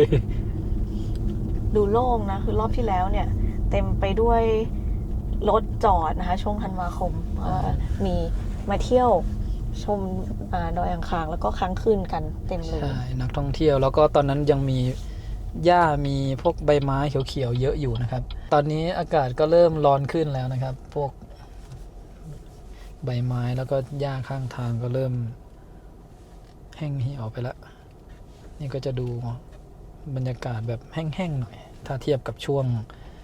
ปลายปีที่เรามานะครับเราขับขึ้นมาประมาณ14กิโลเมตรใช้แบตเตอรี่ไป 15% แล้วก็ระยะทางที่เป็นตัวเลขตรงเนี้ยหายไป88กิโลเมตรนะครับก่อนที่จะขับขึ้นมาเนี่ยมัน388กับ 68% วัดอุณหภูมิจานเบรกก่อนที่จะขับลงนะครับพอดีว่ารถเราจอดตากแดดอยู่เดี๋ยววัดอุณหภูมิตรงที่มันไม่โดนแดดนะครับจะอยู่ประมาณ32ถึง34นะครับ ล้อหน้าขวา แล้วก็ล้อหลังขวานะครับ บริเวณเนี่ยตรงกลางจานเบรกเนี่ยก็34องศาดูที่ด้านซ้ายนะครับด้านซ้ายนี่มันไม่โดนแดดด้านซ้ายจะอยู่ประมาณ27นะครับส่วนด้านขวาเนี่ยประมาณ34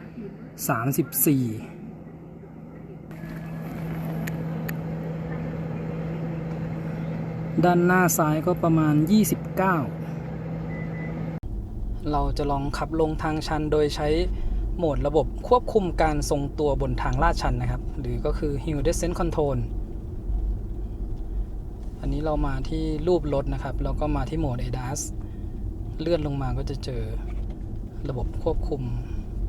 การทรงตัวบนทางลาดชันนะครับ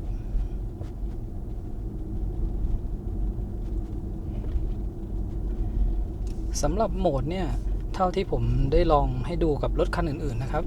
เวลาที่เราขับลงไปเนี่ยเขาจะเป็นการใช้เบรกนะครับทำให้อุณหภูมิจานเบรกเนี่ยมันสูงขึ้นเดี๋ยวเรามาดูในคันนี้กันบ้างนะครับ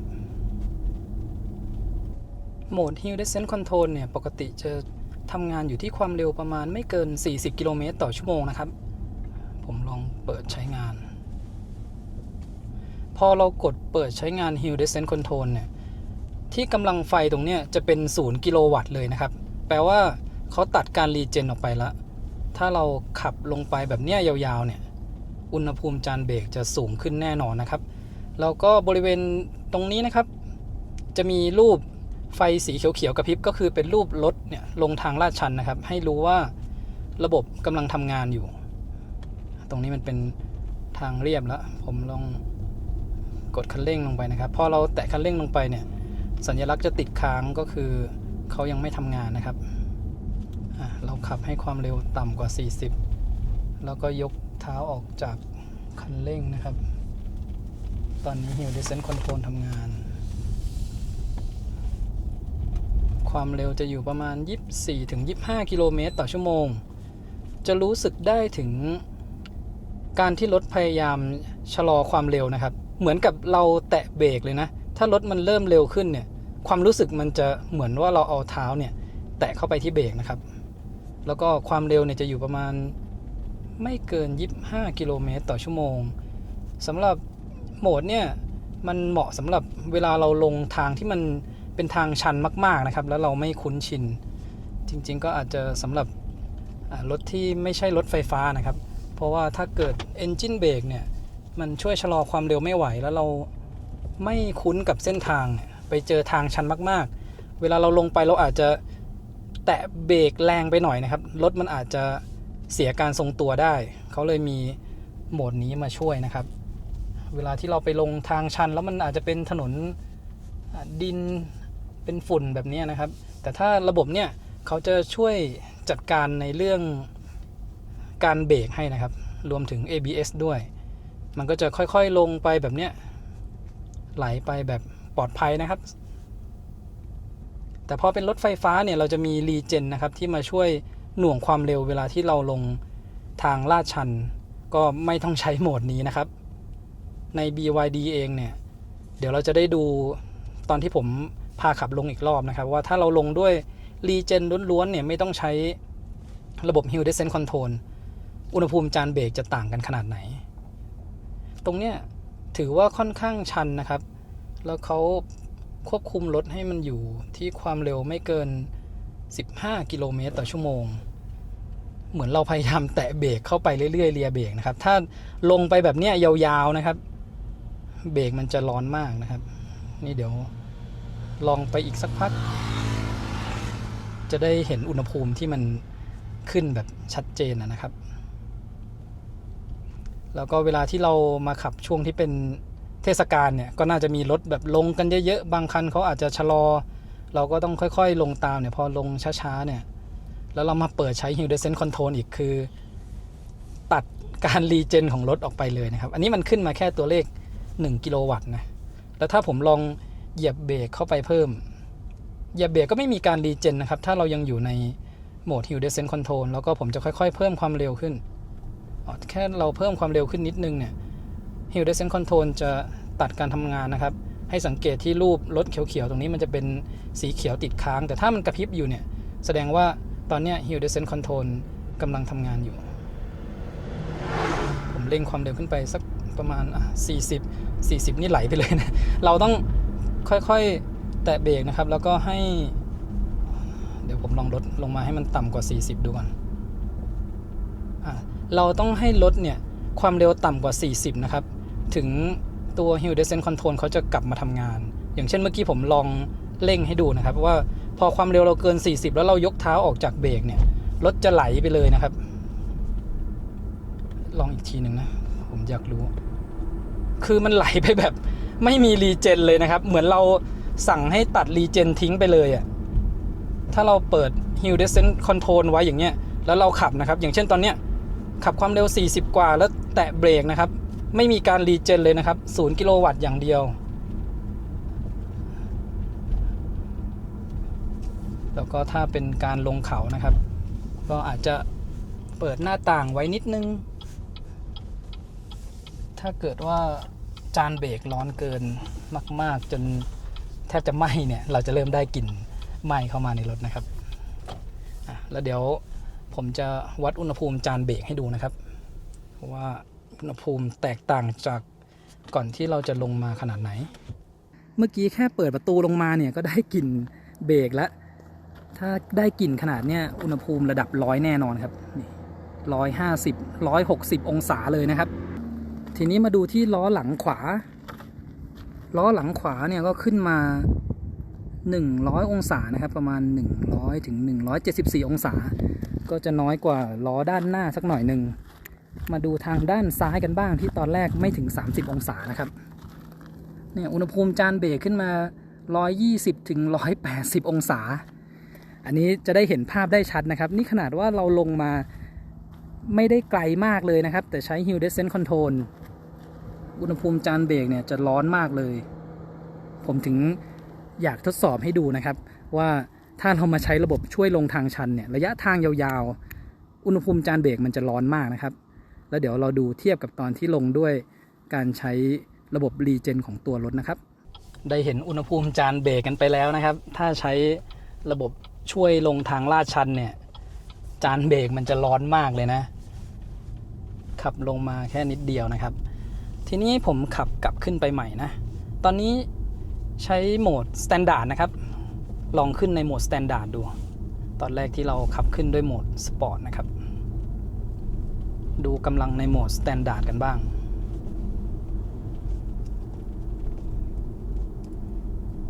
ก็ได้เห็นอุณหภูมิจานเบรกไปแล้วนะครับเมื่อกี้ว่ามันขึ้นไปถึง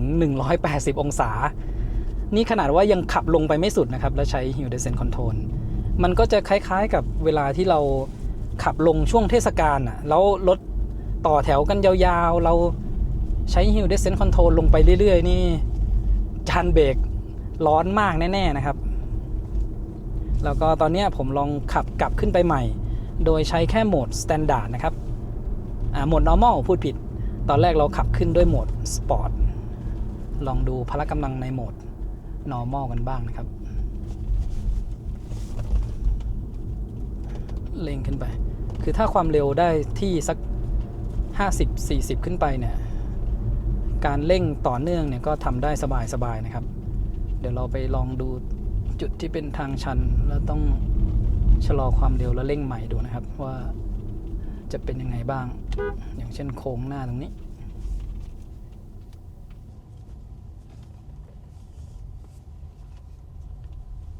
ถ้าเราโค้งแล้วก็ขับช้าๆนะครับจะเป็นกล้องแบบท็อปวิวให้เห็นแล้วก็กดคันเร่งลงไปขึ้นได้สบายๆนะครับถึงแม้จะขึ้นในโหมด normal ไม่ใช่โหมด sport โดยปกติถ้าขึ้นแบบไม่ได้เป็นเทศกาลก็ขับขึ้นเรื่อยๆประมาณเนี้ยชิวๆนะครับอัตราเร่งทำได้ดีเลยนะ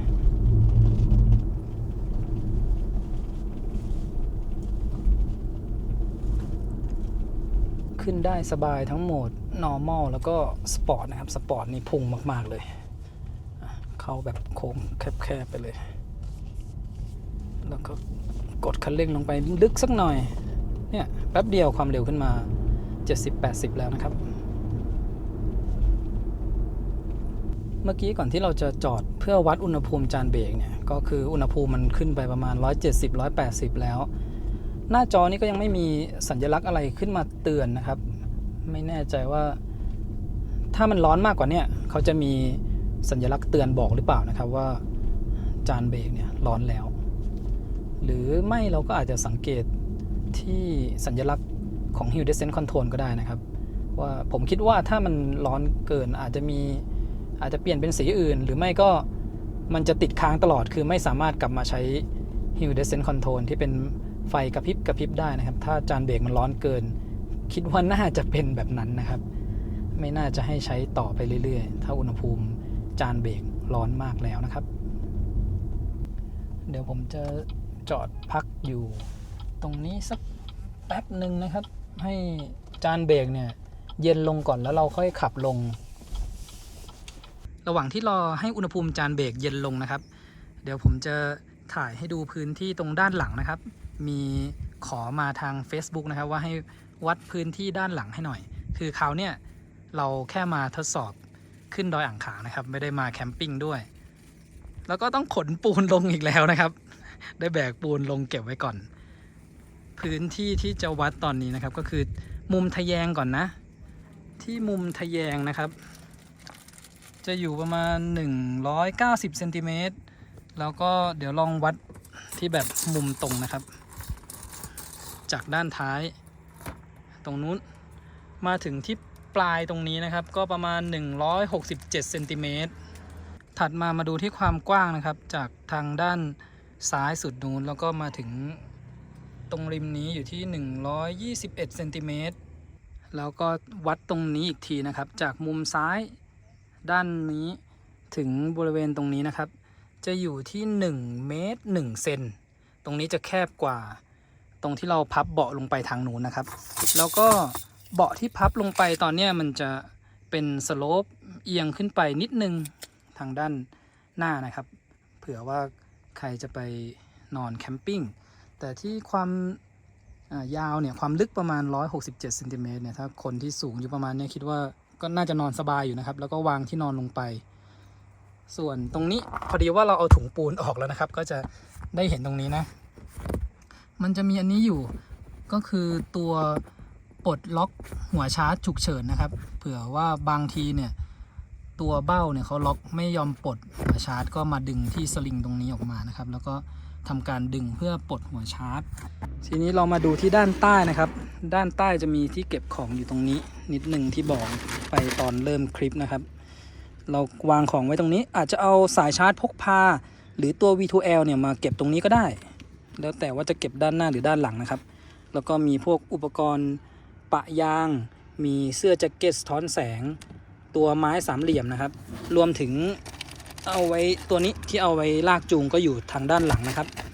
ที่ตรงนี้ใน BYD ก็น่าจะมีมาแทบทุกรุ่นนะครับตัวนี้ที่เอาไว้ใช้ปลดตรงน็อตที่ล้อนะครับเดี๋ยวจะทำให้ดูนะที่ตรงนี้นะครับพอเราเอาเสียบเข้าไปมันจะดังแก๊กแล้วก็ดึงออกมาก็จะเป็นฝาที่ครอบน็อตตัวนี้อยู่นะครับอันนี้เดี๋ยวเราก็ใส่กลับไปให้มันแน่นนะกดลงไปลึกๆนะครับนี่บริเวณจานเบรกยังอุ่นๆออกมาอยู่เลยนะอุณหภูมิภายนอกที่เราทดสอบเมื่อกี้นะครับอยู่แค่ประมาณไม่เกิน25องศานะครับแล้วขับขึ้นมาข้างบนนี่ก็อยู่ประมาณ20องศาอันนี้เราเอาเก็บเข้าที่ก่อนนะครับสำหรับความสูงนะครับจากตรงเบาะที่เราพับเนี่ยขึ้นมาถึงข้างบนเนี่ยมันจะอยู่ประมาณ70เซนนะครับถ้าวัดจากตรงนี้เพราะว่ามันเป็นสโลปขึ้นมานะครับตรงนี้ขึ้นมาหาตรงนี้70เซนแล้วก็ยาวมาเรื่อยๆแถวๆเนี่ยจะสูงที่สุดนะครับตรงนี้กับตรงนี้ประมาณ80เซนแล้วก็มันก็จะสโลปลงไปอีกถึงปลายตรงนั้นกับด้านล่างเนี่ยเหลือประมาณ63เซนนะครับถ้าเราเปิดตัวม่านออกไปนิดนึงเนี่ยมันก็จะรู้สึกโป่งโล่งขึ้นมาหน่อยนะครับตัวเบาะเนี่ยผมลองถอดพนักพิงศีรษะออกแล้วก็ไม่สามารถกดให้ต่ำได้กว่านี้นะครับเพราะว่าตรงด้านข้างเนี่ยมันค้ำกันอยู่นะครับนี่เราถอดที่พิงศีรษะออกไปแล้วก็ยังเป็นเนี่ยสโลปอยู่เหมือนเดิมนะครับ มาดูที่อุปกรณ์ V2L นะครับสำหรับต่อไฟจากรถที่เป็น220โวลต์ออกมาใช้นะครับสเปคคันนี้น่าจะอยู่ที่ 2.2 กิโลวัตต์นะครับเท่าที่หาดูแล้วก็เราดูสเปคของปลั๊กนี้เองด้วยนะครับก็จะอยู่ที่ไม่เกิน 2,500 วัตต์นะครับก็คือประมาณ 2.5 กิโลวัตต์250โวลต์ที่10แอมป์นะครับเดี๋ยวลองเอาไปเสียบดูนะครับวิธีใช้เราก็เอามาเสียบเข้ากับตรงพอร์ตชาร์จนี่นะครับพอเป็นเวลาที่เราใช้ V2L เนี่ยไฟมันจะเป็นสีฟ้าสีน้ำเงินแบบนี้นะครับที่เมื่อคืนผมถ่ายให้ดูเนี่ยเขาก็จะบอกว่าถ้าเป็นสีน้ำเงินคือ discharging flashing ก็จะเป็นกระพริบอยู่อย่างนี้แล้วก็ตอนเนี้ยถ้าเรามีพวกอุปกรณ์ไฟฟ้าที่เป็น220โวลต์ก็เอามาใช้งานได้เลยนะครับเดี๋ยวถ่ายให้ดูที่ตรงนี้กดเปิดไฟแดงติดขึ้นมาแล้วพอดีคราวนี้ไม่ได้พกอะไรมาด้วยเลยนะครับก็เลยทดสอบให้ดูคร่าวๆประมาณนี้นะครับเวลาที่เราเสียบใช้งาน V2L นะครับบนหน้าจอก็จะเป็นข้อความขึ้นบอกนะครับว่าค่ายประจุไฟฟ้าต่อภายนอกตัวอุปกรณ์ V2L เนี่ยสำหรับสายแคมปิ้งเนี่ยก็ถือว่าสะดวกเลยนะครับเวลาไปแคมปิ้งเนี่ยมีไฟ220โวลต์ไปใช้งานได้สบายๆเลยด้วยขนาดของแบตเตอรี่ที่82กิโลวัตต์อเวอร์ก็ถือว่าเยอะพอสมควรเลยนะครับถ้าจุดที่ไปแคมปิ้งเนี่ยไม่ได้ห่างจากจุดชาร์จมากเราชาร์จแบตรถให้สูงๆไว้แล้วก็ไปจอดแคมปิ้งนอกจากนั้นถ้าเราจะเอาไปดัดแปลงใช้กับที่บ้านนะครับเราอาจจะทำเป็นอีกวงจรนึงไว้ก็ได้สำหรับแสงสว่างนะครับแล้วก็ต่อเป็นปลั๊กไฟเอาไว้มาเสียบกับตัวเต้ารับตรงนี้เวลาที่บ้านไฟดับเราก็ใช้วงจรไฟแสงสว่างเหมือนว่าเป็นไฟฉุกเฉินนะครับใช้ไฟจากรถเนี่ยจ่ายกลับไปให้ที่บ้านแล้วก็เปิดไฟแสงสว่างภายในบ้านหรืออาจจะใช้กับพัดลมก็ได้นะครับวัดอุณหภูมิจานเบรกก่อนที่จะขับลงนะครับนี่ก็น่าจะจอดมาประมาณสัก10 ถึง 20 นาทีแล้วอุณหภูมิจานเบรกลดลงมาเหลือประมาณ40 กว่าองศาแล้วนะครับไปดูที่จานเบรกหลังบ้างเบรกหลังเหลือประมาณ33ละด้านหน้า40กับด้านหลังประมาณ33นะครับเดี๋ยวเราจำตรงนี้ไว้ก่อนแล้วขับลงไปแล้วเทียบกันดูอีกทีหลังขวานี่ก็ประมาณ33หน้าซ้ายนี่ตีว่าล้อหน้าเนี่ยประมาณ40 ถึง 42แล้วก็ที่ล้อหลังประมาณ33นะครับคราวนี้จะเป็นการขับลงทางชันยาวๆเลยนะครับแบตเตอรี่ก่อนที่จะขับลงเนี่ยมีอยู่ 47% แล้วก็ระยะทางโชว์ว่าเหลือ268กิโลเมตรเดี๋ยวเราค่อยดูตอนลงไปถึงข้างล่างแล้วนะครับได้แบตเตอรี่คืนมากี่เปอร์เซ็นต์แล้วก็ระยะทางจะเพิ่มขึ้นมาเท่าไหร่นะครับเราขับลงตอนนี้ก็5:30พอดีนะครับอุณหภูมิภายนอกบนหน้าจอรถเนี่ยโชว์ว่า23องศาสำหรับ BYD นะครับที่ผมเคยทดลองเนี่ยถ้าความเร็วต่ำกว่า20กิโลเมตรต่อชั่วโมงรีเจนจะไม่ทำงานเดี๋ยวเราลองทดสอบกับคันนี้อีกทีนะครับอันนั้นเราเคยทดสอบไว้กับ Dolphin แล้วก็ BYD Seal นะครับตัว Dolphin เนี่ยผมไปขับลงกิ่วฝิ่นตอนนั้นน่ะผมยังไม่รู้ไงว่าถ้าเราขับที่ความเร็วต่ำๆเนี่ยรีเจนเขาจะไม่ทำงานนะครับและทางกิ่วฝิ่นเนี่ยถนนมันแคบทำให้ผมใช้ความเร็วต่ำลงแล้วพอสังเกตว่าเอ๊ะทำไมรีเจนมันเป็น0ผมก็มัวแต่สงสัยก็ไม่รู้ว่าอะไรก็แตะเบรกไปเรื่อยๆนะครับอย่างเช่นตอนนี้ด้านหลังไม่มีรถมานะครับตรงนี้เป็นตัวเลข0กิโลวัตต์แล้วก็เราลองปล่อยให้รถไหลไปเนี่ยถ้าความเร็วยังไม่เกิน20นะครับเราเหยียบเบรกยังไงเนี่ยการรีเจนก็จะเป็น0กิโลวัตต์นะครับแล้วก็พอความเร็วขึ้นมาถึง23เนี่ยตัวเลขจะเริ่มติดลบแล้วก็คือจะรีเจนได้ที่ความเร็วเนี่ยมากกว่า20กิโลเมตรต่อชั่วโมงนะครับเวลาที่เราขับลงเขาเนี่ยก็ให้สังเกตตรงตัวเลขรีเจนดูนะครับว่าระบบรีเจนเนี่ยเรายังทำงานอยู่หรือเปล่าตอนรอบแรกที่เราขับลงแล้วผมเปิด Hill Descent Control ให้ดูก็จะเห็นว่าพอรีเจนไม่ทำงานเนี่ยตรงนี้จะเป็น0กิโลวัตต์นะครับแล้วก็อันนี้เดี๋ยวขอลองอีกสักทีหนึ่งนะครับที่เมื่อกี้ผมลองให้ดูพอเราใช้ความเร็ว24กิโลเมตรต่อชั่วโมงเนี่ยเราเหยียบเบรกลงไปการรีเจนก็ทำงานปกตินะครับเดี๋ยวเพิ่ม แสงสว่างหน้าจอก่อนนะช่วงนี้อยู่ในลมนะครับแล้วเขานึกว่าตอนกลางคืนเนี่ยอันนี้รีเจนปกตินะครับและถ้าพอมันรีเจนทำงานแล้วเราปล่อยให้ความเร็วช้าลงต่ำกว่า 20ก็ยังพอรีเจนได้นะครับแต่มันจะค่อยมากเลยเผื่อว่าช่วงเทศกาลแล้วเราเจอรถแบบชะลอลงไปเรื่อยๆนะครับความเร็วแบบไม่ค่อยจะเกิน20เนี่ยให้สังเกตที่ตรงนี้ดูสักนิดนึงนะครับถ้าทำความเร็วไม่ได้แล้วเลียเบรกลงไปเรื่อยๆเนี่ยก็อุณหภูมิจานเบรกจะร้อนเหมือนกับที่ทำให้ดูข่าวแรกนะครับแต่ตอนเนี้ยเดี๋ยวเราจะลงโดยการใช้รีเจนลงไปเรื่อยๆแล้วนะครับผมเลือกเป็นรีเจนสูงไว้ดีกว่าที่รีเจนหนักเนี่ย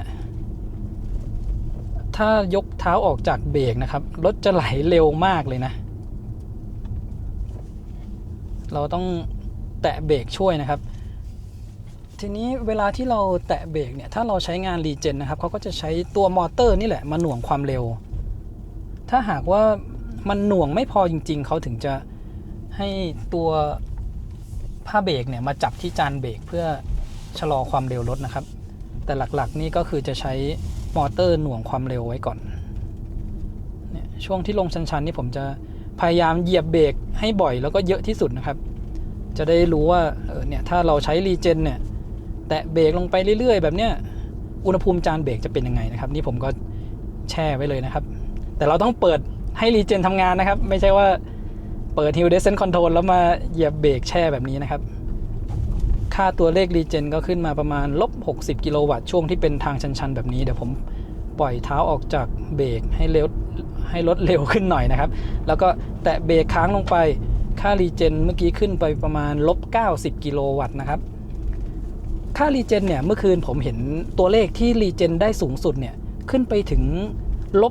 -153 กิโลวัตต์เลยนะครับช่วงที่ขับลงจากทางหลวงดอยขุนตาลเราจะต้องมีพื้นที่ที่ลงทางลาดชันยาวๆสักหน่อยแล้วก็ค่อยๆกดเบรกลงไปลึกๆนะครับ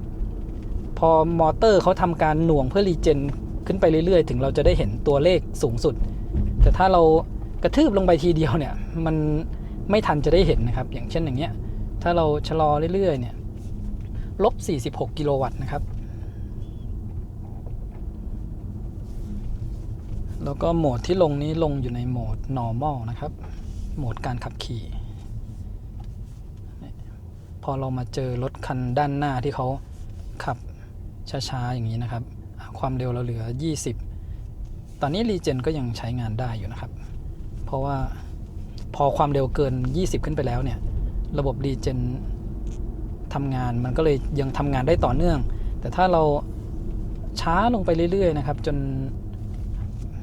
หยุดนิ่งเนี่ยหรือต่ำกว่า10ลงไปผมว่ามันอาจจะเป็น0นะครับเดี๋ยวลองดูอีกสักทีนึงไม่มีรถตามมาข้างหลังนะครับเนี่ยตอนเนี้ยเมื่อกี้ต่ำกว่า10พอความเร็วต่ำกว่า10เนี่ยรีเจนจะไม่ทำงานอีกแล้วนะครับเราก็จะต้องให้รถเนี่ยไหลเพิ่มความเร็วไปมากกว่า20อันนี้ตัวเลขกลับมาติดลบเหมือนเดิมละแค่นี้นะครับเวลาที่เราลงเขาเนี่ยก็แค่คอยสังเกตค่ารีเจนนิดนึงแล้วเราก็แตะเบรกลงไปเรื่อยๆนะครับเดี๋ยวลงไปจนสุดแล้วเราลองดูกันนะครับว่าที่เราวัดอุณหภูมิจานเบรกก่อนที่จะขับลงเนี่ยอยู่ประมาณ 33-40 องศาลงไปถึงด้านล่างระยะทางถ้าระยะทางขับไปจนสุดนะครับมันก็14 กิโลนะครับเดี๋ยวเราจะไปแวะตรงไร่ส้มชมัยพรก่อนตรงนั้นก็จะประมาณครึ่งทาง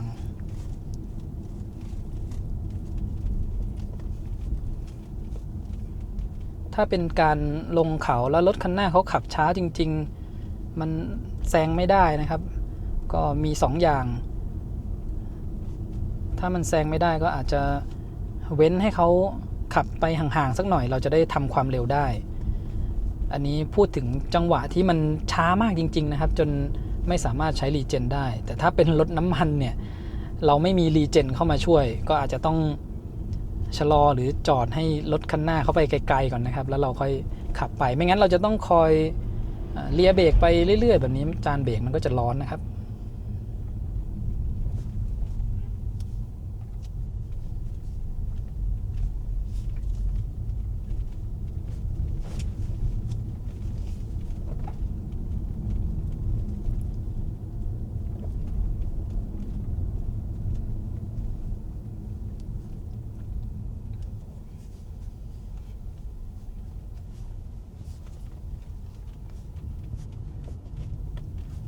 เราขับลงมาแทบจะไม่มีช่วงที่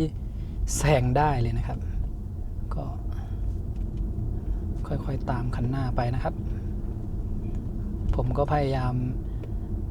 แตะเบรกให้เยอะที่สุดช่วงที่เป็นทางชันจะได้รู้ว่าเวลาที่เราลงแล้วเหยียบเบรกอยู่เรื่อยๆเนี่ยสุดท้ายแล้วอุณหภูมิจานเบรกจะขึ้นไปสักเท่าไหร่นะครับ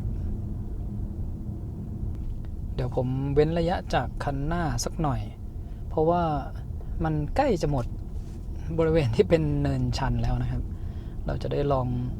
แบบกดรีเจนหนักๆดูสักหน่อยถ้าปล่อยให้รถไหลไปสัก30-40แล้วก็กดเบรกลงไปเนี่ยก็รีเจนประมาณ-40 กิโลวัตต์นะครับ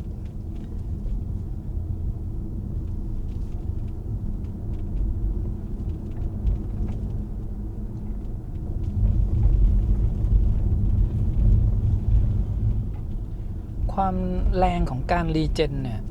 มันความรู้สึกมันไม่ได้รู้สึกว่าหน่วงรถไวมากนะครับเวลาที่เราขับลงเขานะเพราะว่ารถหนักด้วยนะครับแล้วบรรทุกน้ำหนักมาคือบางคันเนี่ยรีเจนเขาจะหนักจนเวลาที่เราขับลงเขาเนี่ยจะชะลอความเร็วรถไว้ได้ใกล้เคียงกับการใช้ Hill Descent Control เลยแต่ว่าคันเนี้ยถ้าผมปล่อยเบรกเนี่ยความเร็วเพิ่มขึ้นเรื่อยๆนะครับรถจะไหลลงไปเลยแต่ก็ยังไม่ได้ไหลเร็วเท่าตอนที่เราเปิดใช้งาน Hill Descent Control แล้วเราแตะให้ความเร็วพุ่งไปที่40 กิโลเมตรต่อชั่วโมงนะครับอันนั้นมันจะเป็นแบบปล่อยไหลไปเลยไม่มีรีเจนมาช่วยหน่วงความเร็วอันนี้ยังมีรีเจนเข้ามาหน่วงความเร็วนะครับอย่างเช่นตรงนี้ตรงเนินที่เป็นชันสุดท้ายนะครับแล้วก็หักศอก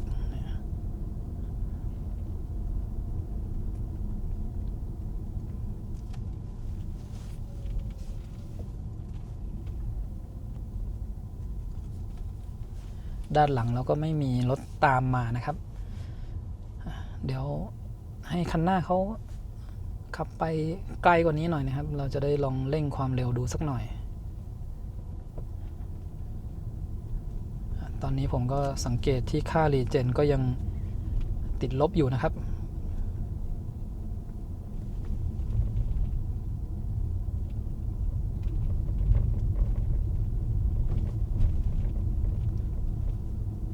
วันนี้เราไม่ได้ลองขับลงเร็วกว่านี้นะครับเพราะว่าตามรถคันด้านหน้าอยู่อย่างเช่นตรงนี้เร่งความเร็วมาแล้วก็กดดีเจนปื๊ดค้างลงไปนี่มันจะขึ้นไปถึง-80 กิโลวัตต์นะครับเมื่อกี้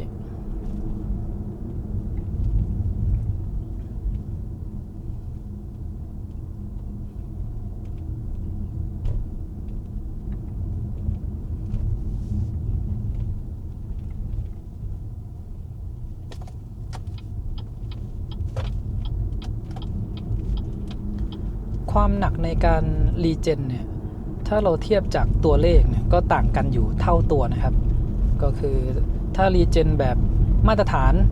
ก็ติดลบประมาณ20 กว่ากิโลวัตต์พอเป็นรีเจนสูงก็ประมาณ-50 กิโลวัตต์นะครับแต่พอขับลงทางลาดชันเนี่ยมันรู้สึกว่าแทบจะไม่รู้สึกถึงอาการหน่วงนะครับมันรถมันไหลๆไปเลยนะนี่ขนาดว่าตั้งรีเจนไว้ที่หนักนะครับรีเจนสูงแล้วก็ตรงนี้นะลงเนินแล้วผมจะลองค่อยๆกดเบรกลงไป-94 กิโลวัตต์นะครับมันไม่ได้แบบชันแล้วก็ลงยาวๆพอที่จะมีพื้นที่ให้เราแตะเบรกลงไปนานๆ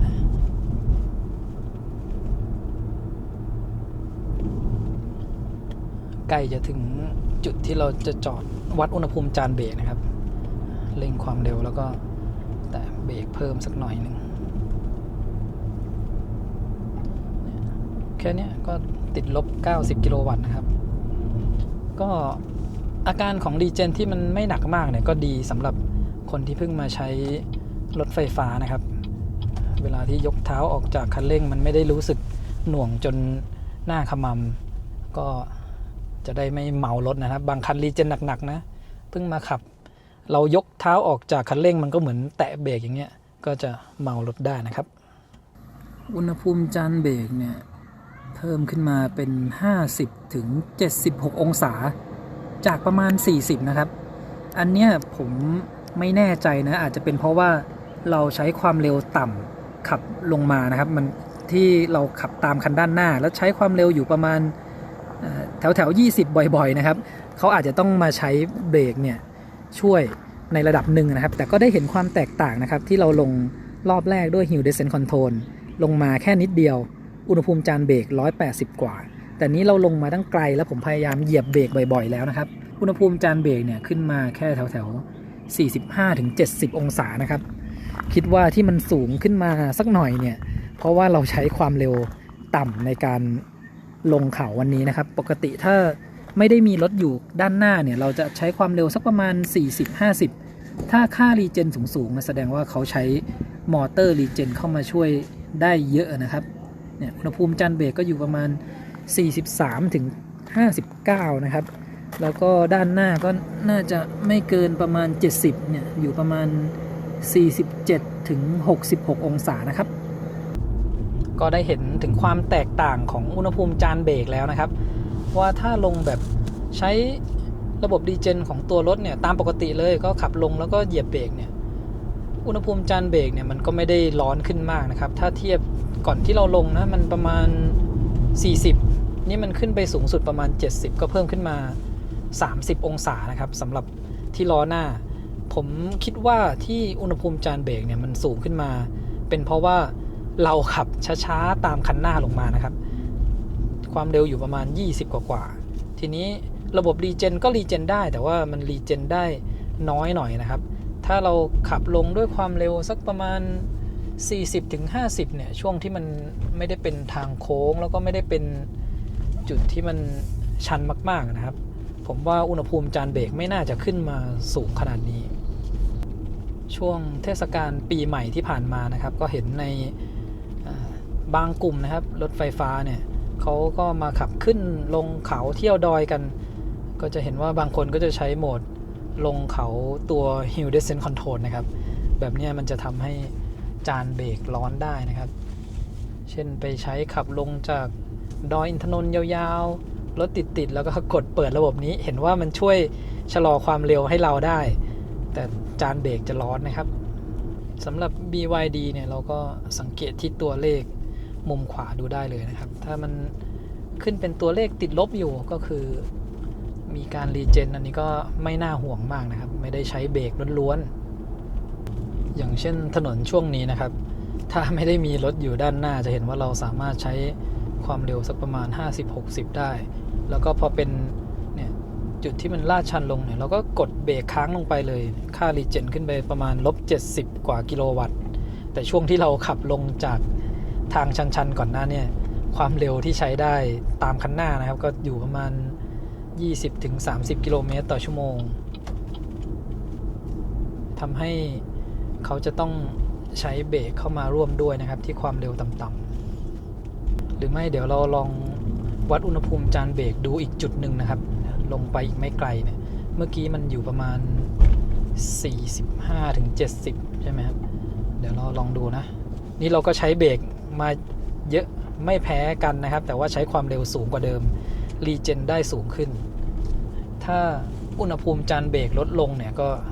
เป็นไปตามที่ผมคาดไว้นะครับคือช่วงที่ใช้ความเร็วต่ำเนี่ยเขาจะเอาเบรกเข้ามาช่วยนะครับเพื่อชะลอความเร็วรถยังลงเนินต่อเนื่องนะครับแบบเนี้ยแล้วเราเหยียบเบรกเนี่ยก็จะรีเจนประมาณ-73 กิโลวัตต์-50 ถึง-70เลยนะครับ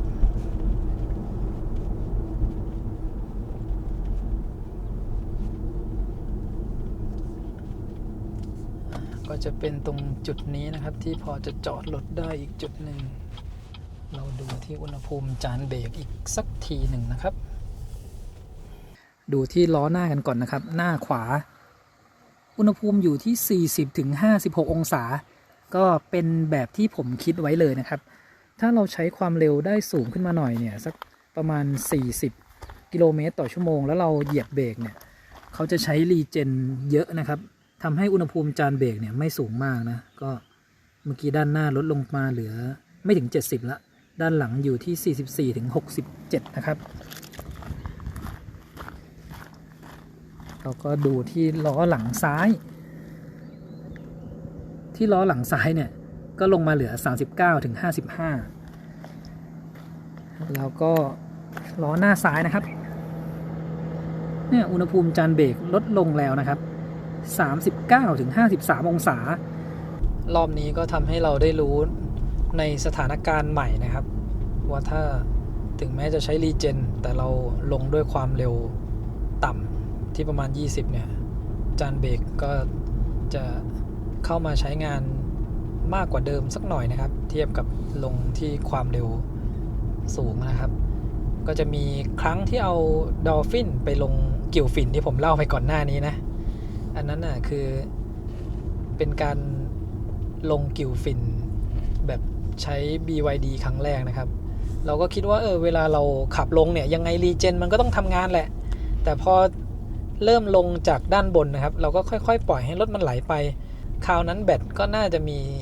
เยอะอยู่เหมือนกันนะครับก็เลยคิดว่าเป็นเพราะแบตเยอะหรือเปล่าแล้วที่กิ่วฝิ่นเนี่ยถนนจะแคบแล้วก็ลื่นนะครับถ้าเราเพิ่งเคยไปแค่ไม่กี่ครั้งเนี่ยยังไงก็จะไม่ขับที่ความเร็วแบบเกิน 20-30 ลงกิ่วฝิ่นนะครับเพราะว่ามันอันตรายมากนะครับมีรถที่แหกโค้งไปก็เยอะเหมือนกันผมก็พอรถไม่ขึ้นรีเจนก็พยายามแตะเบรกทำไมไม่รีเจนนะครับก็ได้รู้หลังจากที่โพสต์คลิปลงไปแล้วนะครับก็มีพี่ๆเขามาคอมเมนต์บอกไว้นะครับว่าการทำงานของระบบรีเจนใน BYD เนี่ยถ้าเราขับที่ความเร็วต่ำกว่า20กิโลเมตรต่อชั่วโมงในช่วงออกตัวนะครับรีเจนเขาจะยังไม่ทำงานต้องขับให้เกิน20ขึ้นไปก่อนนะครับตัวเลขก็จะเริ่มติดลบแล้วคือถ้าเราเข้าใจการทำงานของระบบรีเจนแล้วเนี่ยเวลาเราลงเขาเราก็จะรู้ละเราควรจะต้องใช้ความเร็วสูงสักหน่อยนะสักประมาณ30เพื่อที่จานเบรกเนี่ยจะได้ไม่ทำงานหนักมากนะครับหรืออย่างเช่นประมาณ20เมื่อกี้ก็ได้เราก็เห็นละลงมาระยะทางตั้ง7กิโลเมตรนะครับช่วงแถวไร่ส้มชมัยพรเนี่ยอุณหภูมิจานเบรกก็ขึ้นมาแค่70ซึ่งมันยังไม่ถือว่าสูงมากนะครับถ้าเราเอาไปเทียบกับตอนแรกที่เราขับลงมาระยะทางสั้นๆแล้วขึ้นไป180แบบนั้นน่ะคิดว่าลงไม่ถึงข้างล่างก็อาจจะขึ้นไปที่400-500ได้นะครับแล้วมันจะทำให้จานเบรกเนี่ยร้อนมากแล้วก็ทำให้เบรกเนี่ยไม่อยู่นะครับก็จะอันตรายเราขับลงมาระยะทางทั้งหมด14กิโลเมตรแบตเตอรี่เพิ่มขึ้นมา 6% แล้วก็ระยะทางตรงนี้เพิ่มขึ้นมา32กิโลเมตรนะครับเพิ่มขึ้นมาเป็น300กิโลเมตรพอดีแล้วเดี๋ยวดูนะครับว่ากลับไปถึงที่ตัวเมืองเชียงใหม่เนี่ยแบตเตอรี่เราจะเหลือเท่าไหร่นะครับขาที่ขับมาเนี่ยใช้แบตเตอรี่ไปประมาณ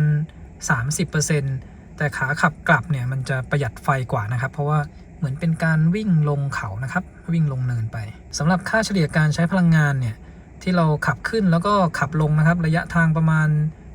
28กิโลเมตรนะค่าเฉลี่ยแต่มันเป็นค่าเฉลี่ยแบบ50กิโลเมตรที่ผ่านมานะครับ 24.7 กิโลวัตต์เอาร์ต่อ100กิโลเมตรมาดูที่กราฟการใช้พลังงานนะครับตอนที่เราขับขึ้นเนี่ย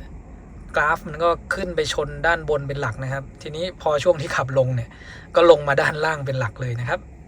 ตอนนี้เราอยู่ระหว่างทางขับกลับเชียงใหม่นะครับแล้วก็เป็นช่วงถนนที่มืดมากๆผมสังเกตเห็นตัวไฟ Cornering Light แล้วคือตัว Cornering Light เนี่ยเขาจะทำงานเมื่อความเร็วต่ำกว่า30กิโลเมตรต่อชั่วโมงนะครับแล้วก็เราหักพวงมาลัยเดี๋ยวผมจะลองให้ดูนะอันนี้ไฟสูงทำงานนะครับแล้วก็เนี่ยพอความเร็วต่ำกว่า30เราหักพวงมาลัยเลี้ยวขวาไฟ Cornering Light ทางด้านขวาก็จะส่องออกไปนะครับแล้วก็ถ้าเป็นโค้งซ้ายเนี่ยถ้าโค้งมากๆหน่อยช่วงนี้มันเป็นโค้งกว้างนะครับความเร็วเราอยู่ประมาณ50ก็เลยจะไม่เห็นเดี๋ยวผมลองให้ดูตรง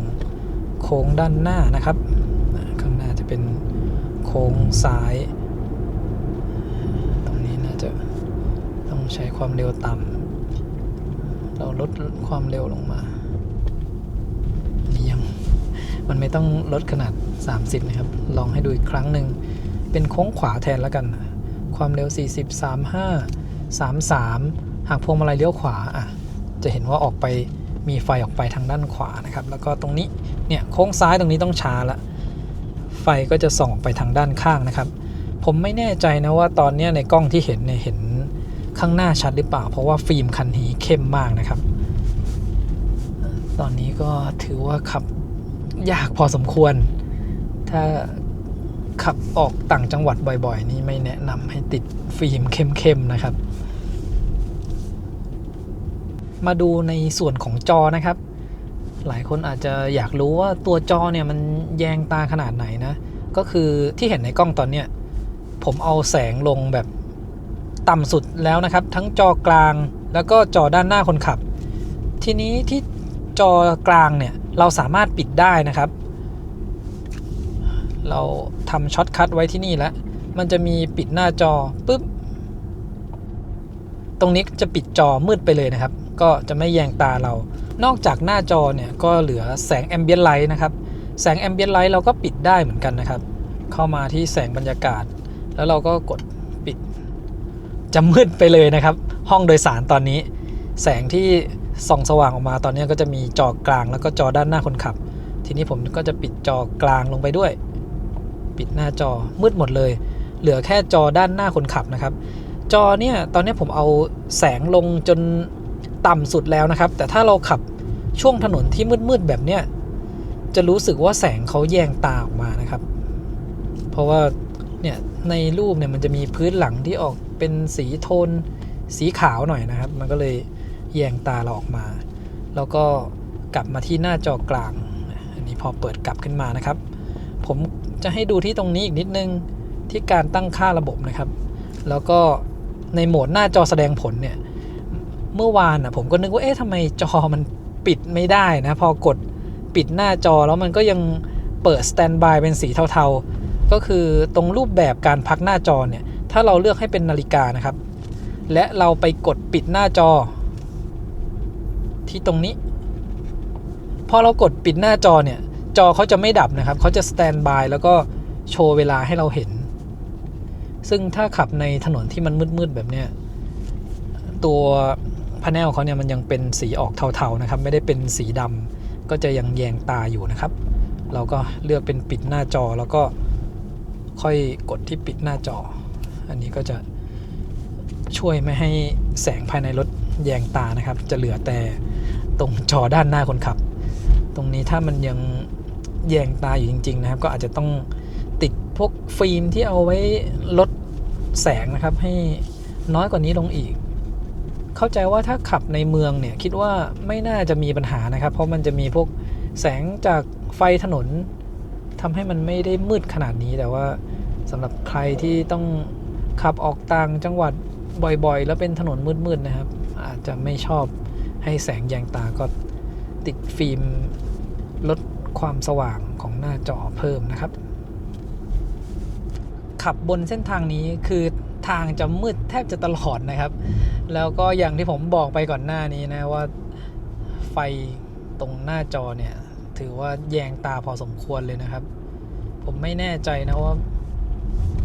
มันจะสามารถเปลี่ยนสีแบ็กกราวด์ได้หรือเปล่าเพราะว่าหาไม่เห็นนะครับสำหรับจอด้านหน้าตอนนี้ผมจะใช้อีกวิธีหนึ่งนะครับเราจะปิดจอโดยการเอาผ้าคลุมไว้โอ้โหขับง่ายขึ้นเยอะเลยครับคือคันเนี้ยติดฟิล์มมาเข้มมากๆนะครับฟิล์มน่าจะเป็นฟิล์ม80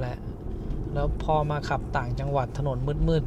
ๆมันก็มองยากแล้วเจอกับแสงของหน้าจอที่แยงตาอีกนี่แบบโอ้โหเพ่งจนเมื่อยตาเลยนะครับอันนี้คือปรับความสว่างลดลงต่ำสุดแล้วด้วยปะสุดแล้วที่เราปรับที่จอกลางเนี่ยรูดลงสุดหมดแล้วเมื่อคืนก็ลองดูแล้วแหละนี่ก็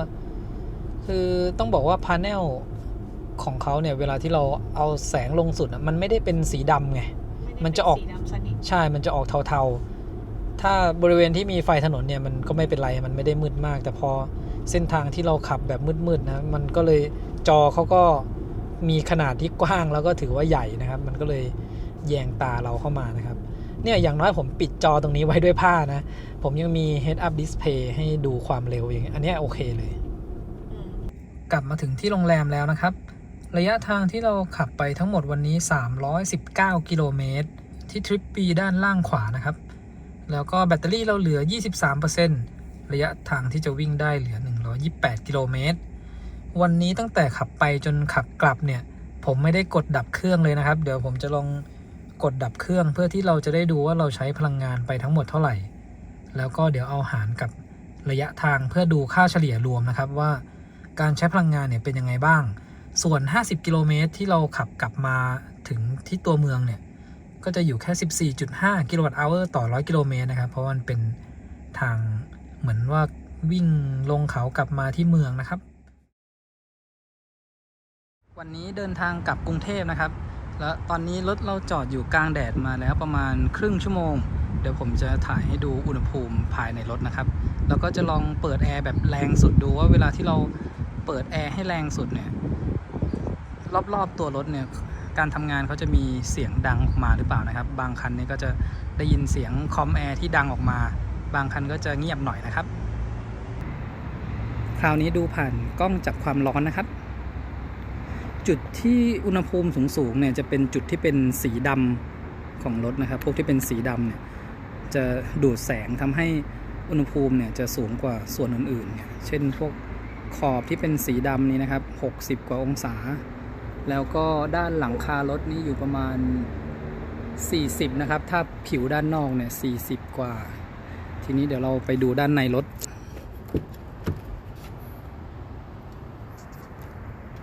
อุณหภูมิกระจกด้านหน้าอยู่ที่56องศานะครับนี่จอดตากแดดมาน่าจะประมาณครึ่งชั่วโมงแล้วก็อุณหภูมิหลังคาอันนี้เราปิดม่านอยู่นะครับจะเห็นว่ารังสีความร้อนเนี่ยแผ่ลงมาที่ม่านอุณหภูมิก็อยู่ประมาณ 48-50 องศาที่เบาะเราก็จะเห็นนะครับว่าส่วนตรงหัวเนี่ยอุณหภูมิความร้อนเนี่ยมันก็แผ่ลงมานะครับบริเวณที่เป็นสีน้ำเงินหรือฟ้าๆก็คือจุดที่เย็นกว่าทีนี้มาดูที่ด้านหลังบ้างนะครับ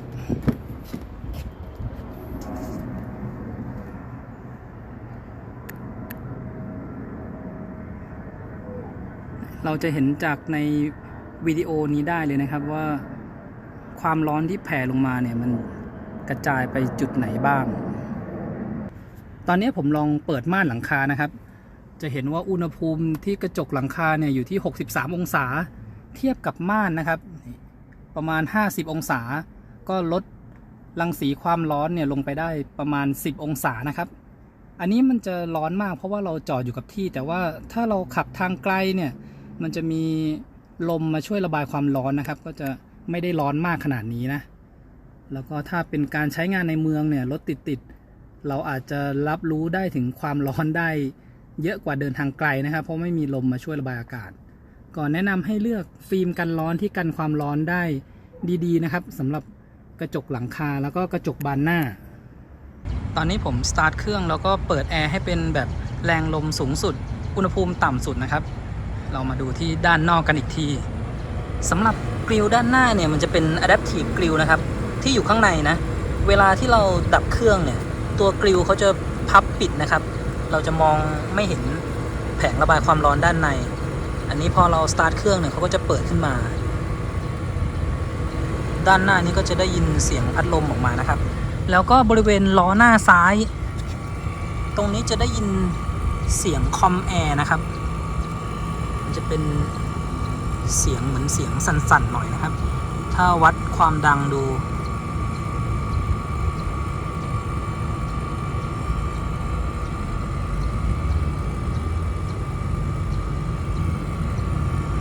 ไม่แน่ใจว่าในวิดีโอเนี่ยจะได้ยินเสียงเข้าไปขนาดไหนนะครับแล้วก็อุณหภูมิภายนอกตอนนี้อยู่ประมาณ 28-30 องศาผมไม่แน่ใจว่าถ้าเป็นช่วงที่หน้าร้อนอากาศร้อนมากๆเนี่ยคอมแอร์จะดังขึ้นมากว่านี้หรือเปล่านะครับมาดูด้านในรถหลังจากที่สตาร์ทเครื่องแล้วก็เปิดแอร์นะครับผมกดให้ลมเย็นเนี่ยออกที่เบาะจะเห็นนะครับว่า จะเป็นสีฟ้าๆน้ำเงินเนี่ยอุณหภูมิอยู่แค่ประมาณ 22-23 องศานะครับทีนี้มาดูที่ฝั่งเบาะคนขับจุดที่มันจะเป็นสีน้ำเงินสีฟ้าคือจุดที่ลมเย็นขึ้นมานะครับแอร์คันนี้สำหรับผมถือว่าทำความเย็นได้เร็วนะครับตั้งแต่วันที่เราขับมากลางแดดเนี่ยเปิดแป๊บเดียวก็เย็นแล้วรวมถึงเมื่อวานที่ขับไปดอยอ่างขางนะครับอุณหภูมิหลังคาตอนนี้ก็ลดลงมาเหลืออยู่57-40 กว่าองศานะครับช่วงแรกที่ผมถ่ายให้ดูอันนั้นคือรถเราจอดตากแดดแล้วก็ยังไม่ได้เปิดแอร์ตัวม่านก็ลดลงเหลือแค่30 กว่าองศาซึ่งปกติเนี่ยเราสามารถสั่งให้เปิดแอร์ก่อนที่เราจะมาขับได้เลยนะครับแต่เนี่ยผมถ่ายให้ดูว่าถ้าเราจอดรถตากแดดไว้อุณหภูมิภายในห้องโดยสารเนี่ยจะอยู่ที่ประมาณเท่าไหร่นะครับค่ะตอนนี้เชนก็มานั่งอยู่ที่ฝั่งคนขับแล้วก็ปรับเบาะปรับอะไรเรียบร้อยแล้วนะคะตัวกระจกมองข้างเนี่ยสามารถปรับในองศาที่พอดีกับเชงได้เลยแล้วก็เรื่องของเบาะเนี่ยคือพอมานั่งเบาะคนขับนะคือต้องบอกว่า2 วันที่ผ่านมานั่งเบาะผู้โดยสารด้านหน้าเฮ้ยเบาะมันไม่เหมือนกันคือพอนั่งของฝั่งคนขับแล้วรู้สึกว่าบริเวณตรงสะโพกตรงก้นเนี่ยมันจะย้อยลงไปนิดนึงนะคะมันเลยทำให้พอเป็นคนตัวเล็กเนี่ยทัศนวิสัยที่อยู่ใกล้กับตัวรถเนี่ยมันจะหายไปนิดนึงนะคือถ้าเทียบกับว่าฉันแบบว่าตัวสูงกว่านี้เนี่ยฉันจะเห็นใกล้กว่านี้แล้วก็เรื่องของเบาะเนี่ยจริงๆสามารถขยับเข้าไปได้มากกว่านี้อีกแต่ว่าพอตัวเล็กอะเราก็ต้องยกเบาะให้สูงใช่ไหมแล้วยิ่งดันเข้าไปอะเข่ามันจะติดเลยอะเพราะฉะนั้นใครที่สูงประมาณสัก150 เซนหรือว่าน้อยกว่านั้นอันนี้ก็อยากให้มาลองคันจริงดูก่อนนะคะว่าเป็นยังไงบ้างคือกระจกมองข้างปรับได้แต่ว่าตัวเบาะเนี่ยลองดูว่ามันคุณสามารถที่จะปรับให้เข้ากับสรีระแล้วก็ทัศนวิสัยโอเคขับขี่ปลอดภัยได้ไหมแล้วก็เรื่องของตำแหน่งพวงมาลัยก็ปรับแบบแมนนวลนะคะมีคันโยกอยู่ด้านใต้อันนี้ก็คือเข้าไปสุดแล้วล่ะอันนี้ถอยมาสุดนี้เข้าไปสุดแล้วก็โพซิชันตรงนี้ปรับให้พอดีเนี่ยโอเคอยู่นะคะเดี๋ยวเช็คลองก่อนประมาณนี้ซึ่งพอปรับแล้วเนี่ยพวงมาลัยก็ไม่ได้บังตัวหน้าปัดนะคะแล้วก็ตัว Head Up Display นี่ก็เห็นชัดเจนดี Head Up Display เนี่ยเขาทำขนาดของตัวหนังสือตัวเลขความเร็วเนี่ยได้ใหญ่ดีนะคะอันนี้ก็ชอบเลยแล้วก็แม้ว่าตอนนี้จะแบบเป็นช่วงกลางวันเลยเนี่ยแสงค่อนข้างเยอะเราก็เห็นตัวหนังสือบน Head Up Display ได้ชัดเจนคันนี้เนี่ยโหมดพวงมาลัยไฟฟ้าเนี่ยเรื่องของน้ำหนักเนี่ยจะมีให้เลือก2เลเวลนะคะคือสบายกับสปอร์ตแล้วก็น้ำหนักการเบรกด้วยก็จะมีสบายกับสปอร์ตเดี๋ยวเชงลองเป็นสบายทั้ง2 อันก่อนโอเคเดี๋ยวเราออกเดินทางกันเลยค่ะเช้านี้อากาศที่เชียงใหม่ก็ยังเย็นๆอยู่นะครับแต่พอสายๆเนี่ยก็ขึ้นมา28-30 องศาแล้วก็เรายังพอจะเห็นดอยสุเทพอยู่นะครับ PM 2.5 ยังไม่ถึงกับหนักมากค่า PM 2.5 ที่ตัวรถวัดเนี่ยด้านนอกอยู่16นะครับแล้วก็ด้านในรถอยู่ที่9เราอยู่บนถนนเชียงใหม่ซุปเปอร์ไฮเวย์นะครับตรงนี้เป็นถนนคอนกรีตเสียงที่เข้ามาในห้องโดยสารก็จะดังกว่าช่วงที่เป็นพื้นถนนลาดยางนะครับเดี๋ยวผมจะวัดให้ดูความดังเสียงภายในห้องโดยสารเราใช้ความเร็วประมาณ100 กิโลเมตรต่อชั่วโมงนะครับ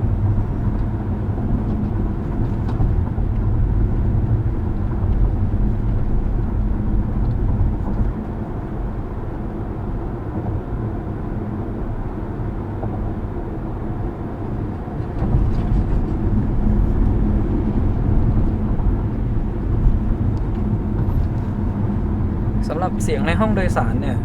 ก็ถือว่าเก็บเสียงได้ดีในระดับหนึ่งนะครับกระจกคู่หน้าเนี่ยจะเป็นกระจกอะคูสติกช่วยลดเสียงจากภายนอกส่วนกระจกคู่หลังเนี่ยจะเป็นกระจกชั้นเดียวนะครับก็ทำให้ทางด้านหน้าเนี่ยเสียงจะเงียบกว่านิดนึงส่วนในแง่ความรู้สึกนะคะเชงรู้สึกว่าคันนี้เรื่องการเก็บเสียงเนี่ยทำได้กลางๆคือในห้องโดยสารเนี่ยไม่ได้รู้สึกว่าเงียบแล้วก็ไม่ได้รู้สึกว่าดังมากเสียงที่ได้ยินตอนนี้จะเป็นเสียงลมหลักๆเลยนะจากทางด้านข้างตอนนี้เราก็อยู่บนดอยขุนต้านจากที่ขับมานะคะ ก็ขึ้นเขาลงเขามาสักระยะหนึ่งแล้วตอนนี้เนี่ย Regen Mode ของคันนี้มี2เลเวลนะคะก็คือหนักกับเบาตอนนี้ใช้หนักอยู่นะคะก็ถือว่าเหมาะกับการขึ้นเขาลงเขาดีแล้วก็ Driving Mode ตอนนี้เชงใช้เป็นโหมด Sport คันนี้เนี่ยการปรับ Driving Mode ก็ง่ายเลยนะคะเพราะว่าตัวคันโยกเนี่ยเขาอยู่ตรงนี้จะเห็นว่าเชงเนี่ยสายตายังอยู่บนถนนน้องก็เอามือคลำๆก็จะเจอและปุ่มสำหรับที่จะโยกเปลี่ยน Driving Mode นะคะตอนนี้ใช้โหมด Sport ก็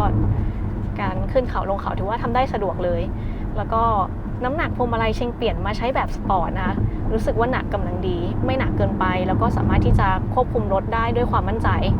อย่างตอนนี้เนี่ยที่เข้าโค้งใหญ่ๆนะคะก็รู้สึกว่าการควบคุมรถเนี่ยมีความมั่นใจไม่หวาดเสียว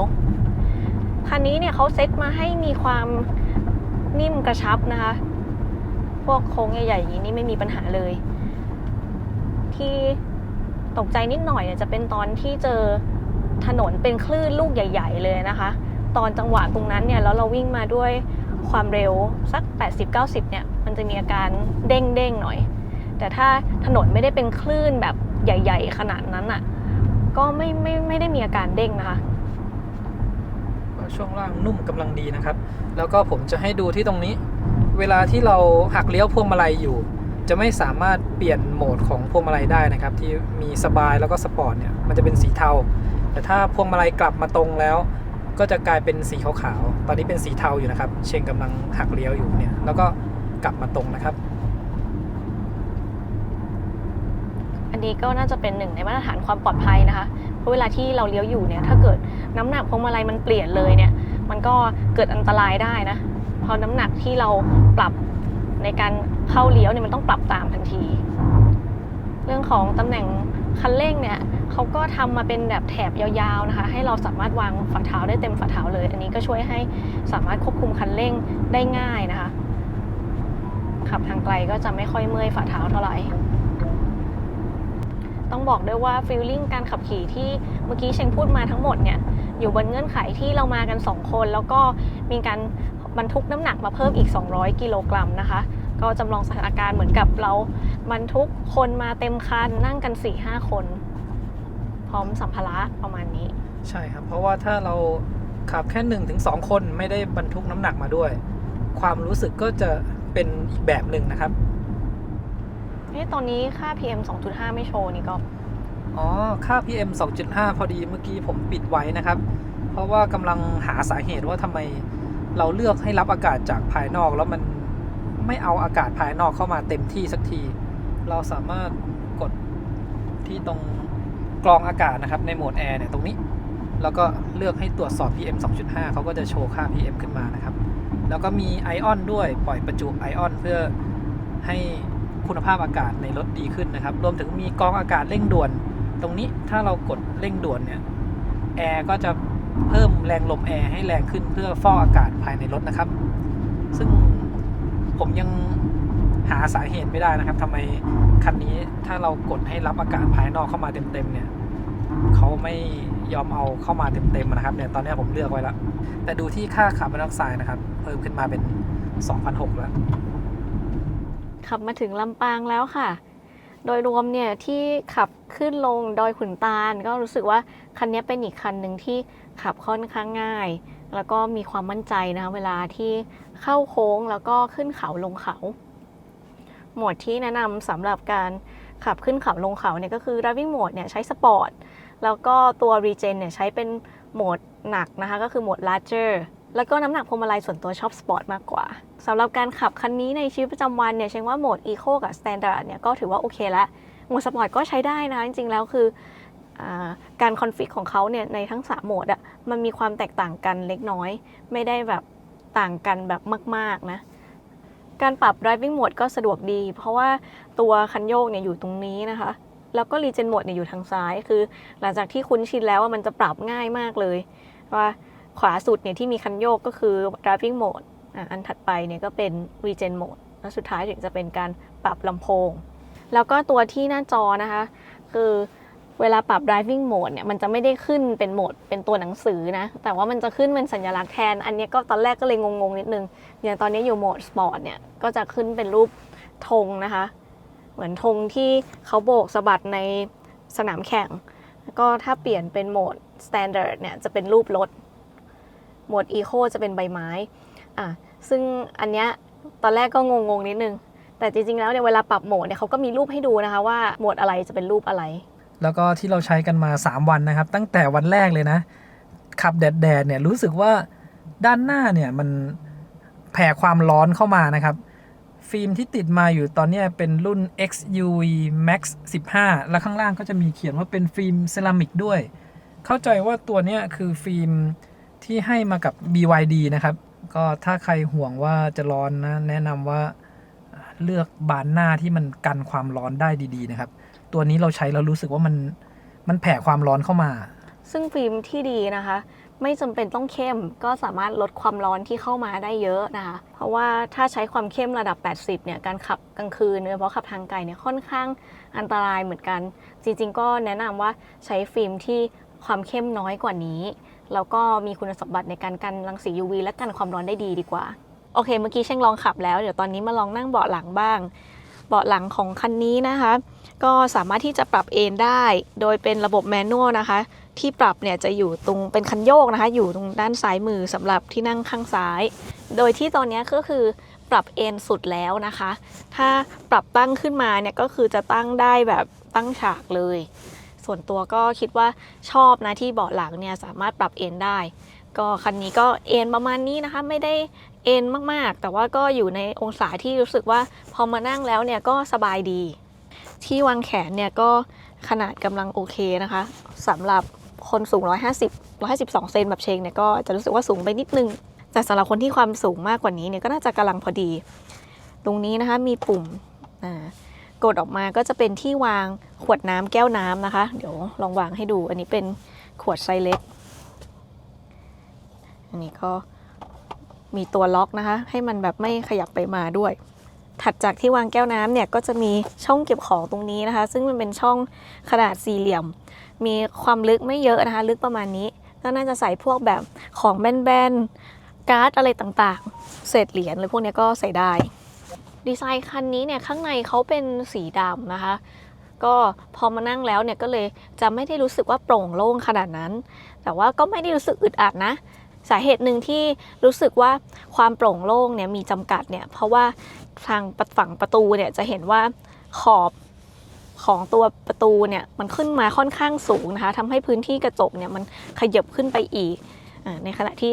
คันอื่นเนี่ยส่วนใหญ่จะกระจกเนี่ยจะมาถึงประมาณนี้เพราะฉะนั้นตรงนี้มันก็เลยทำให้พื้นที่กระจกเนี่ยมีจำกัดแล้วก็ตอนนี้เราปิดม่าน Panoramic Glass Roof อยู่จริงๆถ้าเปิดเนี่ยก็จะให้ความรู้สึกที่โปร่งโล่งมากยิ่งขึ้นอันนี้ก็เป็นระบบสั่งการด้วยเสียงนะคะบอกปุ๊บคุณคนขับเขาก็จัดการเปิดมาให้เราเห็นไหมพอเปิดแล้วก็จะรู้สึกโปร่งโล่งขึ้นแล้วก็รู้สึกร้อนขึ้นด้วยแล้วก็รู้สึกร้อนขึ้นด้วยคือต้องบอกว่าคันนี้ตัวกระจกเนี่ยทางแบรนด์เคลมว่าลดเรื่องของรังสี UV แล้วก็ความร้อนที่เข้ามาแล้วก็ติดฟิล์มแล้วด้วยนะคะแต่เราคิดว่าเรื่องของฟิล์มเนี่ยสามารถเลือกตัวที่สามารถที่จะลดความร้อนที่เข้ามาได้มากกว่านี้อีกเดี๋ยวปิดก่อน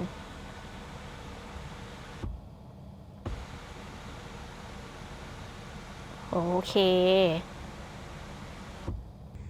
ห้องโดยสารด้านหลังเนี่ยจะมีแอร์อยู่ตำแหน่งเดียวนะคะก็คือที่บริเวณคอนโซลกลาง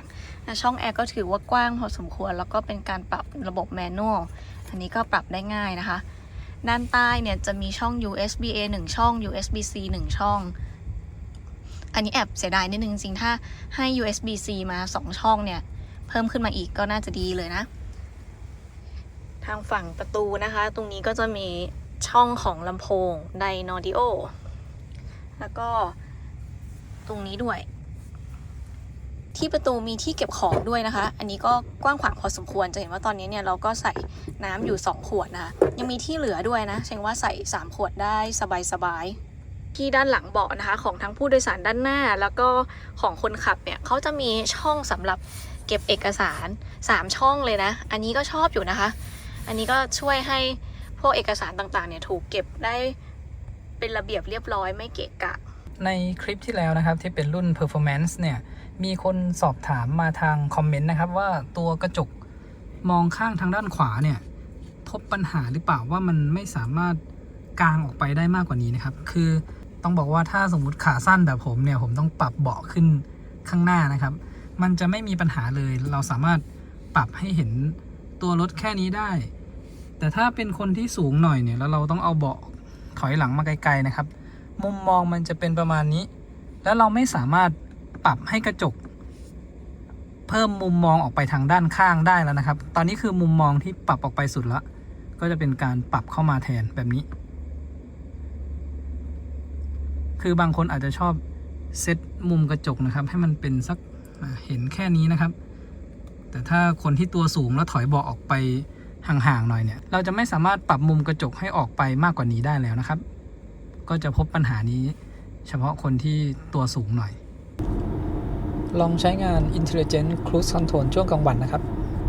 เรากดเปิดการใช้งานช่วงนี้เป็นเข้าโค้งพอดีนะครับเวลาโค้งเนี่ยให้เราคอยสังเกตสัญลักษณ์บน Head Up Display ไว้ด้วยนะครับที่จะเป็นสีน้ำเงินโอ้ช่วงเข้าโค้งนี่เสียวเหมือนกันนะครับเพราะว่าเขาขับไปใกล้กับรถบรรทุกเมื่อกี้ที่เราแซงมาให้คอยสังเกตเส้นสีน้ำเงินมันจะมีทั้งบนหน้าจอตรงนี้แล้วก็ใน Head Up Display นะครับบางช่วงที่เขายกเลิกการทำงานไปเนี่ยพวงมาลัยเราต้องบังคับอยู่ตลอดเวลานะครับอาจจะอย่างเช่นทางตรงเนี่ยเราประคองไว้เฉยๆก็ได้แต่ช่วงโค้งเนี่ยต้องคอยระวังนะครับเขาจะเข้ามาชิดเส้นทางด้านขวานะถ้าโค้งอันนี้ผมเลยหักเลี้ยวโค้งเองนะครับแล้วก็พอกลับมาตรงใหม่เนี่ยก็ปล่อยให้รถควบคุมให้รถอยู่กลางเลนนะครับ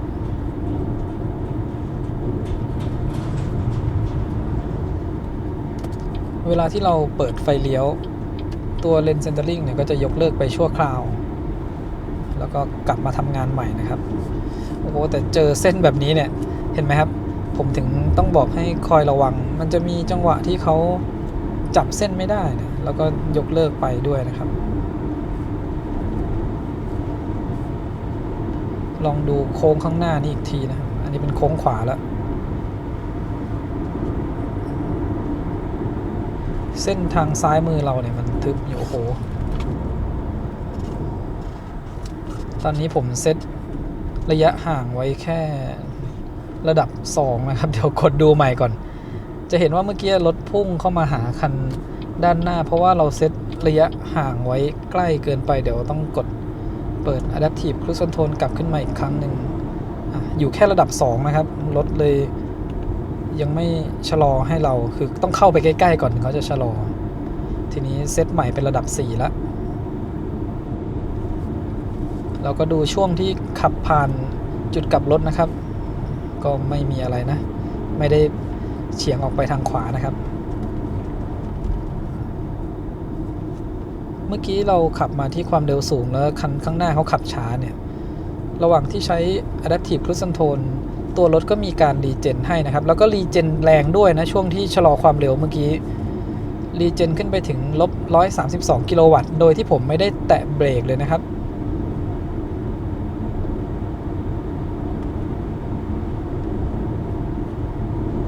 ดูโค้งขวานี่อีกทีนึงรถจะวิ่งเข้าไปใกล้เส้นตรงกลางก่อนนะครับถ้าเราขับอยู่คันเดียวเนี่ยมันก็ไม่เท่าไหร่นะแต่ถ้ามันมีรถคันอื่นเขาอยู่คู่กันด้วยเนี่ยมันจะค่อนข้างหวาดเสียวนิดนึงนะครับดูโค้งซ้ายด้านหน้านี่อีกทีนะครับตอนนี้แดดแรงๆแล้วก็โอ้ยตาเรายังแทบจะมองไม่เห็นตัวเส้นตรงกลางเลยนะครับถนนเนี่ยมันสะท้อนแสงแดดเข้ามาเต็มที่นะครับเหมือนว่าแสงย้อนกลับเข้ามาที่กล้องตัวที่ใช้จับเส้นเลนด้วยนะเขาอาจจะมองไม่เห็นเส้นเลนนะครับแล้วก็มีอีกจุดหนึ่งที่ผมจะบอกไว้ก็คือรถคันนี้นะครับเวลาที่มีรถคันด้านข้างเนี่ยมาอยู่ในจุดอับนะครับแล้วก็ blind spot ติดขึ้นมาแล้วเราเปิดไฟเลี้ยวออกไปช่วงที่ไฟ blind spot ติดเนี่ยตัวรถเขาจะดึงกลับเข้าเลนนะครับคล้ายๆกับฟังก์ชันเลนคีปคือระบบเขาเห็นว่ามีรถอยู่ในจุดอับแล้วเรา ยังจะเลี้ยวออกไปเนี่ยเขาเลยช่วยดึงกลับเข้ามานะครับใครเพิ่งมาใช้แรกๆก็อาจจะตกใจนิดนึงว่าเอ๊ะทำไมตัวรถดึงกลับเข้ามานะทั้งที่ฟังก์ชันเลนคีปก็ไม่ได้เปิดไว้นะครับนี่ผมก็ปิดไว้ก็จะมีเสียงร้องเตือนนะครับช่วงที่ไฟบรายสปอตติดอยู่แต่เราเปิดไฟเลี้ยวแล้วเราจะเลี้ยวออกไปคือมันจะเป็นสถานการณ์ที่เวลาเราขับในเมืองเป็นส่วนใหญ่นะเรารู้อยู่แล้วแหละว่าความเร็วเรามันพอที่จะออกแซงคันด้านซ้ายหรือด้านขวาเราไปได้แต่ว่าในตัวกล้องที่เขาจับรถที่อยู่ในตำแหน่งบายสปอตเนี่ยยังเห็นว่ามันไม่ปลอดภัยเขาก็เลยช่วยดึงกลับนะครับวัดเสียงภายในห้องโดยสารช่วงถนนลาดยางนะครับเริ่มที่ความเร็ว80ไปจนถึง120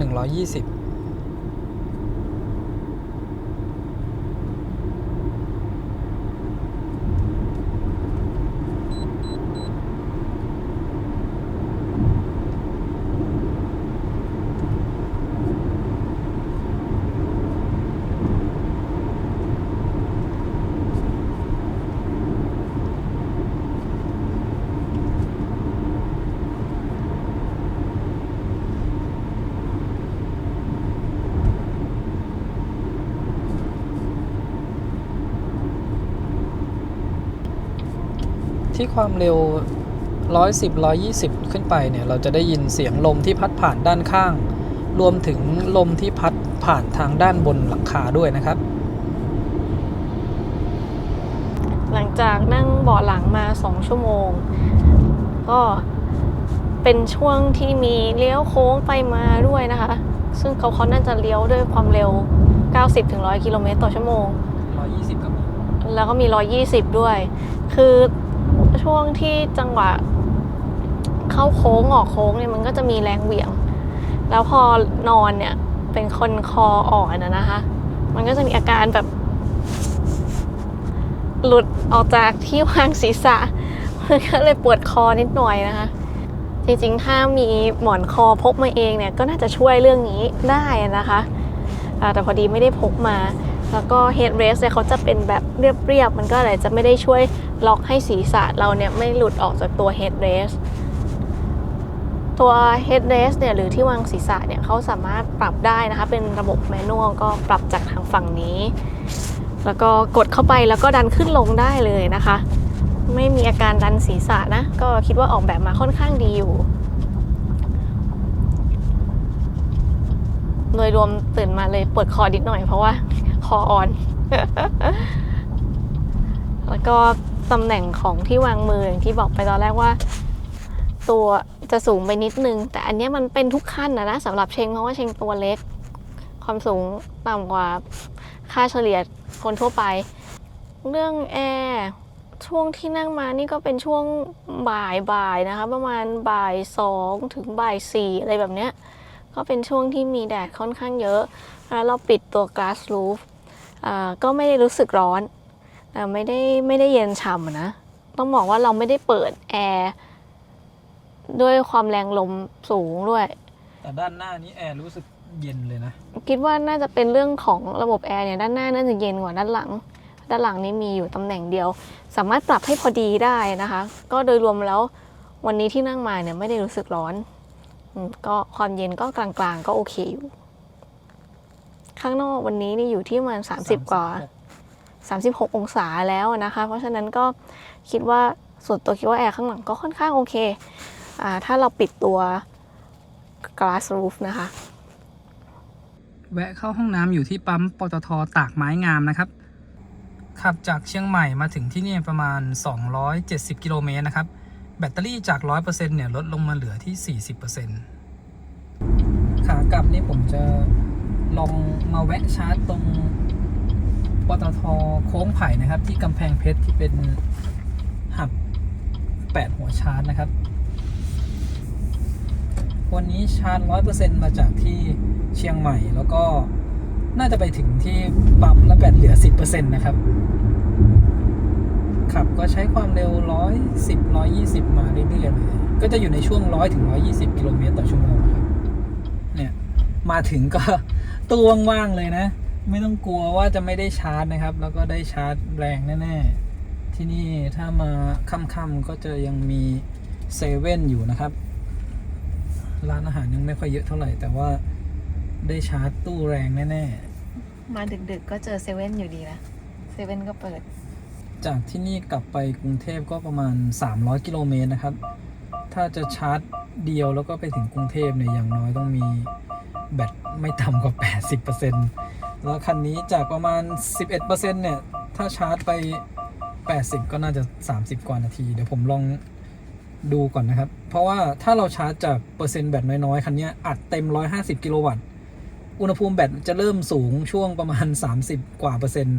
มันก็จะเริ่มชาร์จช้าลงไปเหลือ90กิโลวัตต์นะครับเราขับจากเชียงใหม่มาถึงจุดเนี่ยก็น่าจะประมาณ400กิโลเมตรนะครับเดี๋ยวผมลองกดดับเครื่องดูดีกว่าว่าขับมาทั้งหมดเท่าไหร่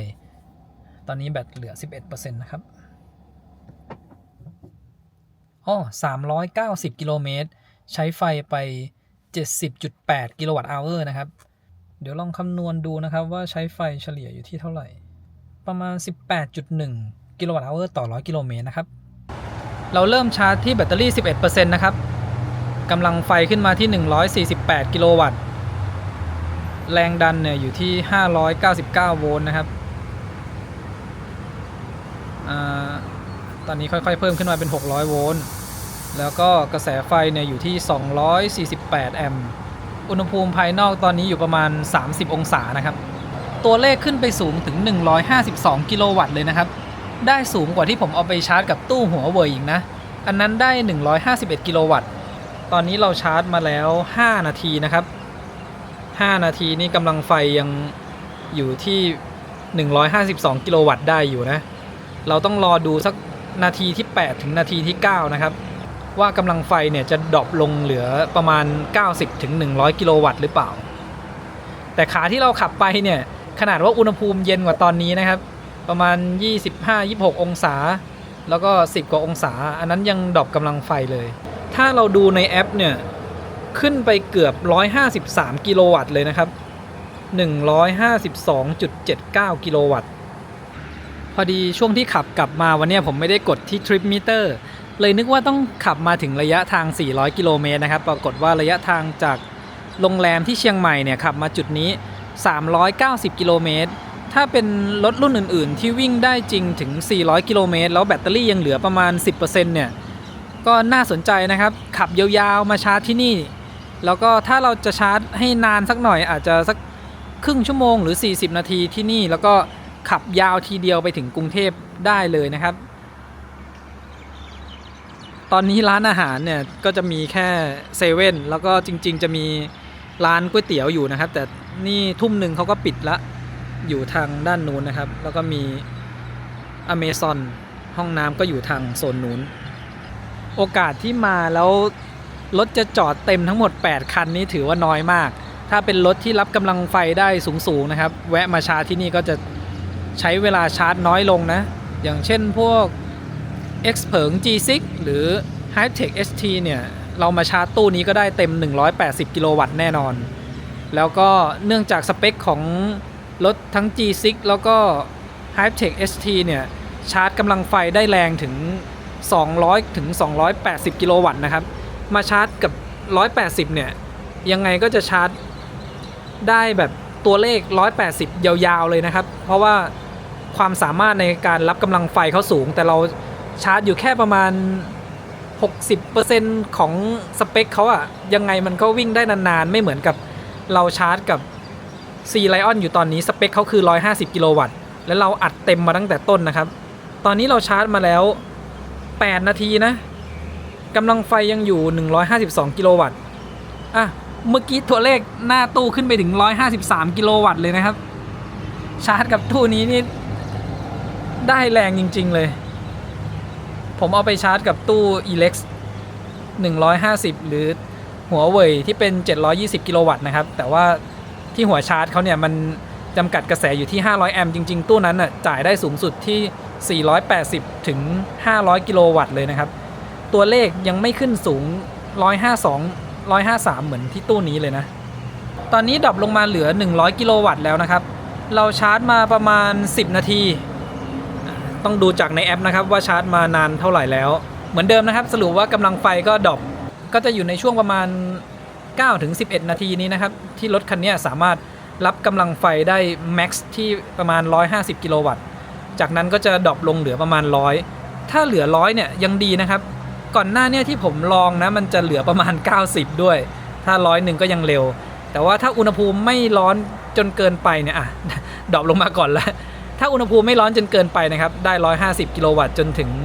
54% แล้วค่อยดรอปลง120นี่มันลงมาเหลือ90แล้วอะชาร์จมา24นาทีนะครับตอนนี้กำลังไฟลดเหลือ75กิโลวัตต์แล้ว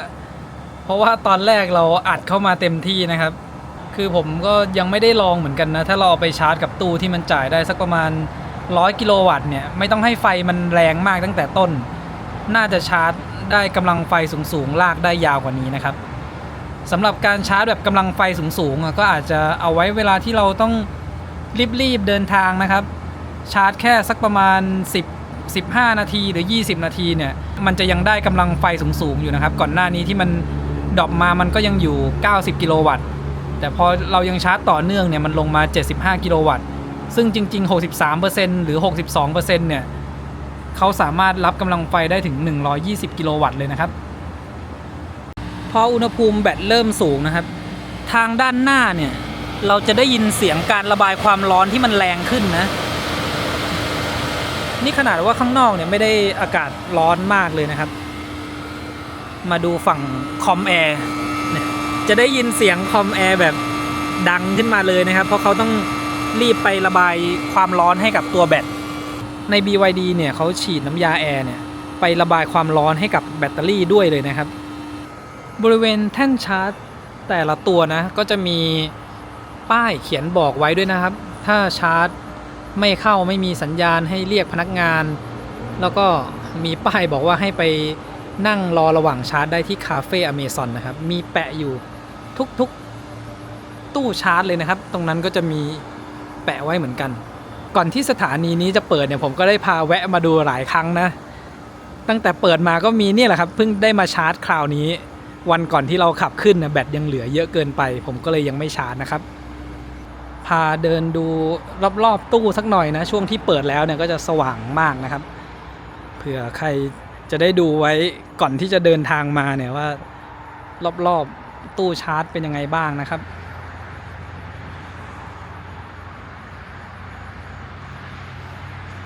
ตอนนี้แบตเตอรี่ขึ้นมาที่ 68% นะครับกำลังไฟอยู่ที่71กิโลวัตต์ตามสเปคของเขาเลยเนี่ยช่วง 65-85% จะรับได้สูงสุดที่80กิโลวัตต์นะครับอันนี้ก็ถือว่าโอเคแล้วไม่ได้ต่างกันมากแล้วระหว่าง71-80กิโลวัตต์นะครับแล้วก็ใช้เวลาชาร์จมาทั้งหมด29นาทีนะครับกำลังจะครึ่งชั่วโมงพอดีอย่างน้อยต้องได้สัก80% นะครับถ้าจะขับไปถึงที่กรุงเทพผมคำนวณแบบง่ายๆนะถ้าเราขับอยู่ในช่วงประมาณ100-120เนี่ยสลับกันไปมาเนี่ยแบตเตอรี่ 1% จะวิ่งได้ประมาณ4กิโลถึง4กิโลกว่าๆนะครับเราก็ชาร์จเผื่อสักหน่อยถ้าเราจะขับที่ความเร็วสูงหน่อยนะครับแต่ถ้าขับไม่ได้เร็วนะอาจจะ110เนี่ย 1% มันก็พอจะถึง5กิโลเมตรอยู่นะครับชาร์จมา38นาทีจากแบตเตอรี่11ขึ้นมา 80% นะครับกำลังไฟเนี่ยกลับขึ้นมาที่85กิโลวัตต์แล้วนะครับตอนนี้มันจะได้85กิโลวัตต์เนี่ยถึงประมาณ 85% งั้นเดี๋ยวผมชาร์จถึงสัก 85% นะครับก็เผื่อไว้หน่อยจะได้ขับไปถึงกรุงเทพแล้วก็แบตเตอรี่ไม่ได้เหลือน้อยมากๆนะครับถ้าชาร์จเอาแค่80ผมว่าอาจจะไปถึงเหลือสัก 5% นะกำลังไฟเนี่ยมันยังได้แรงๆไปจนถึงประมาณ 85% เดี๋ยวรอดูด้วยกันนะครับผมจะให้ดูว่าพอพ้น 85% เนี่ยมันจะดรอปลงเหลือประมาณไม่เกิน50กิโลวัตต์นะครับข้อมูลตรงนี้เดี๋ยวผมต้องอัปเดตใหม่นะครับก่อนหน้านี้เข้าใจว่าถึง 84-85% มันน่าจะได้แค่80กิโลวัตต์แต่วันนี้ได้เห็นตัวเลข85กิโลวัตต์นะครับแล้วก็ลดลงเหลือ45กิโลวัตต์อันนี้ก็คือตามที่ผมเข้าใจไว้อยู่แล้วมันจะอยู่ประมาณ45-50กิโลวัตต์นะครับชาร์จมา41นาทีนะครับได้ 85% เราก็พอแค่นี้ละ45กิโลวัตต์ถือว่าเริ่มช้าแล้วนะครับ กลับมาถึงกรุงเทพแบตเตอรี่เหลือ 19% นะครับ เราชาร์จ 85% มาจาก EV Station Hub ที่กำแพงเพชรแล้วก็ไลฟ์พูดคุยกันนะครับยาวๆมาเลยมาถึงกรุงเทพความเร็วที่ใช้เนี่ยก็อยู่ประมาณ100 ถึง 120 กิโลเมตรต่อชั่วโมงก็สรุปเลยนะครับเราขับจากเชียงใหม่แบตเตอรี่ 100% มาถึงที่ EV Station Hub กำแพงเพชร390 กิโลเมตรแบตเตอรี่เหลือ 11% แล้วเราใช้เวลาชาร์จอีก 40 นาทีเพื่อชาร์จแบตขึ้นไป 85% ขับมาถึงที่กรุงเทพแบตยังเหลือ 19% นะครับลองขับถนนพระราม 3นะครับ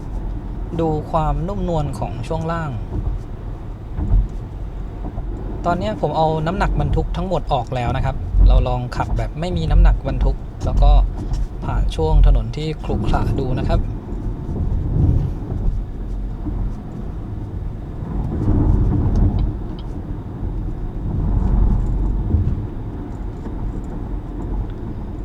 ตรงนี้จะเป็นคลื่นๆหน่อยรู้สึกว่าช่วงล่างเนี่ยนุ่มนวลกว่ารุ่น All Wheel Drive Performance นะครับแล้วก็ตอนที่ผมขับอยู่เนี่ยลมยางนี่เติมไว้ที่42นะครับก็จะแข็งขึ้นมาอีกนิดนึงแต่ยังให้ความนุ่มนวลอยู่นะครับแล้วก็อาการที่ว่ามันกระเด้งในตัว Performance เนี่ยผมว่าคันนี้น้อยกว่านะครับ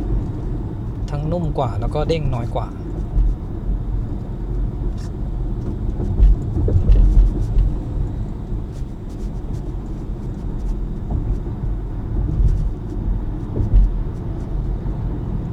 ช่วงล่างเดิมๆของรุ่นพรีเมียมเนี่ยผมว่าเหมาะกับคนที่ชอบนุ่มๆหน่อยนะครับแล้วก็ใช้งานในเมืองที่ขรุขระเยอะๆแบบนี้แล้วก็ด้านหน้าเนี่ยเห็นไหมครับคันข้างหน้ากระโดดอยู่งั้นเนี่ยอันนี้มันก็ไม่ได้แบบว่ากระเด้งอะไรเยอะเลยนะครับคันนี้เวลาที่ไฟ Blind Spot ติดนะครับแล้วเราเปิดไฟเลี้ยวแล้วเรายังเลี้ยวออกไปเนี่ยเขาจะดึงรถกลับนะครับตอนนี้ไฟ Blind Spot ติดอยู่ผมขับเลยเนี่ยผมขับแซงแท็กซี่มานิดนึงแล้วเมื่อกี้จะมีอาการดึงกลับของพวงมาลัยนะครับเวลาที่เราใช้งานในเมืองเนี่ยมันจะเป็นบางช่วงที่เราแซงแล้วก็ไม่ได้ทิ้งระยะห่างมากก็อาจจะเจออาการนี้อยู่บ้างนะครับแต่เวลาที่เราขับต่างจังหวัดเนี่ยเราจะแซงให้พ้นในระยะไกลๆซึ่งก็จะไม่ค่อยเจอปัญหานี้เวลาขับต่างจังหวัดวันแรกที่ผมเอามาขับแล้วก็เราปิดพวกเลนคีปไว้แล้วทำไมตัวพวงมาลัยยังมีดึงกลับก็คือถ้า Blind Spot เขาเตือนว่ามีรถอยู่ในจุดอับนะครับแล้วเรายังเปิดไฟเลี้ยวแล้วก็เลี้ยวออกไปเนี่ยจะมีอาการดึงกลับมานิดนึงลองดูช่วงโค้งทางด่วนตรงนี้นะครับผมเปิดใช้งาน ICC ดูช่วงเข้าโค้งบนทางด่วนจะเป็นยังไงนะครับมีรถอยู่ทางด้านหน้าเราด้วยแล้วก็ความเร็วตอนนี้อยู่ที่67กิโลเมตรต่อชั่วโมงเนี่ยช่วงที่มันเข้าโค้งนะครับมันจะเข้าไปชิดฝั่งตรงเลนกลางนะครับผมเลยต้องหักขวามาคือในไลฟ์เนี่ยก็จะมีถามมานะครับว่ามันเป็นยังไงบ้างเวลาที่ใช้ Adaptive Cruise Control ก็คือถ้าโค้งขวาเนี่ยเขาจะเข้าไปใกล้เส้นทางฝั่งซ้ายถ้าโค้งซ้ายเขาก็จะไปชิดเส้นทางฝั่งขวาซึ่งเวลาเราขับทางไกลเนี่ยทางฝั่งขวามันก็จะเป็นแบรีเออร์เหมือนกับตรงเนี้ยนะครับถ้าเราให้ใช้งาน Adaptive Cruise Control มันจะเข้าไปชิดก็มันก็จะเสียวๆนะครับอย่างเช่นเมื่อกี้ถ้าเข้าโค้งแล้วก็ตีคู่กับอีกคันหนึ่งเราก็กลัวว่าจะไปโดนรถเลนด้านข้างนะครับขับในเมืองไปทั้งหมด 46.9 กิโลเมตรนะครับค่าเฉลี่ยการใช้พลังงานตอนนี้ลดลงมาอยู่ที่ 13.8 กิโลวัตต์อเวอร์ต่อ 100 กิโลเมตรดูที่กราฟการใช้พลังงานนะครับก็จะเป็นขึ้นลงนะเวลาเราขับในเมืองเร่งแล้วก็เบรกเร่งแล้วก็เบรกถ้าใช้พลังงานอยู่ประมาณไม่เกิน14กิโลวัตต์อเวอร์ต่อ 100 กิโลเมตรนะครับขับในเมืองเนี่ยจะวิ่งได้ระยะทางใกล้เคียงกับตัวเลขที่เคลม567กิโลเมตรเลยนะครับ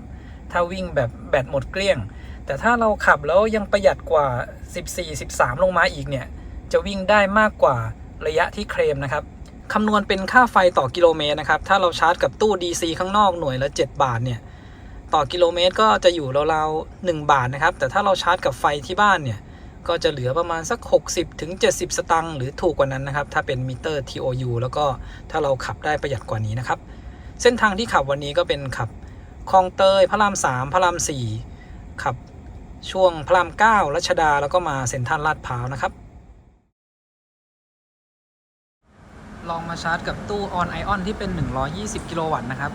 ก็จะเป็นรุ่นเดียวกันกับที่อยู่ในปตท120กิโลวัตต์200แอมป์นะครับมาถึงเนี่ยแบตเตอรี่เหลืออยู่ที่ 9% แล้วก็ผมเสียบชาร์จครั้งแรกเลยนะครับ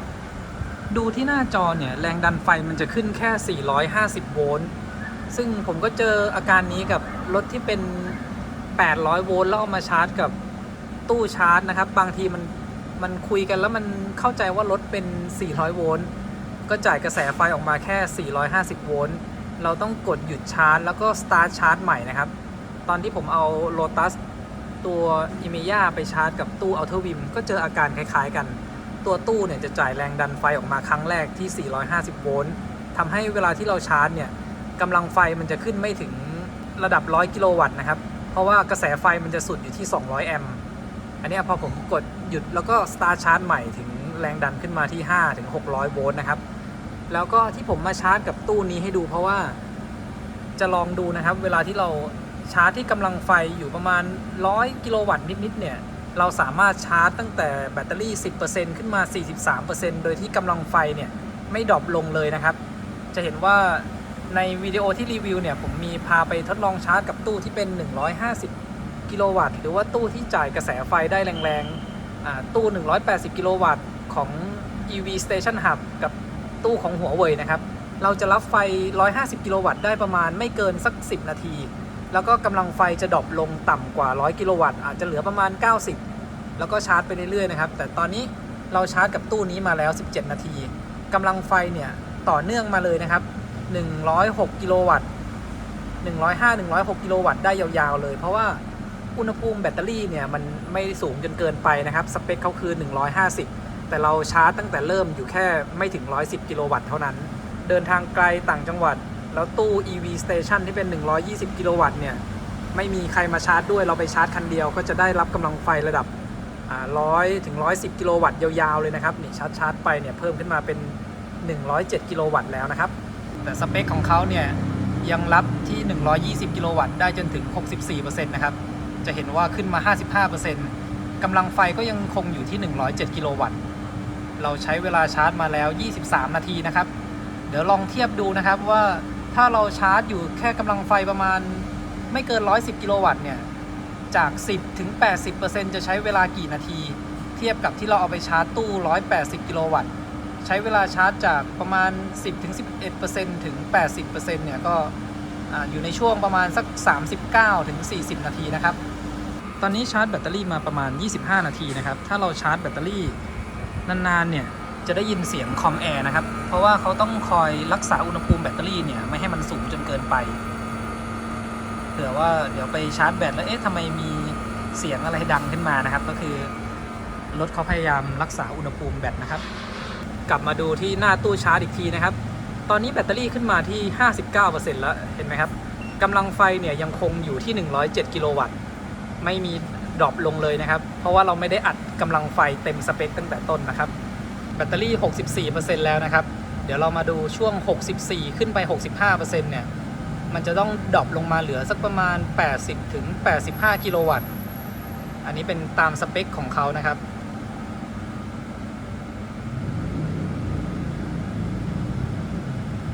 เนี่ยลงมาเหลือ80กิโลวัตต์นะครับตามที่ผมบอกเลยนะเพราะว่าผมลองชาร์จทั้ง CU Premium CU Performance คือแบตเตอรี่เนี่ยเป็นตัวเดียวกันนะครับสเปคการรับกำลังไฟเนี่ยจะอยู่ประมาณนี้เลยแล้วก็จะรับ80ถึง85กิโลวัตต์เนี่ยไปได้จนถึงแบตเตอรี่ 85% นะครับค่อยดรอปกำลังไฟลงเหลือสัก45ถึง50กิโลวัตต์ดูอุณหภูมิระหว่างที่เราชาร์จนะครับวันนี้อุณหภูมิภายนอกอยู่ประมาณ28ถึง30องศานะครับตอนนี้เราชาร์จอยู่ในอาคารจอดรถด้วยเราชาร์จมา35นาทีนะครับชาร์จมานานๆเนี่ยด้านหน้ารถนะครับเขาจะระบายความร้อนออกมาตอนนี้จะเห็นว่าอุณหภูมิที่พัดลมออกมาเนี่ยอยู่ประมาณ 49-50 องศานะครับสำหรับด้านหน้ารถทางด้าน ซ้ายของตัวรถเนี่ยก็จะได้ยินเสียงคอมแอร์นะครับอุณหภูมิที่ออกมาก็ประมาณ 49-50 องศา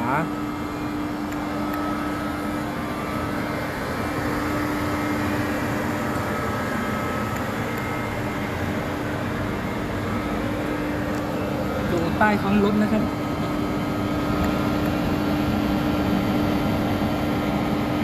แบตเตอรี่ขึ้นมาที่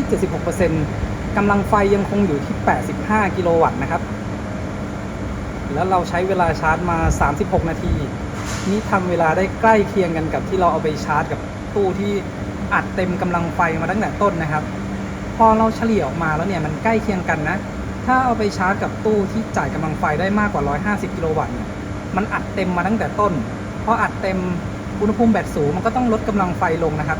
แต่เนี่ยชาร์จมาเรื่อยๆนะครับช่วงแรก100 500 600 7กิโลวัตต์แล้วมันยาวๆค่อยๆชาร์จเป็นสเต็ปตามชาร์จเคิร์ฟของตัวรถเราชาร์จจะ 80% ละ36 นาทีนะครับก็น่าจะใกล้เคียงกันกับที่เราชาร์จกับตู้หัวเว่ยนะอันนั้นจาก9ถึง 80% 39 นาทีนะครับนี่ขึ้นมา 78% ละ37 นาทีก็เหลืออีก2นาทีผมว่ามันขึ้นไป80ได้เท่าๆกันเลยอันนี้ต่างกันนิดนึงนะอันนี้เรากดชาร์จตอน 10% อันนั้นเริ่ม 9% นะครับแล้วตอนนี้แบตเตอรี่ 80% แล้วนะครับใช้เวลาชาร์จมา 38 นาทีเรียกว่าเท่ากันกับที่เราไปชาร์จกับตู้แรงๆที่อัดมาตั้งแต่ต้นเลยนะครับก็ถ้าเป็นการเดินทางไกลนะครับแล้วเราเห็นว่าตู้120 กิโลวัตต์เนี่ยว่างๆไม่มีรถคันไหนมาแชร์ด้วยเราใช้ตู้120 กิโลวัตต์ก็ได้ใช้เวลาชาร์จเท่ากันกับเราไปชาร์จตู้แรงๆเลยนะครับก็จะมีตู้ EV Station ที่เป็น120 กิโลวัตต์รุ่นเก่านะครับแล้วก็ตู้ของ PA Vota ที่เป็นตู้สีเงินๆนะครับก็จะเป็นสเปค120 กิโลวัตต์เหมือนกันสำหรับสเปคการชาร์จไฟเนี่ยของรถ EV แต่ละรุ่นก็เหมือนกันนะครับถ้าเราเอาไปอัดไฟเต็มกำลังเต็มสเปคของเขาตั้งแต่ต้นเนี่ยแบตเตอรี่อุณหภูมิมันจะเริ่มสูงมันก็จะดรอปกำลังไฟลงมาคันนี้สเปค150 กิโลวัตต์พอเราเอามาชาร์จกับไฟประมาณ100 กิโลวัตต์เนี่ยมันก็เลยชาร์จได้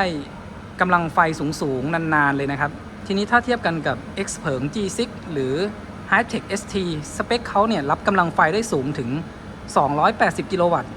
เวลาที่เราเอาไปชาร์จกับตู้150หรือ180เนี่ยมันก็แค่เรียกว่า 60-70% ของสเปคเขาอ่ะเขาเลยรับกำลังไฟที่ระดับ150ถึง180กิโลวัตต์ได้ยาวๆนะครับ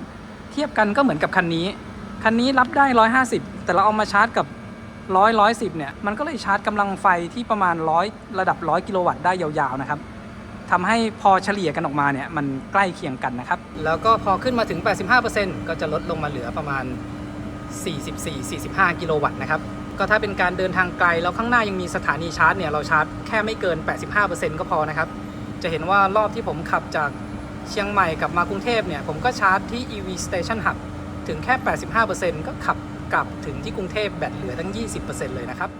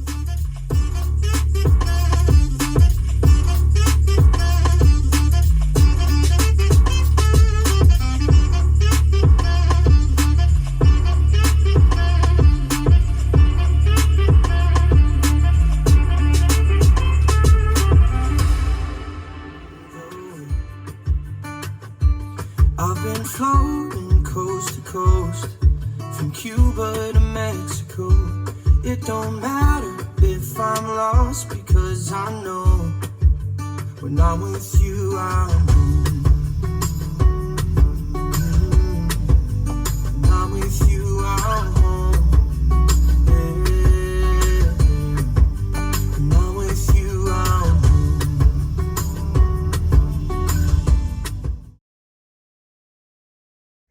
ช่อง USB-C ด้านหน้าจ่ายไฟได้สูงสุดที่60 วัตต์นะครับทั้งด้านหน้าและด้านหลังที่เป็น USB-C เนี่ยสามารถใช้ชาร์จโน้ตบุ๊ก MacBook ได้เลยนะครับเพราะว่าจ่ายไฟได้สูงสุดถึง60 วัตต์ช่อง USB-A ด้านหน้ารองรับโปรโตคอล DCP นะครับจ่ายกำลังไฟได้สูงสุดประมาณ 7.5 วัตต์นะครับถ้าชาร์จกับช่องนี้ก็จะชาร์จช้าหน่อยช่อง USB Type C ด้านหลังมีจำนวนทั้งหมด1ช่องจ่ายกำลังไฟได้สูงสุดที่60 วัตต์ช่อง USB-A ด้านหลังจ่ายกำลังไฟสูงสุดได้ที่18 วัตต์ตัวไวเลสชาร์จเนี่ยรองรับสูงสุดที่50 วัตต์นะครับอันนี้เราทดสอบก็ขึ้นมาถึงที่48 วัตต์ซึ่งมันขึ้นอยู่กับตำแหน่งในการวางนะครับนี่ผมขยับให้ดูขึ้นมา49 วัตต์เวลาที่เราชาร์จตัวมือถือเนี่ยถ้าจะให้ชาร์จได้แรงที่สุดก็คือมือถือควรจะวางอยู่ที่ตำแหน่งกลางพอดีนะครับแล้ววัสดุที่เขาทำมาเนี่ยก็คือช่วยไม่ให้มือถือมันลื่นถลายถ้าเวลาเราขับรถไปเนี่ยแล้วมือถือมันขยับออกไปกำลังไฟในการชาร์จมันก็จะลดลงนะครับทดสอบให้ดูนะอันนี้มันก็จะลดลงนะครับแล้วก็เวลาที่เราวางมือถือเพื่อชาร์จเนี่ยตรงนี้ก็จะมีลมเพื่อเป่าขึ้นมาระบายความร้อนให้กับมือถือของเรานะครับความสูงของตัวรถจากพื้นถึงใต้ท้องนะครับจุดที่ต่ำสุดก็จะเป็นบริเวณด้านหน้านี้นะครับตรงนี้13 เซนติเมตรบริเวณจุดนี้นะครับถึงแบตเตอรี่เนี่ยประมาณ186 เซนติเมตรที่ด้านหลังอันนี้รวมที่เราบรรทุกน้ำหนักมา200 กิโลกรัมนะครับวัดจากใต้ท้องถึงด้านใต้นะครับข้างในแบตเตอรี่เนี่ยจะอยู่ประมาณ180 เซนแล้วก็ที่ยื่นตรงมาอยู่ตรงนี้อันนี้ประมาณ15 เซนนะครับแล้วก็มาที่ด้านหลังตำแหน่งนี้ประมาณ21 เซนติเมตรสรุปหลังจากที่เราได้ลอง Sea Lion 7 Premium คันนี้นะครับก็เป็นคันที่หลายๆคนสนใจและอยากดูรีวิวอยู่นะครับเราก็ได้ทดสอบให้ดูนะขับกรุงเทพเชียงใหม่ถือว่าทำได้ดีเลยนะครับใช้เวลาชาร์จถือว่าน้อยนะ26 นาทีเราได้ทดสอบเพื่อที่จะได้ดูสมรรถนะในการชาร์จนะครับว่าระหว่างในการเดินทางไกลเนี่ยถ้าต้องการใช้เวลาชาร์จให้น้อยเนี่ยมันทำได้สักเท่าไหร่ก็ใช้เวลาเพียง26 นาทีถือว่าไม่ได้เยอะเลยนะเราเดินทางสัก 2-300 กิโลแล้วก็แวะปั๊มเราพักไปด้วยแล้วก็ให้รถชาร์จไปด้วยนะครับสำหรับใครที่เดินทางแบบทั่วไปไม่ได้ต้องการจะทำเวลาชาร์จน้อยๆแบบนี้ก็ขับไปถึงตากแล้วเราก็แวะพักกินข้าวนะครับปล่อยให้รถชาร์จเต็ม100หรือ 80% ก็ได้แล้วขับถึงเชียงใหม่ก็แบตเตอรี่อาจจะไม่ได้เหลือน้อยแบบที่เราทดสอบให้ดูนะครับ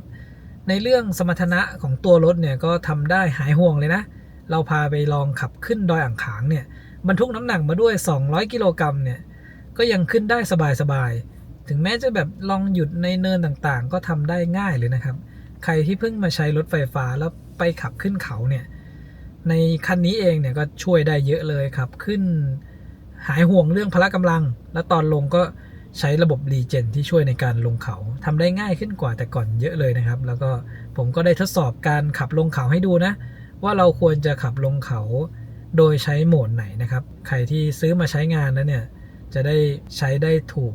ฟังก์ชันการใช้งานนะครับเรื่องเบาะอะไรต่างๆเนี่ยก็ถือว่านั่งสบายดีนะครับแต่เบาะของ BYD เนี่ยเขาอาจจะปรับตรงพนักพิงศีรษะไม่ได้นะครับอยากให้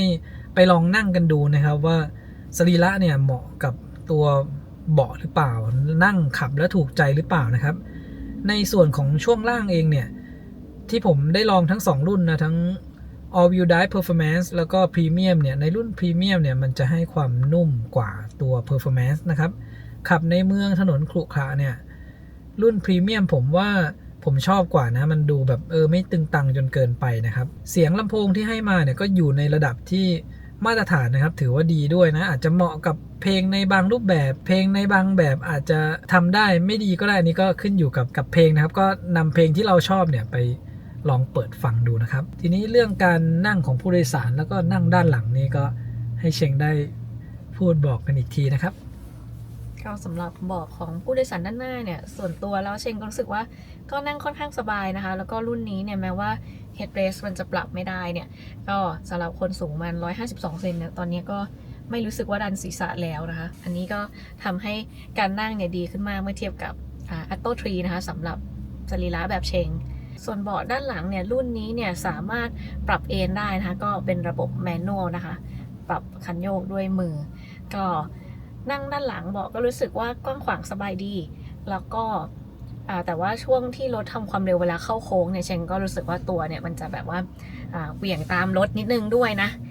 ข้อดีของเบาะด้านหลังคือตัว headrest เนี่ยที่รองศีรษะเขาสามารถที่จะปรับระดับสูงต่ำได้นะคะอันนี้ก็ถ้าใครเดินทางปกติแล้วเนี่ยจะมีผู้โดยสารด้านหลังด้วยก็อยากให้ชวนกันไปลองที่โชว์รูมนะคะไปลองนั่งดูด้วยกันเลยว่าเป็นยังไงบ้างชอบไหมก็ขอบคุณทุกคนที่ติดตามการเดินทางของพวกเรามาจนถึงจุดนี้นะคะฝากให้กำลังใจพวกเราด้วยการกด subscribe ช่อง YouTube CG Go กดไลค์เพจ Facebook CG Go แล้วก็เจอกันคลิปหน้านะคะบ๊ายบายค่ะ ขอบคุณครับ